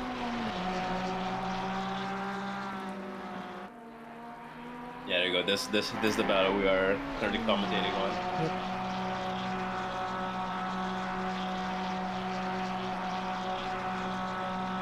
Nice. Hello, Arjun? Yep. My PC tends to do that. Race control. Okay. My game tends to freeze thanks to race control. Okay. There's a yellow flag for number 4. Number 4. Who's number 4? I'm McGroat. Or sorry, I'm number 10, P4. No, what happened to Ivan? Actually, go back a bit. That's a yellow flag. You're where did it happen? Here? Has to be Audi for it. Yes. Oh. It was a somewhat lengthy yellow flag.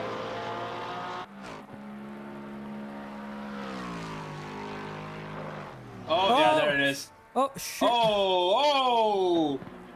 Beyblade. And he saves it.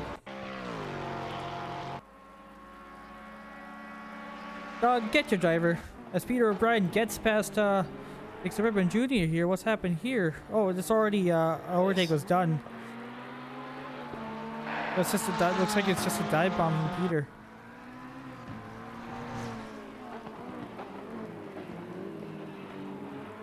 Oh wait, you can do this. Yep.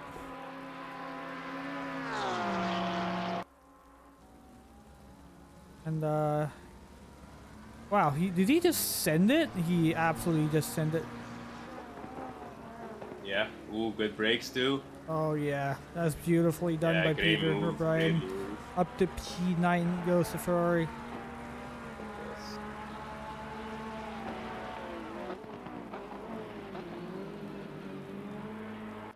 The Hastings is back into the pits.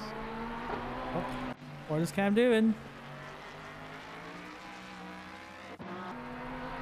Rain stops in 10 minutes, but it's gonna take a while to dry. Did he get on the drive? That would actually be a mistake right now because the track is still wet. Yeah. Also, I thank did you. not see if he got into an incident. Also, thank you for the sub, Darren Robichard. 35 months straight. 35 months in a row subscription. That's a lot. But yeah. But yeah, welcome. Well, not welcome. Welcome to chat. Welcome back to the chat. And thanks for the sub. Yes. All right. I'm gonna go check back in with Cam. See Yeah, what's up with the he's in the pits. Good luck. All right. See ya. Yep. Cameron Hastings is still stuck in the pits. He's been sitting in the pits for a while. I don't know what's happened.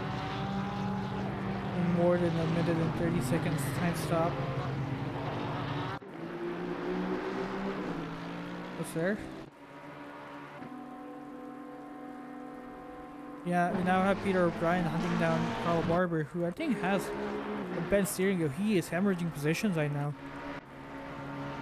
There's a bent steering wheel, a bent bonnet. I think he's gonna try to just hang on until it stops raining before he fixes and pits damage.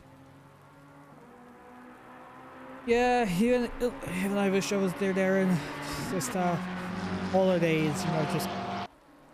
It's just a really tight schedule. Because it definitely would have been nice to have the race in another week, or maybe week after, but we also have the season starting up, and this want the season start before Daytona. So we actually have a car in the pit. It's Lawrence. What happened here? Oh, he just spins. He does RTGs. RTGs, but yeah, that's unfortunate for him. And seconds penalty. But yeah, he wanted to get the season started before Daytona. Yeah, that's the plan right now.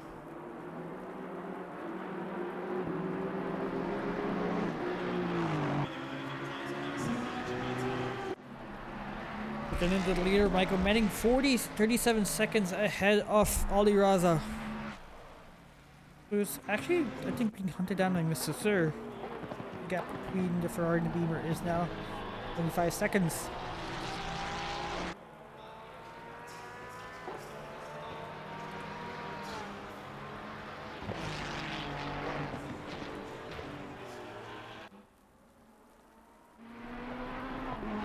Peters hunting down Giles super fast.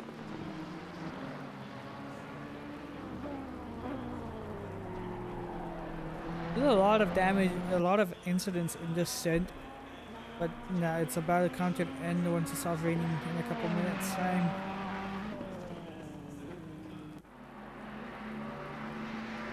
Our Barber finally pits. Yeah, around 5 more minutes left in the stint. I wonder if he's gonna go for dries. And it's gonna start raining again in 30 minutes. Just get a short stint where the drivers get to stick with dries. I don't know what the strategy is gonna be. Whether it's the drivers are gonna stay in dries and or are gonna change the dries and stick to wets.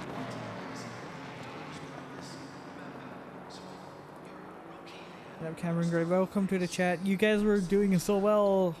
Took the lead. It's just unfortunate how your race just went downhill from there, but then again, that's just Bathurst. It's brutal. The mountain punish is hard. Oh, what's happening here? Oh, you have Brian Anderson trying to get past San Sereno.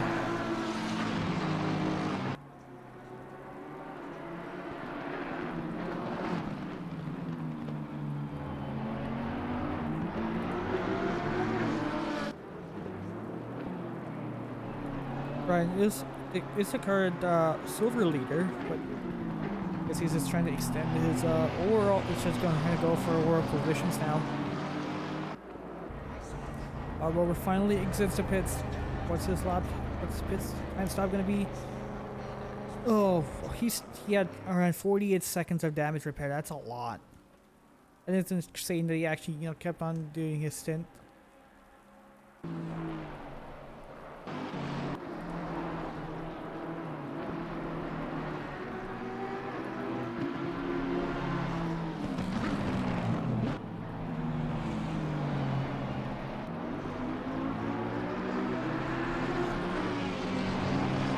Look at Lawrence that's finally exited pits down in P21 after the RTT. Almost a lot down from these guys, San Sereno and Brian Anderson. And it just finally stopped raining. Definitely seems a straight kicked up, but if you're on Michael, there's Michael's POV. There's no rain droplets. You could right off the windshield wipers. But you're still gonna get spray, and the track is still wet. The question is, how fast is it gonna dry, and what's the best tires gonna be?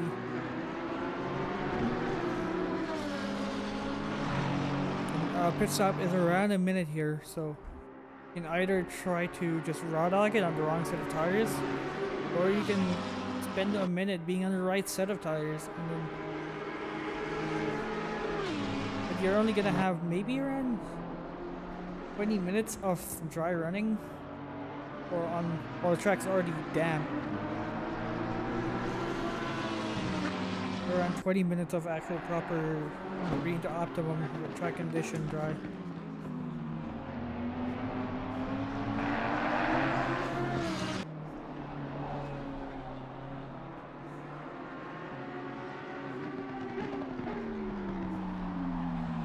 It's right at the bumper of Sereno here.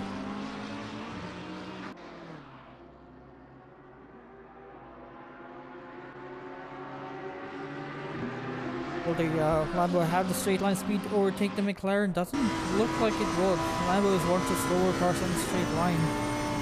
Oh, is that enough? Maybe in the back straight? We'll see.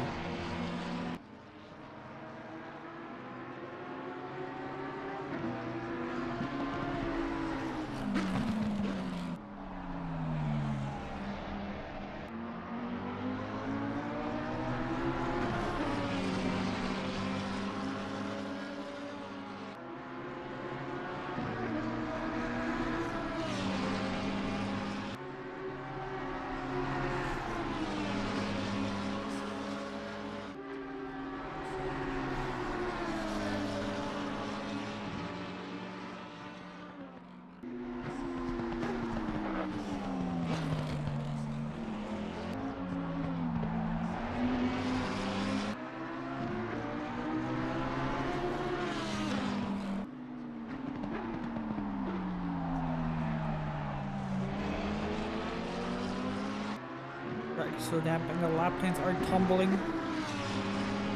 Michael did a 208.8.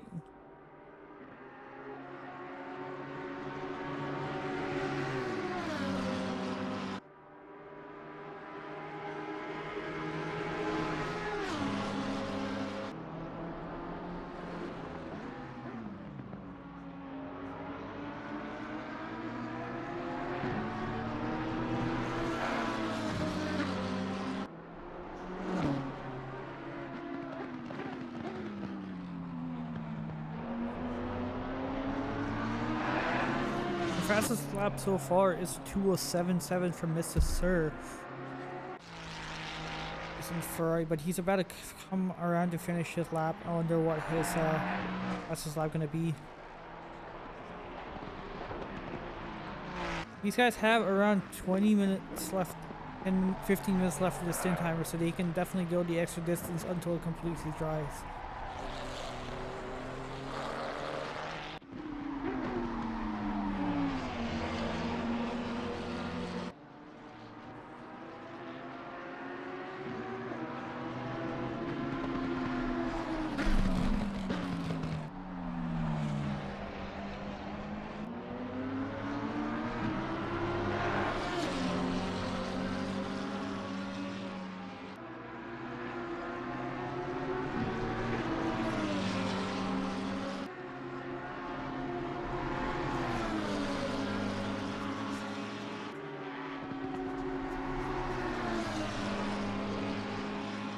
For following. Feel free to stick around for more SRA. We will be back next week, I think, for the livery reveal stream. That's going to be an absolute blast. I am definitely going to be severely intoxicated for the for the livery reveal stream.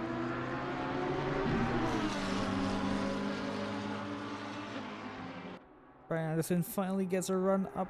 Sereno gonna make it look easy. Sereno backs off.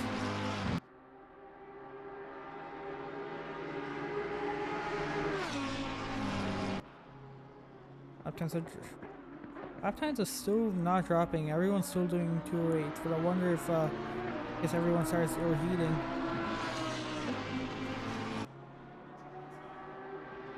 A medium rain in 30 minutes. What's gonna be the correct set of tires? Ren Ioki has crashed. He's facing the wrong way.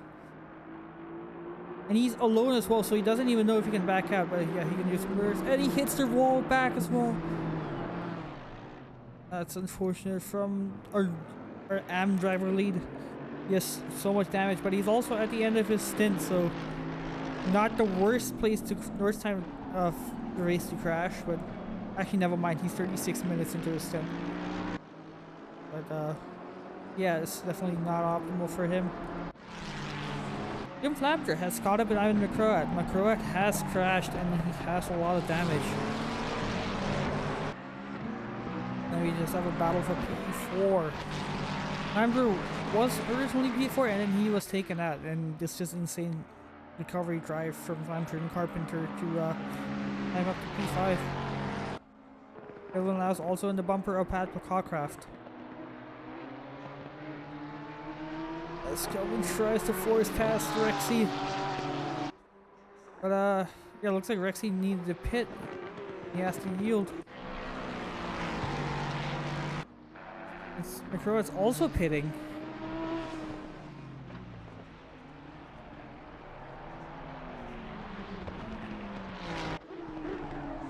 They're just trying to pit early for the dries, but the track is so damp.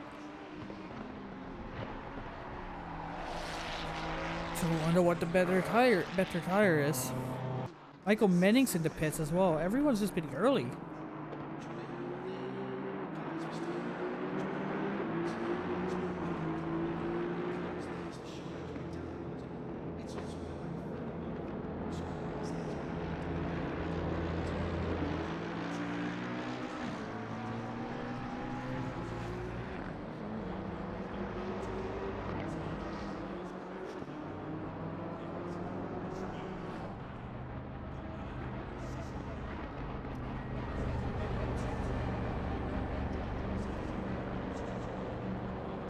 But I have a feeling that everyone is probably just bolting on new sets of dries for around 20 minutes and going on for wets. Because their lap times are not really tumbling. It may seem like the wets are just overheating too much. This condition. It might actually be too dry for wets. I think Michael Manning has pitted for dries.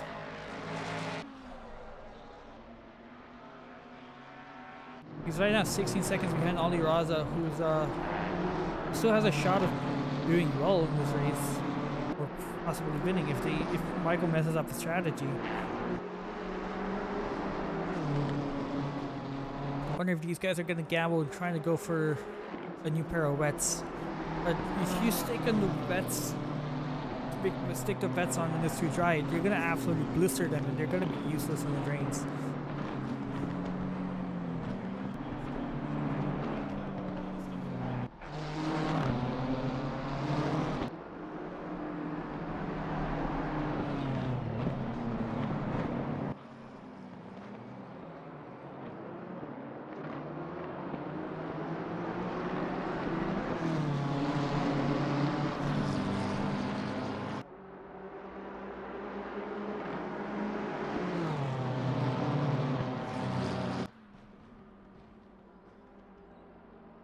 We have an overtake right behind going on between Ryan Belafonte and Will Savage.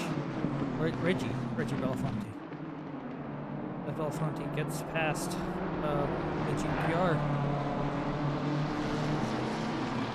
Never mind, they're actually a lot down on each other. I don't know why race control told me they're fighting for possession. They're not. But looks like Belafonte has unlapped themselves. This battle's still going on between Brian Anderson and Mark Robeson. Looks like Brian has not pitted. Robeson might have. Oh yeah, Robeson just exited pits. Brian has not. The track is still damp. And Ali Raza pits. I think they're also going to dry. So that means Michael Manning inherits the lead again.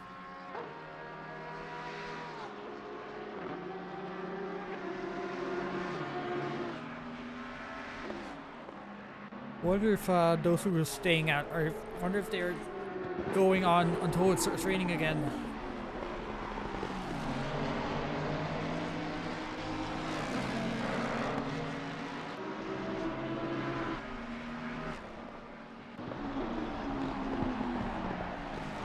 The track is now greasy. This is where the dries would be better.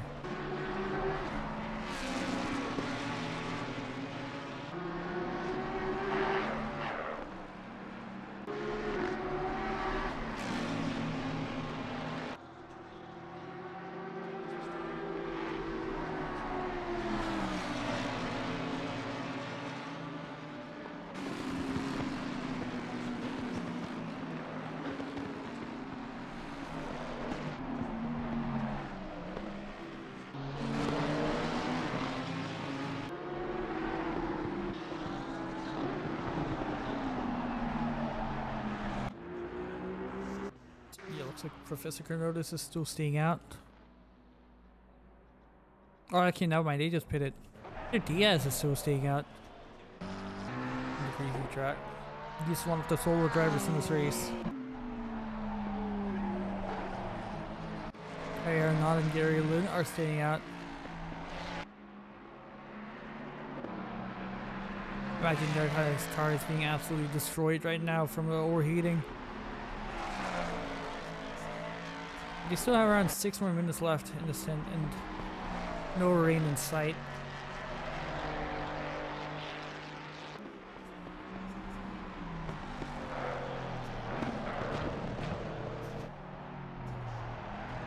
Luck is not drying up as fast as some people would hope. Or actually it's drying slower than they would like. Oh, I think. Yeah, I feel like these guys would want the track to. Oh, version. These guys would want the. What's going on here? Why are they on the grass? Are they just trying to like cool down the tires, like going on the grass iRacing strat? This isn't iRacing. I think they're just trying to stay on the wets until it starts raining. Doesn't look like anyone else is doing. Well, minus except for these guys. Runs 4 more minutes behind them on the same timer.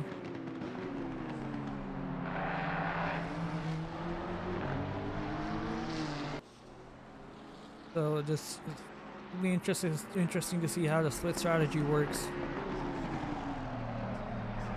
Keep an eye out for lap times they're doing. Professor, actually wait. Kelvin Lau's last lap was a 2:10. Gary Lynn's last lap was a 2:23. Martin Smith's last lap was a 2:11, but that might be an outlap.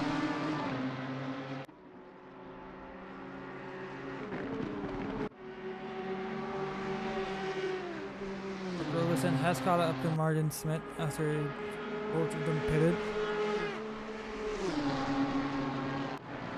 The rain is still at least 10 minutes away.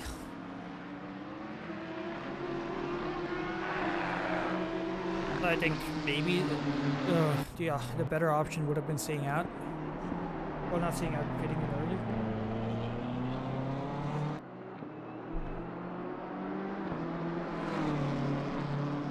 Because if you pit when it starts raining, you can basically just keep the stay on the tires until the end of the race. At least that's what I assume the drivers who have not pitted are trying to do. But if they pit in too early, their tires are going to be destroyed.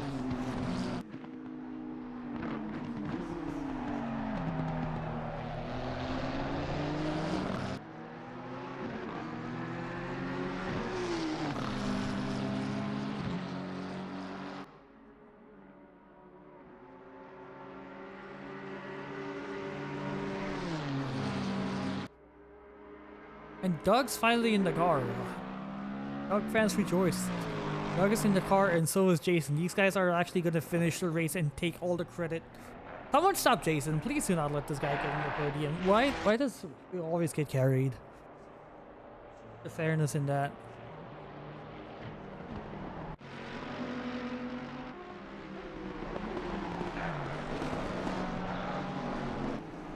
The lap times are starting to come down. Faster guys are doing 205s and 206s. Michael is a second slower than Ollie Russell last lap, and a second and a half slower than Jason Allen. It'd be funny if Jason was to crash the car. And Gary Lynn finally pits. I wonder if we, I think they're gonna go to dries. Oh, they're stopping? What's happening here? Oh, they're finally boxing. We have a battle here for P10 between Dom Duran and Jack Ross. The Dom's just gonna send it around the inside of the other Porsche and then P10.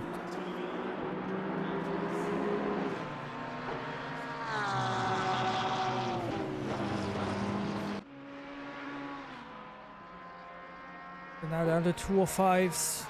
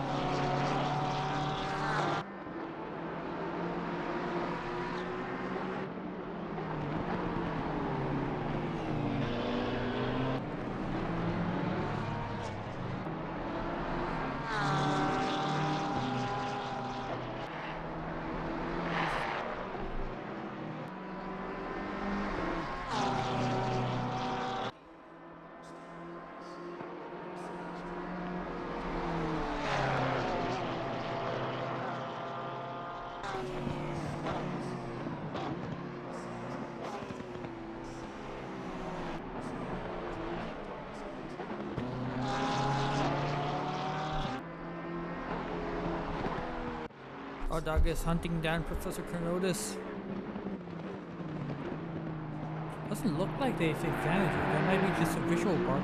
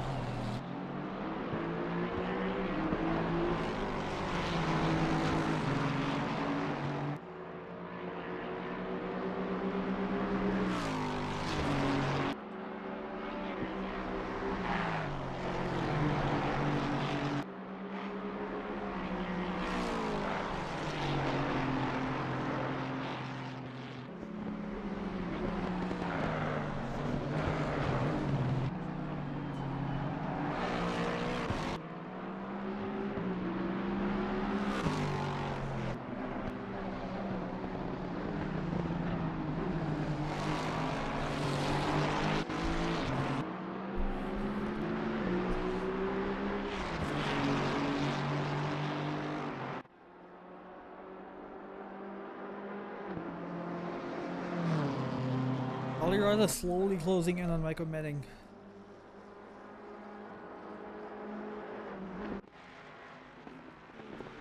Track's only green, but rain in 10 minutes.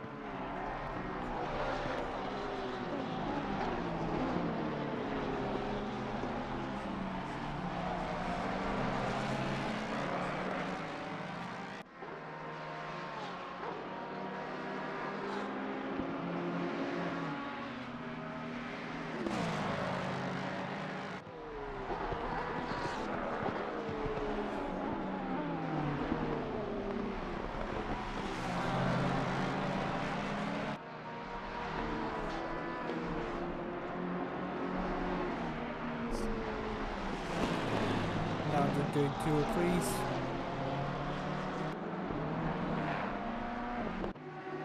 Oh! Gary Lynn's going slow. What's happened here?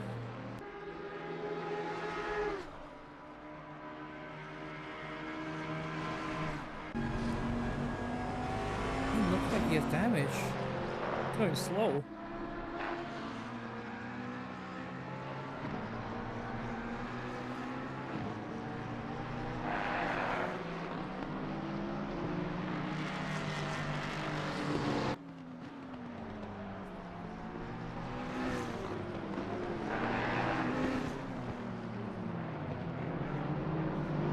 Are they on wets?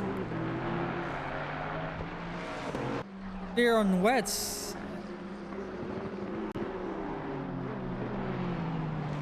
I don't think that's the right strategy here. I thought they're gonna be absolutely destroyed. Sure, they don't have to make a pit stop, but at what cost? I wonder what Quig is in this. Quig is on as well. Quig might also be on wets. See how he takes the next corner.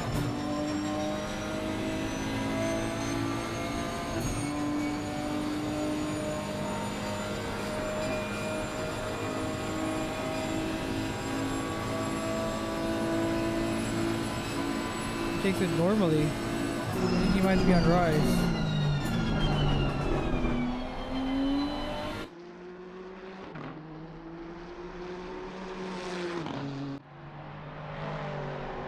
Yeah, look, I think Gary Lynn might be on wets. He's just going super slow.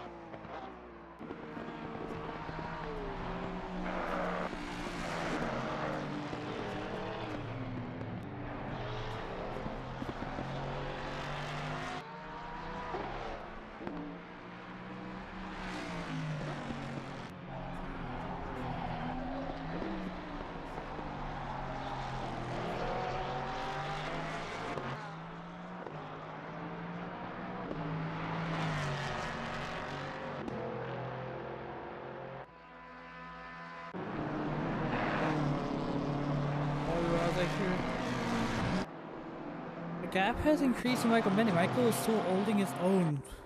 Once it starts raining, he's gonna have the advantage that he had the whole race.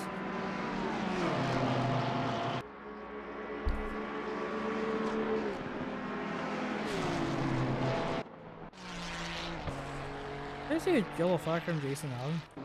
Doesn't look like it.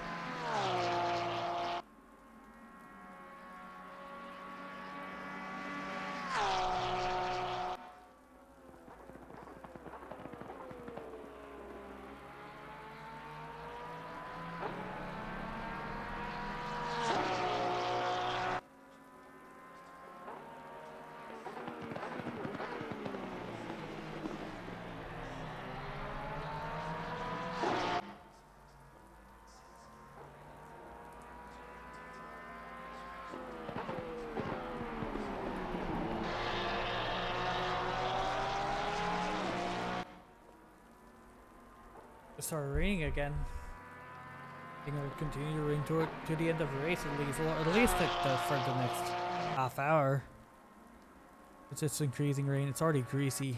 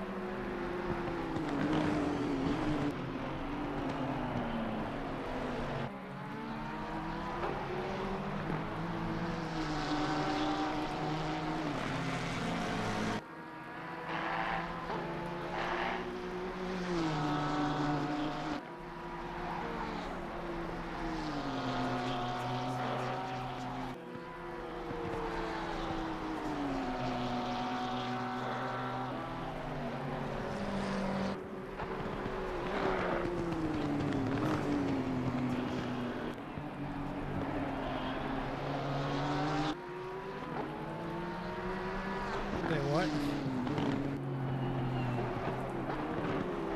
Is that a chat?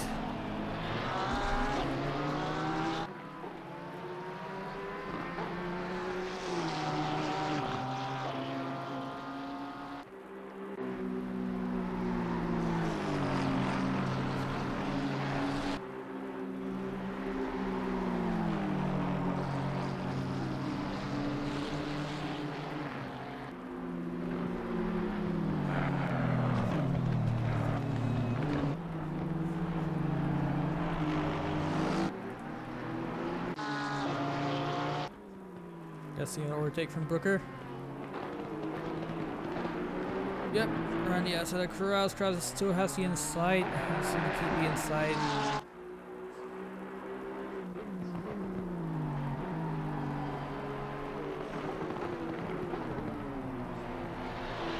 Still too wide, but the GTR is going to have the exit as Cameron Hastings in the wall.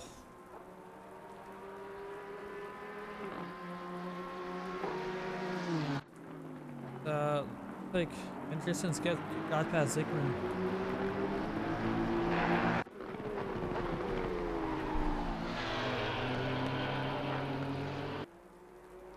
What car is Bash Lawrence's teammate? I think in the in this BMW in the team is EMS. Bash Lawrence, Pavel Kreska, and Reggie Belafonte.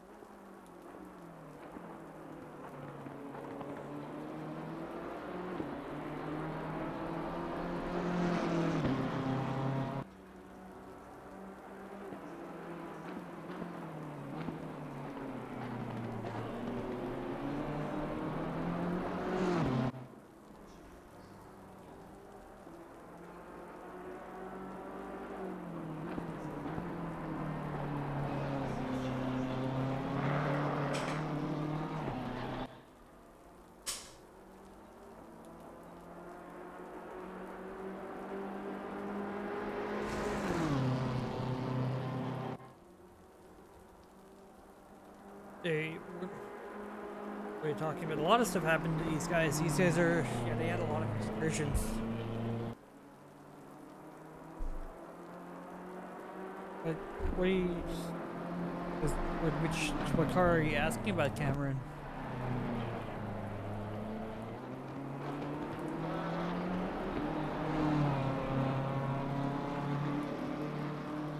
337. Yeah, these guys had a lot of excursions. Yeah, a lot of incidents as well. It definitely has not been a clean race from their end. Yeah, join a league. If you want to do ACC multiplayer, just join a league. I'm pretty sure there are decent amount of leagues for consoles.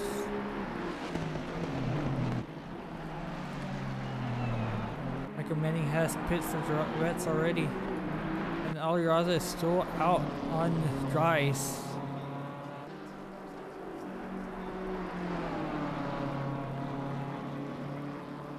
Yeah, a lot of clipping, a lot of lawn mowings. Decent odds in the pits. Looks like Flounder would probably not overtake him.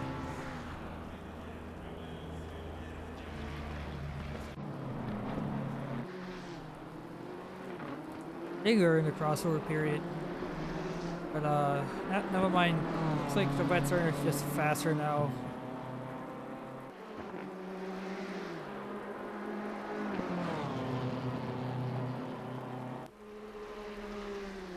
I'm gonna be back in a bit.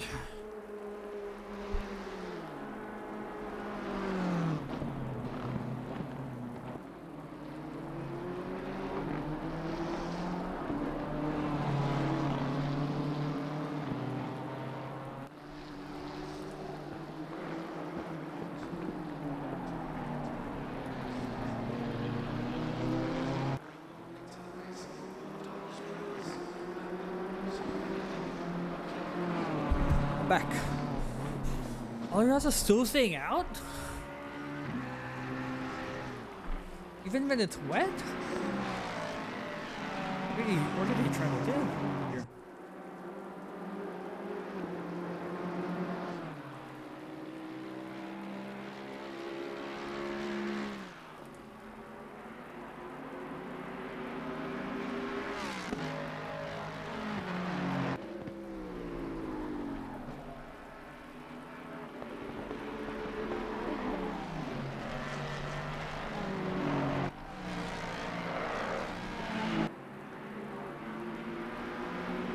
Where the follow's sticking up. But yeah, looks like Michael's just like closing in on Aliraza.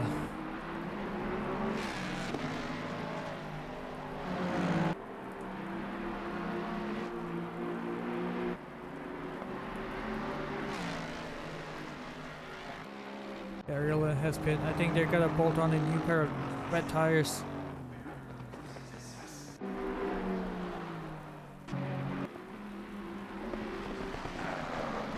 Sends already a apex there.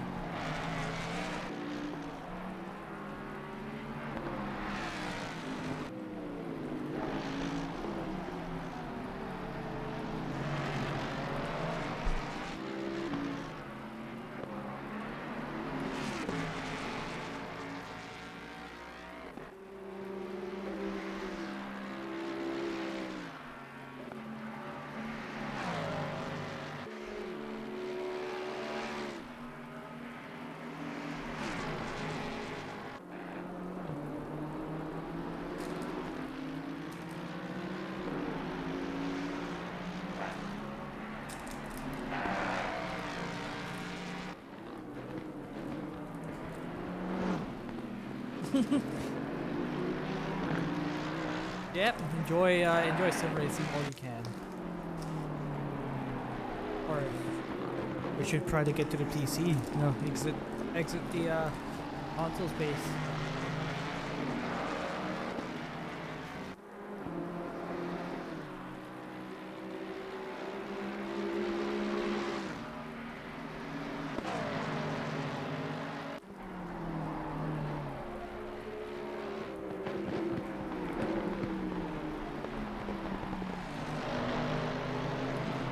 I think I understand what Aliraza's trying to do. He's just trying to hang on for a couple more laps until they can do a full stint. And that's what it looks like they're trying to do, because they're only around 2 more minutes before they can There's just 2 more laps that they need to hang out here. Oh, as Michael nearly collects the GTR.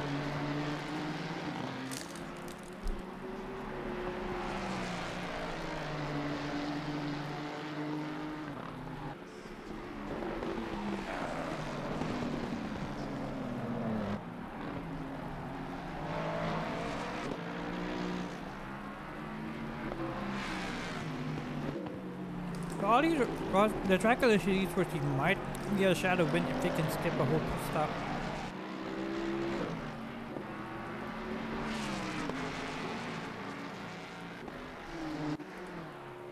But that would only work if Michael doesn't have to pit anymore.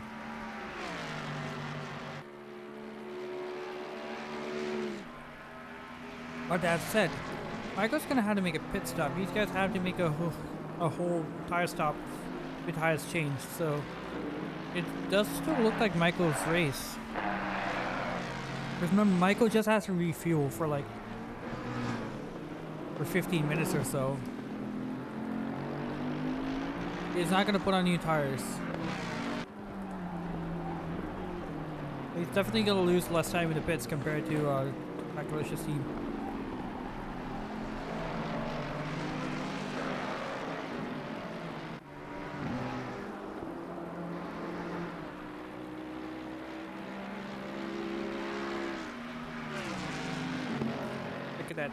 Look at that Jag slide around.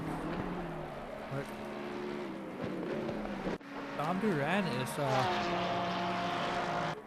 boy, has he caught up with Nixon or is Nixon overtaking him?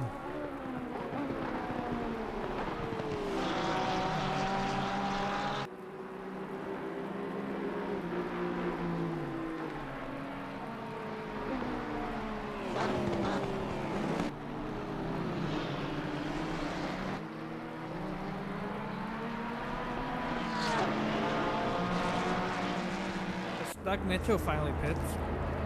Looks like the not. I wonder if they're gonna fix damage.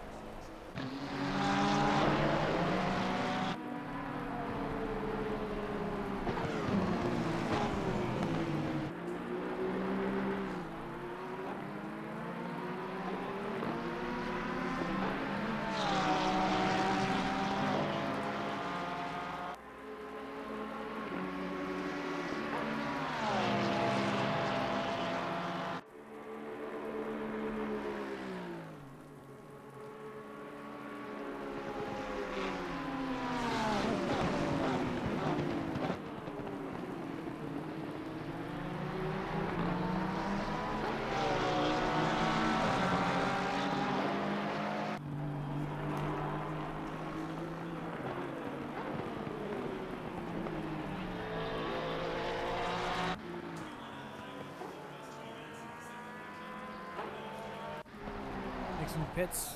Notice closes on Victor Diaz. Alvarez is also finally pit. These guys are gonna hopefully try to go on till the end.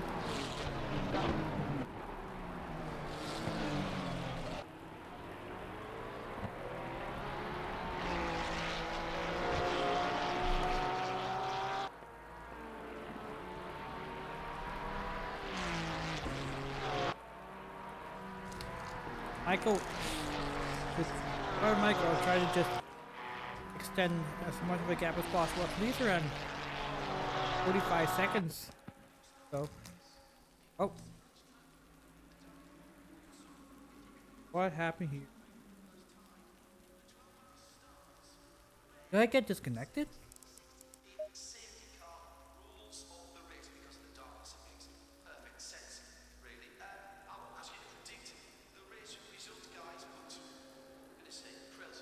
I think I might have been disconnected.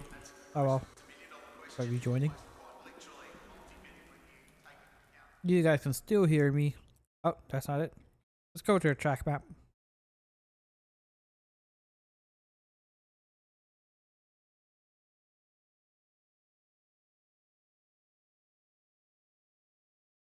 As I try to rejoin the set race session.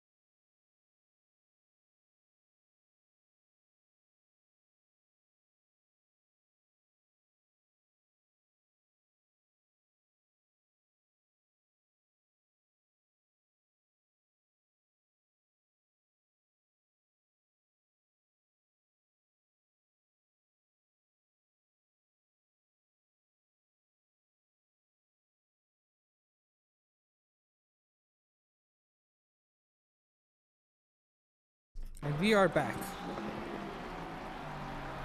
I just had to restart the game. But we're good.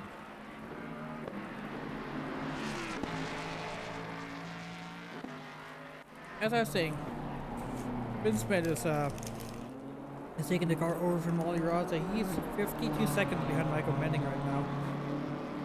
As far as Michael, I would like to keep a good buffer. When I pit, I would come out ahead of him. Because Michael, I think, will be good right now.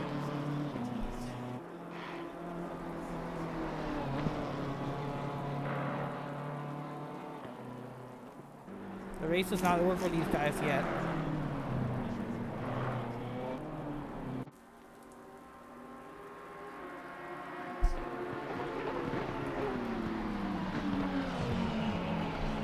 There's someone going wide there. Go Constantinos.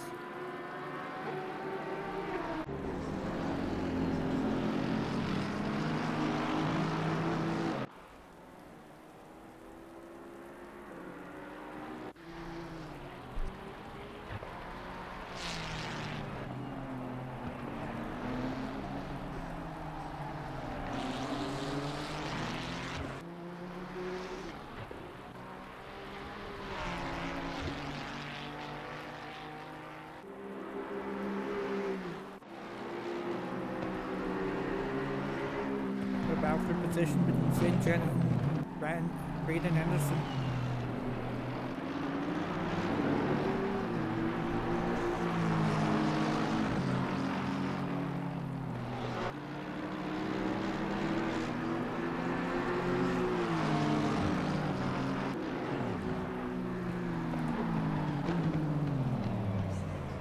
Oh, that's Rene Yoki.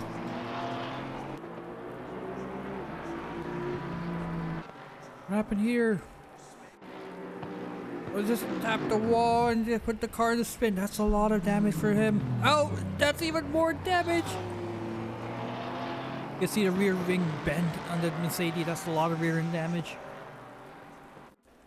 And he's back into the pits. That's gonna cost him the. It might cost him the lead for them.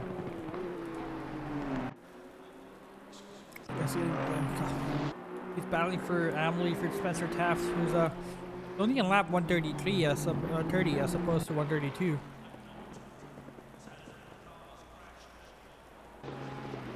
Back to the lead of the battle here, Michael, Bastard and Quinn.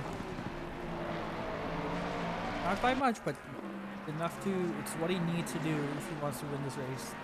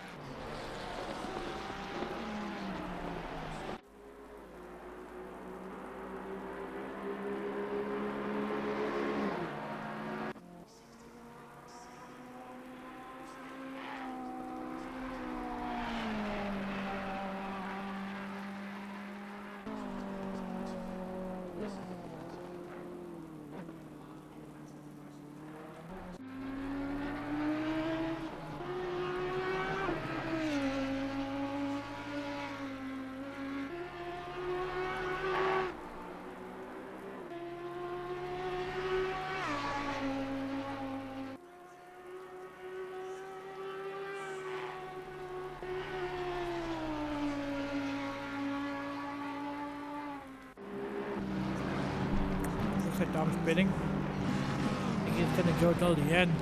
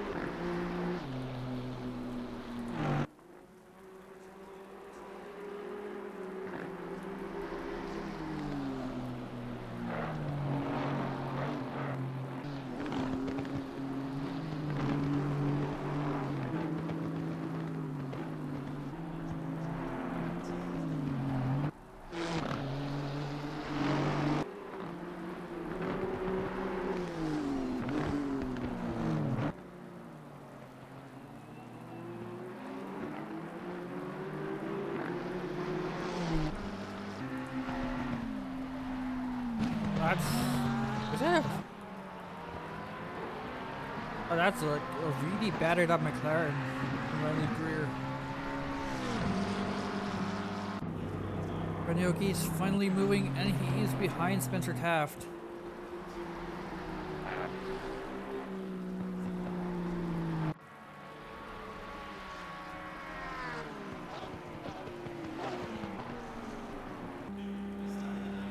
He has his rolling, so it's like, oh, he's coming to his box. He's gonna lose E7 to Brooker and Dom.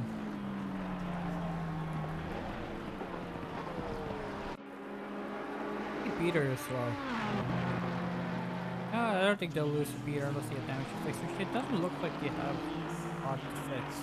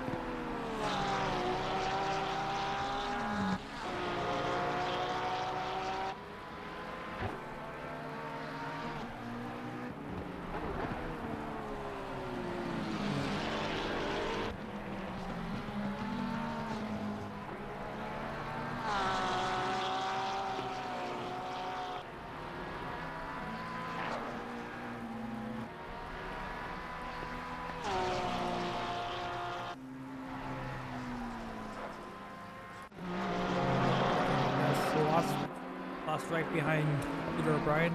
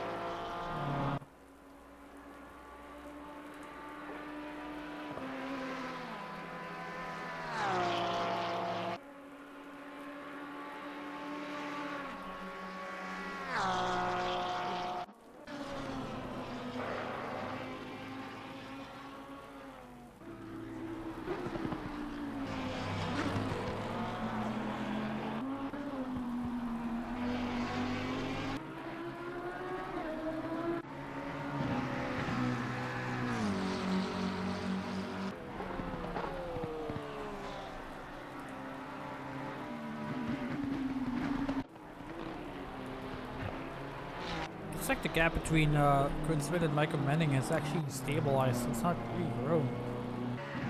But that's exactly what Michael needs. It looks like we have rain for at least the next 30 minutes. It might as well be a wet finish, or at least dry towards the end. So doesn't look like anyone is going to be changing to dries. Might will be fish on wet tires. 48 minutes left to go in this race. A lot of stuff happened, and a lot of people died. A lot of lead changes.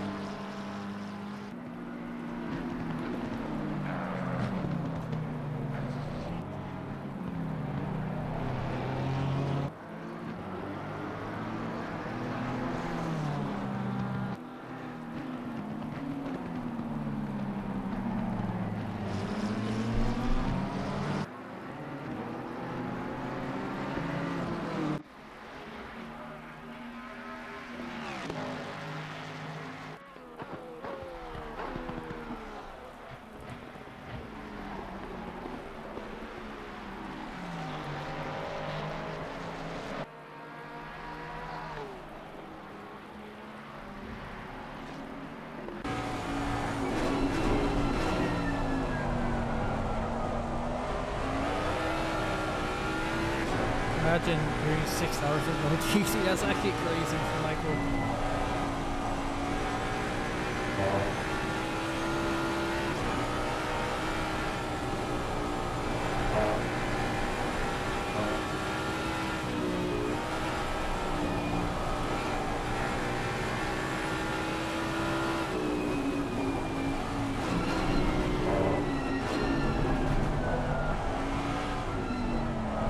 Yellow. Has crashed. It's 517. Just facing the back. 617 technically.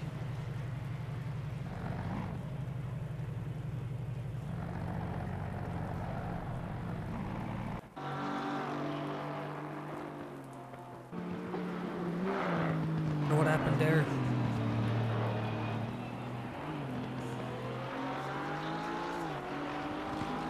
As my instructions, they tapped the wall. Oh, they tapped the wall.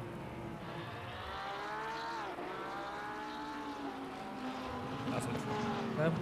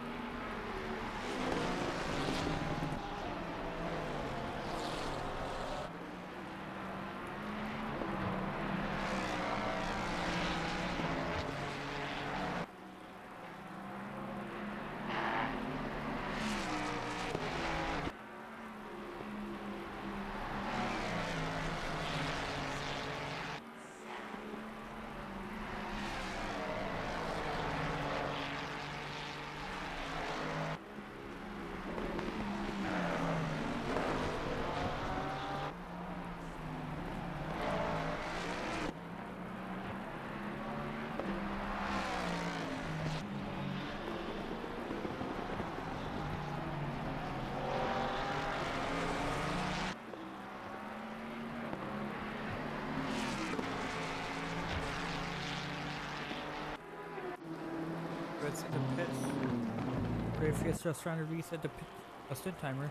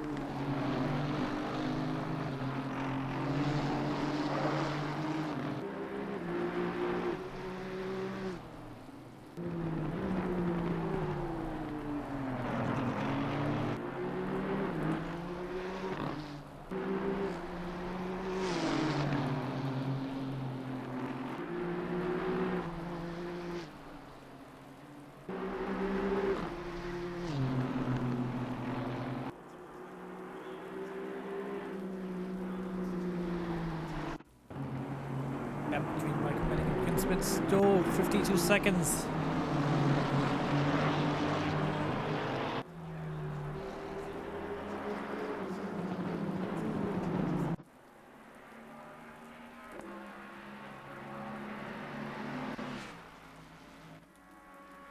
Nick DDS was using the ground to beat O'Brien.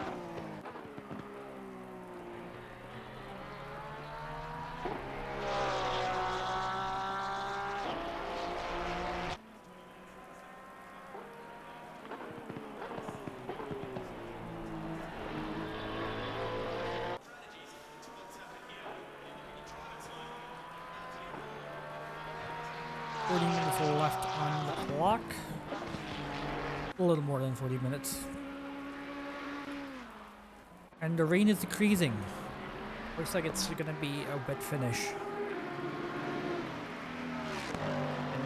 It probably not, and even if it is dry enough in the like around the finish, there's no point changing tires.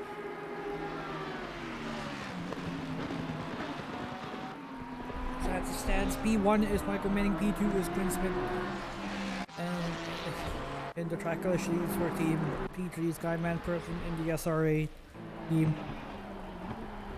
P4 is Alpha Sport with Austin Carpenter and Tim Flanger. P5 is Badmans and Alexis. P6 is Professor Cardotis, who's I believe soloing this race. P7 is Don Duran in the Rexy Porsche. P8 is Peter O'Brien, looking really sketchy on the hill in the Q Esports car. Then we have Victor Diaz and then Kelvin Lau in this monstrosity of a team.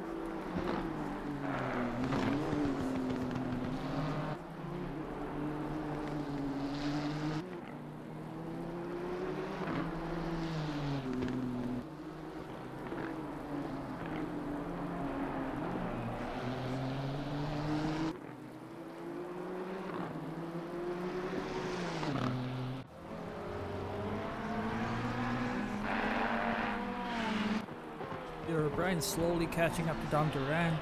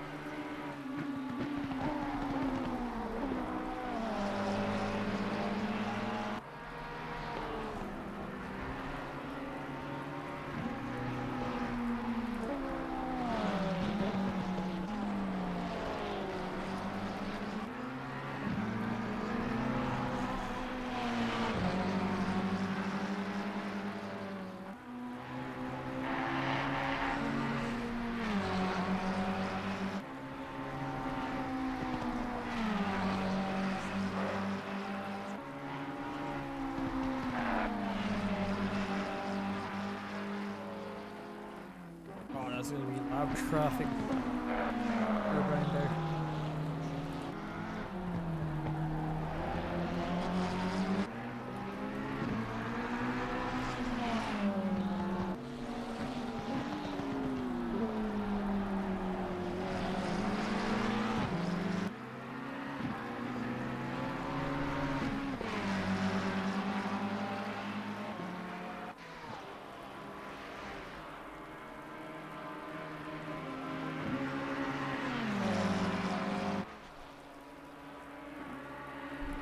Lost a bit of time to Dom.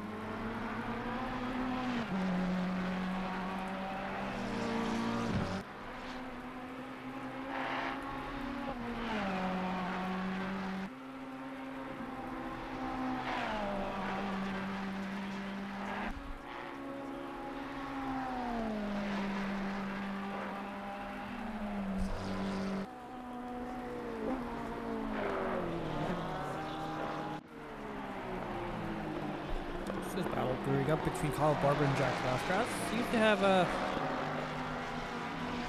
an incident a while back.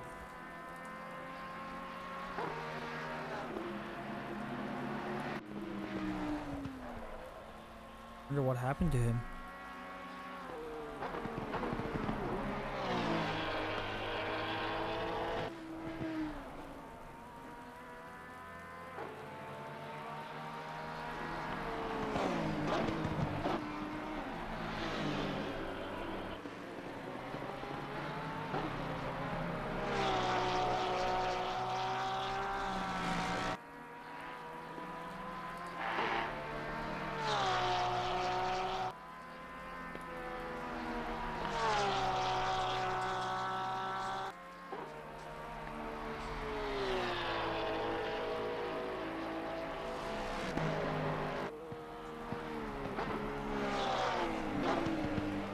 It looks like he's opening the gap up to Barber. This was likely.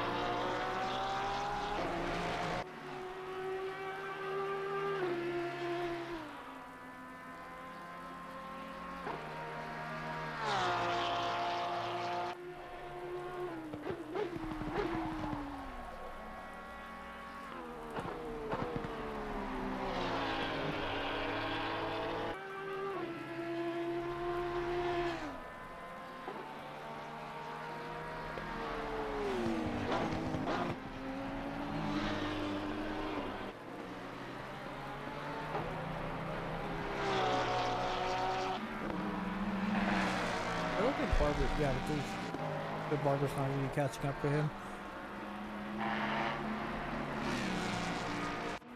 But Peter O'Brien is slowly creeping up to Dom Duran. Now they're 3 seconds apart.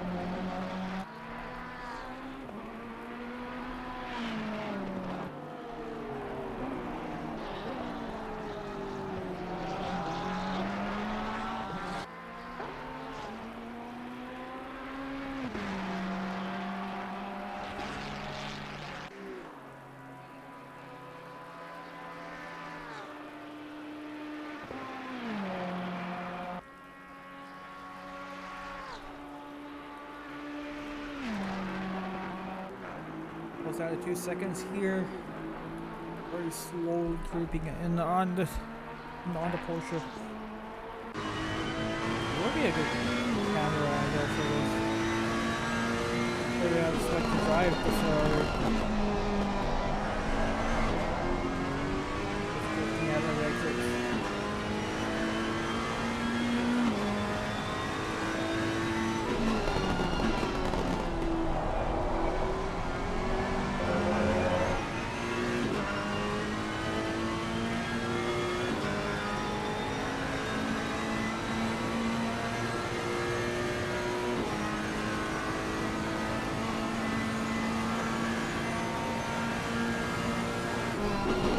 Might be going to the end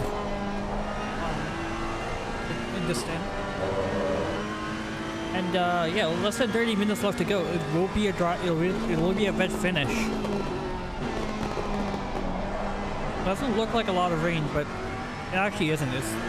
Everyone's doing 208s and 207s. So I feel like some drivers might be overheating their tires. It's definitely on the lighter side of the rain. You can see the Rexy Porsche ahead.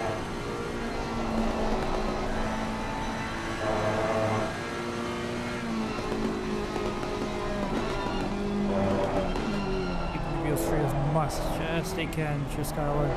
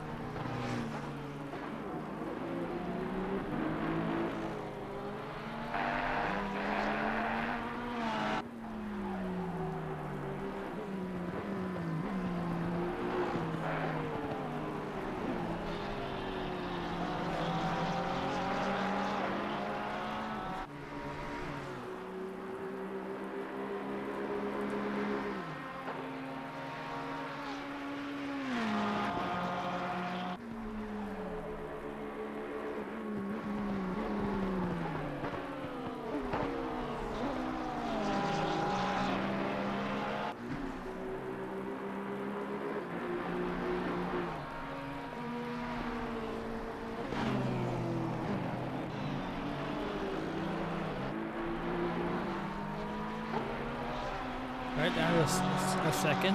Ah, that's a sick drift. That's too close.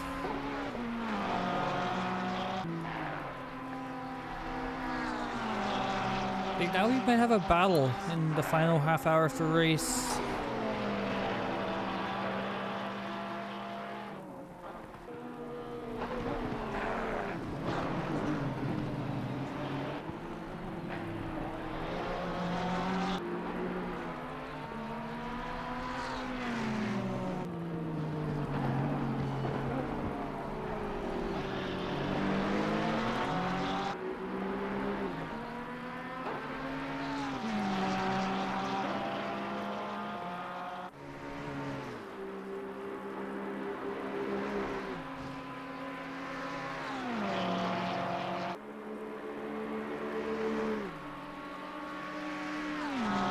Dive bomb from the Ferrari driver down the inside.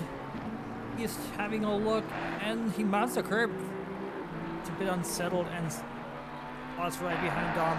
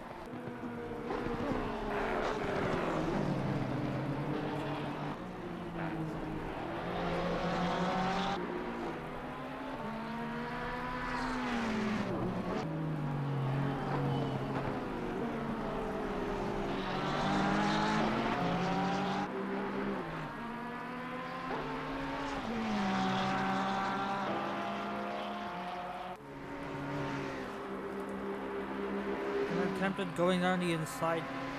It's a bit far away, but I think he should be close enough for a dive bomb. Not too close though.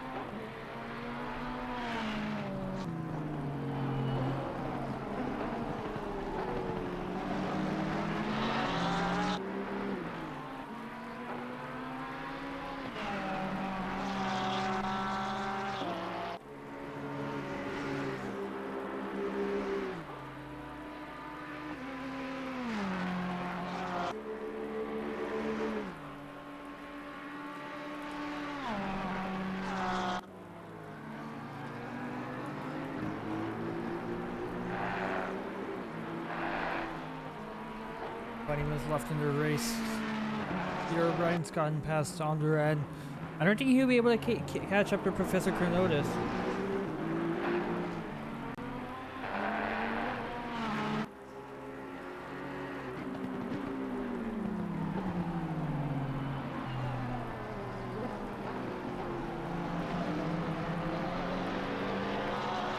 Professor Chronotis is 40 seconds ahead of Peter.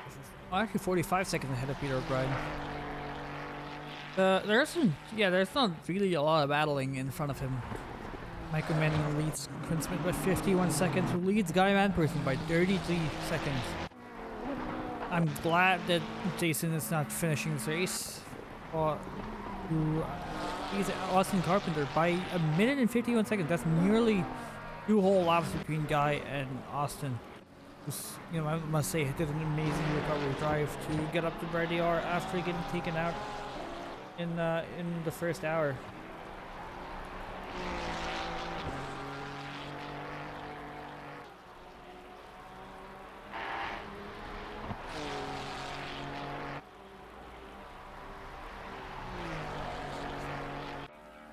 Evan Kim, who I'm glad that Doug is actually, you know what, that's fine. Evan Kim is 33 seconds behind Austin Carpenter. Professor Chronotis is 40 seconds behind Evan Kim. He's one of the solo drivers. Peter O'Brien is 44 seconds behind Professor Chronotis. And Don Duran just got overtaken by Peter O'Brien in an amazing move down the outside going to turn 2. Starting to get gapped by the Ferrari driver in front. That's pretty much most of the battles happening. Goes the second closest battle that could possibly happen is Kelvin Lau closing in on Victor Diaz 3 seconds faster than Diaz in front. Kelvin is one of the fastest drivers on the track right now.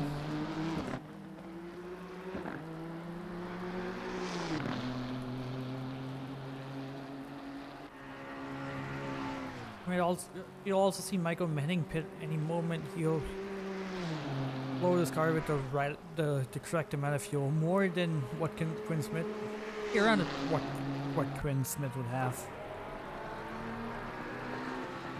Good timer for Michael should be ending right now, about a couple minutes, 2 or 3 laps.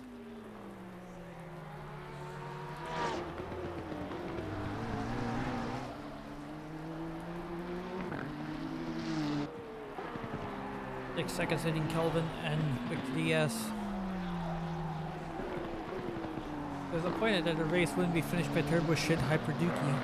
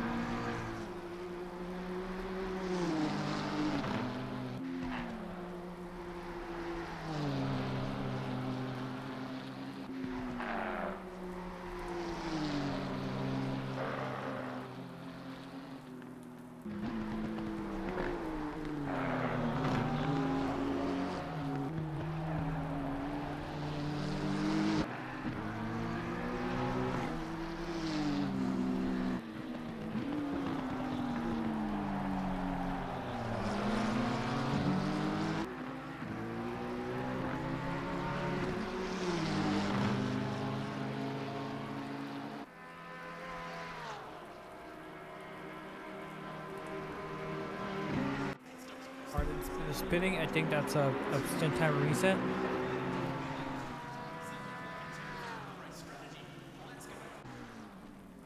Kelvin has caught up to Victor by around 1.5 seconds. That's actually a lot. That's actually pretty fast. Really gaining on someone.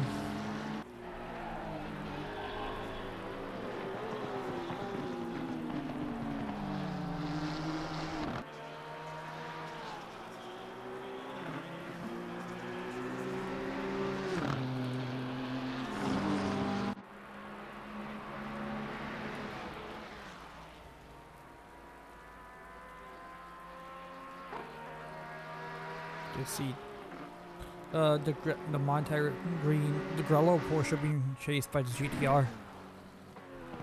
His name is Evan Kim, but he was a couple laps ahead of him.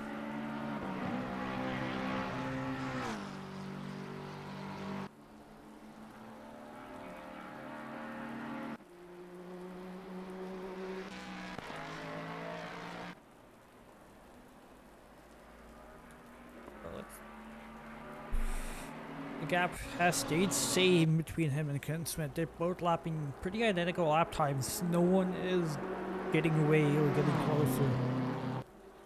This is not what the Track Alicious team wanted, and they pitted around the hour. They get worst case scenario, they could get screwed over by the stint time, and that's it. I believe Guy Manperson also has to pit.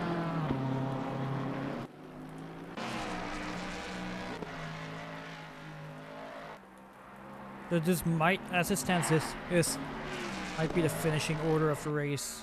Calvin had an invalid lap there. Wonder if he touched the wall. Race is ever so slightly. He's only 3 seconds ahead of 3 seconds behind Victor Diaz.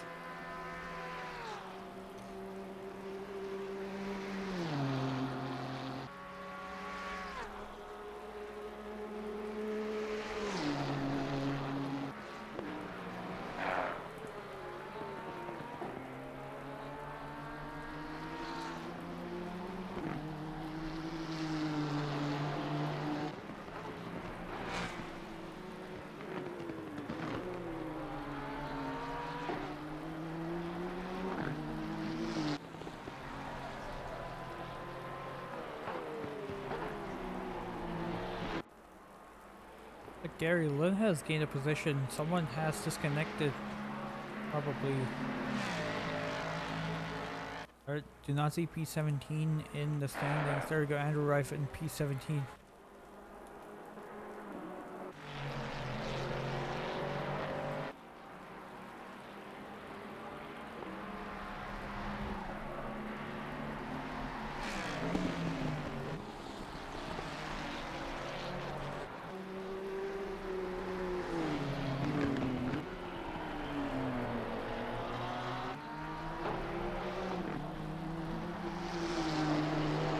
Seconds between Diaz and Lau.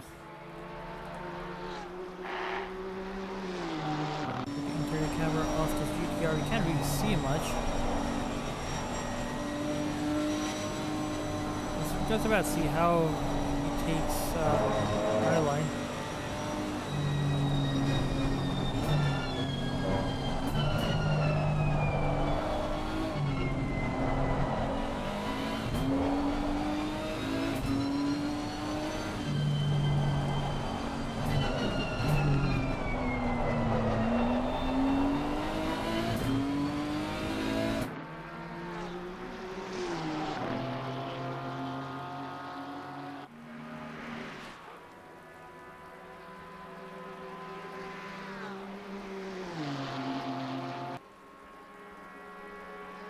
Just a second. Gotta hit lap traffic, but I don't think they'll close in. Austin Carpenter comes into the pits. I think that's gonna be a pit stint time reset. What about Michael Menning? He is down in the back straight. Someone out in the second of Hector Diaz, going into the final 10 minutes of this race. Rain's finally gonna stop, but it's gonna be around 30 minutes away.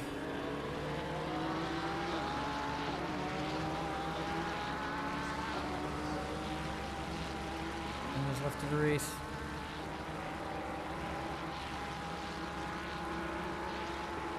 Tom Duran in front of them has made a mistake. The gap to Tom Duran and Peter O'Brien is 10 seconds.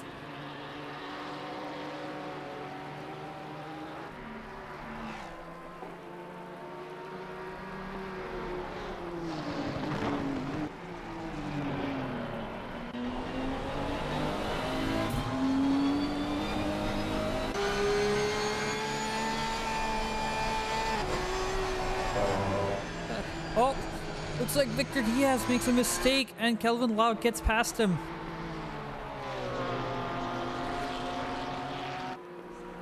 Looks like he might have touched the curb or something.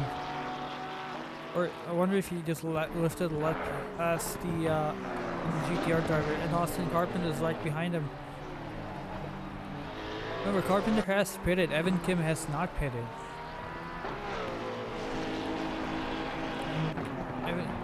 Evan has, I believe, has to make a pit stop. Oh, he had a crash at 310.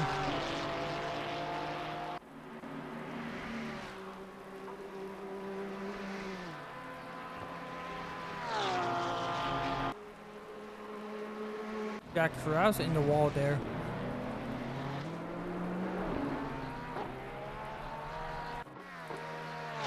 Know what happened here?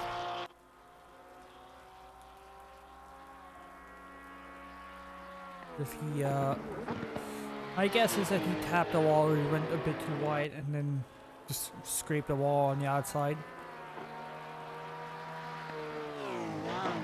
Oh no, he just spins. Make sure not to touch us any wall. It doesn't look like there's any car coming his way.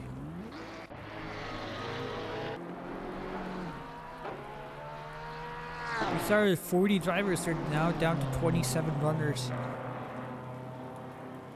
think we lost 3 front runners in this race due to disconnections and incidents.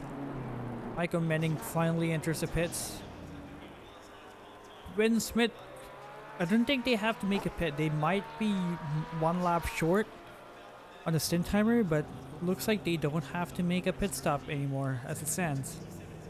So they're gonna come out right. Oh, that was a really short stop for Michael Manning. He stopped for 10 seconds. That's not gonna be enough for Quinn Smith. They're still gonna be at least 15 seconds behind Manning. But Manning's also gonna have slightly colder tires, which I think because the track is too warm, the times are really low. Michael should have slightly better tires until they get them warmed up. That is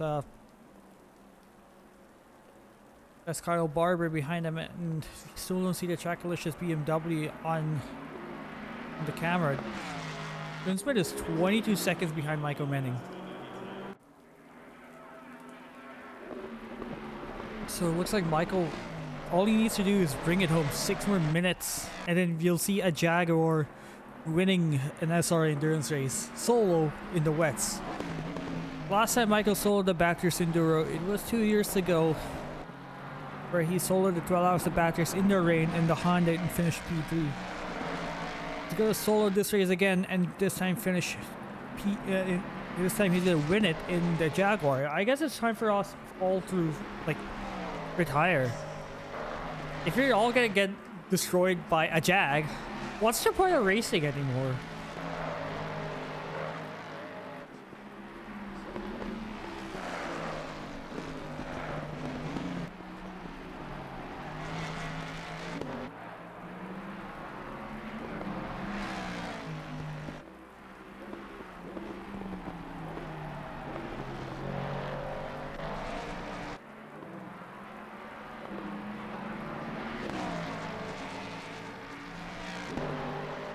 And it's not like the rest of the competition that's slow. Like the Trackalicious Esports team is super fast, and so is everyone.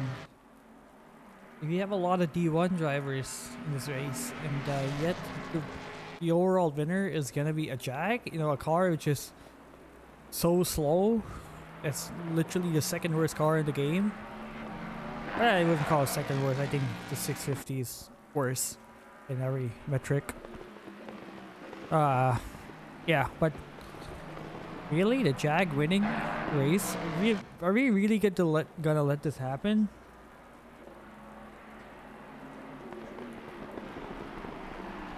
Five minutes left of this race. 6 hours of it.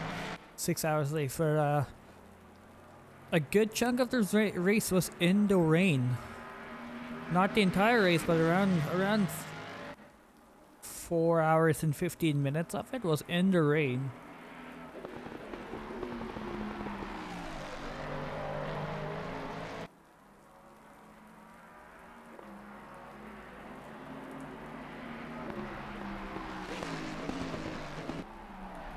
And Michael, he had He did not make a single mistake the whole race. Track efficiencies for thing they had a spin going into a chase. Michael had none of that. All he did was just drive consistently. Consistent fast laps, clean laps. He nailed his strategy. He nailed the strategy during the first transition. He nailed the strategy in the second. Track efficiencies was seen try to work the better strategy, but it did not work out because Michael's just built different.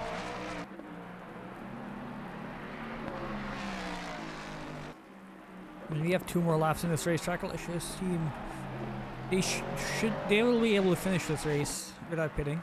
They should be P3, but I don't know about Guy though. Guy Man Person, he stays out. He has 2 more laps left. Is that enough in the stint timer? Oh, actually no, they just pitted. They just came out of the pits. So they're also gonna go to the end. I think these guys are the only ones who haven't pitted, and I think they should come into the pits at the end of this lap. I think they are about the limit of their stint timer.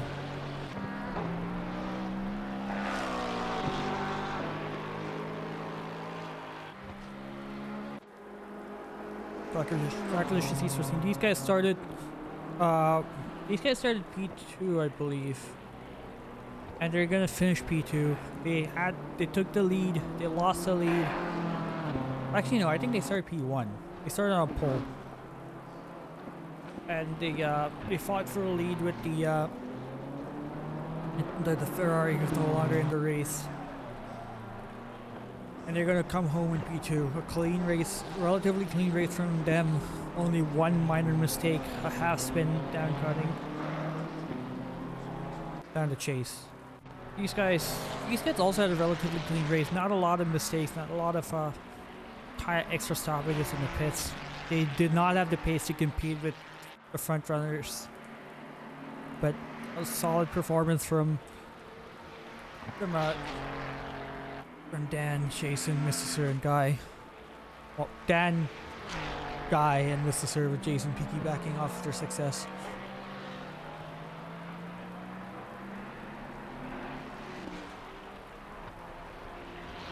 And these guys, they're staying out. Interesting. We are not entering the final lap at the end of this lap. We're gonna have 1 more lap after this. This is not white flag yet. So does that mean Evan Kim is gonna come into the pits? He's right behind Austin Carpenter.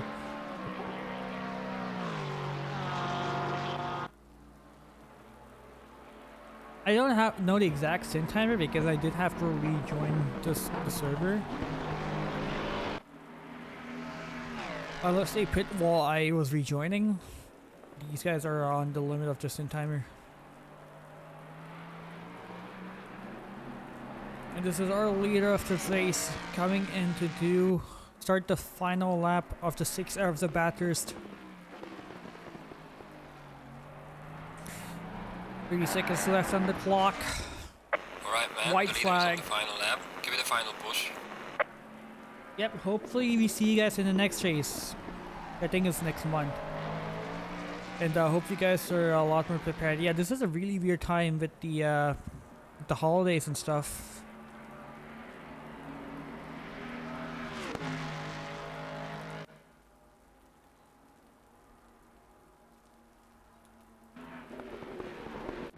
Evan Kim is right behind Austin Carpenter. Surely he has to go into the pits. He does not have enough of the stint, enough time left in the stint to go the extra lap to finish this race. These guys missed out on the stint timer by 1 lap. That's unfortunate for them. Good for Professor Chronotis, but they should realistically stay ahead of Professor Chronotis as long as they do a splash and dash. They'll lose around 35 seconds at most. There goes Evan Kim, goes into the pits, yielding P4 to Austin Carpenter, who would go on to finish in the pits after an amazing recovery drive from them.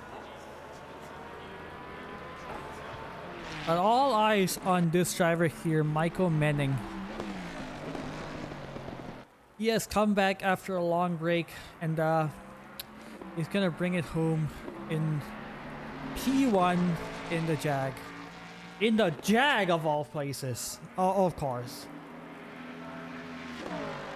Yeah, 2 days of prep. Yeah, that's why I did not do the race. I had like one night and a morning of prep. I was like, oh, it's not worth it for Bathurst. But then again, if you're someone like Michael Manning here, you probably don't need any practice. You just need to just show up in the night before to figure out what car you're gonna drive. You have a car going slow. That's Gary Lynn. He's I think he's just let us pass, and so is Johan Noli as Michael Manning goes across the final corner, comes across the start-finish straight, the finish line, Leader has finished and the race. wins the 6 hours of Bathurst in the Jag, soloing it for 6 hours in a mixed condition race. Coming home in P2, we have Prince Smith, Ollie Raza, and Andreas Orchard in the Track Delicious Esports car. Finishing strong in second place. Really good for the championship. In P3 here we have Guy Manperson. He still has a long way to go, but it seems like they're gonna be finishing in P3 unless even if they crawl into the pits.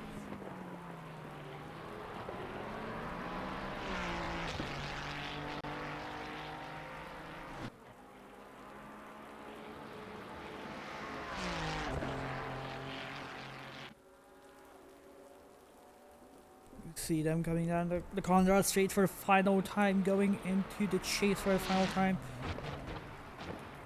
A solid race from them. Pretty undramatic race from them. It was not a lot of stuff happening to these guys. It's just all about survival, and survive they did. As they go around the final quarter, down the start-finish straight, across the line to finish P3. I think we're just waiting on the last driver to finish and to arrive. P16 for him. These guys did have a pretty eventful race, but a solid finish for them. Andrew Rice holding the boots from RB. And that marks all the finishers in this race. Looks like all these guys have DT. They have not finished this race. Wait, what? Have they crossed the stint timer?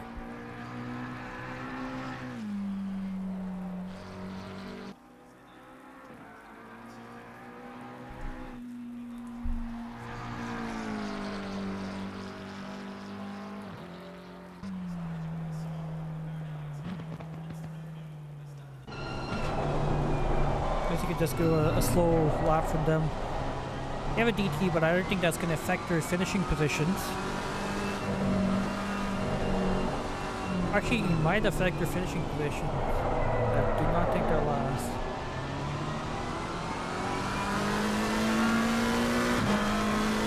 So everyone being just so good after finishing the race.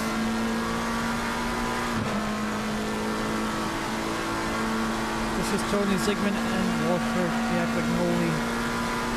They have crossed the stint timer, and that's why they got in the DT. Looks like they're gonna finish P23.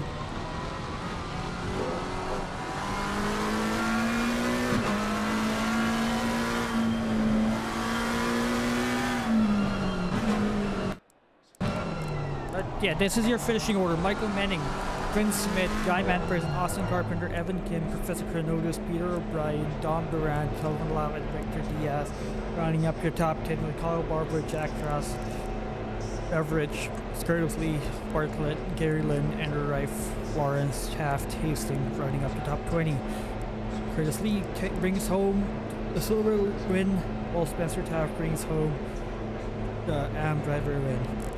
Cameron Hastings finishing second, and Brennan Yoki finishing third after leading the AM for most of the race. That's good. That's gonna be it from everyone. That's gonna be it from us.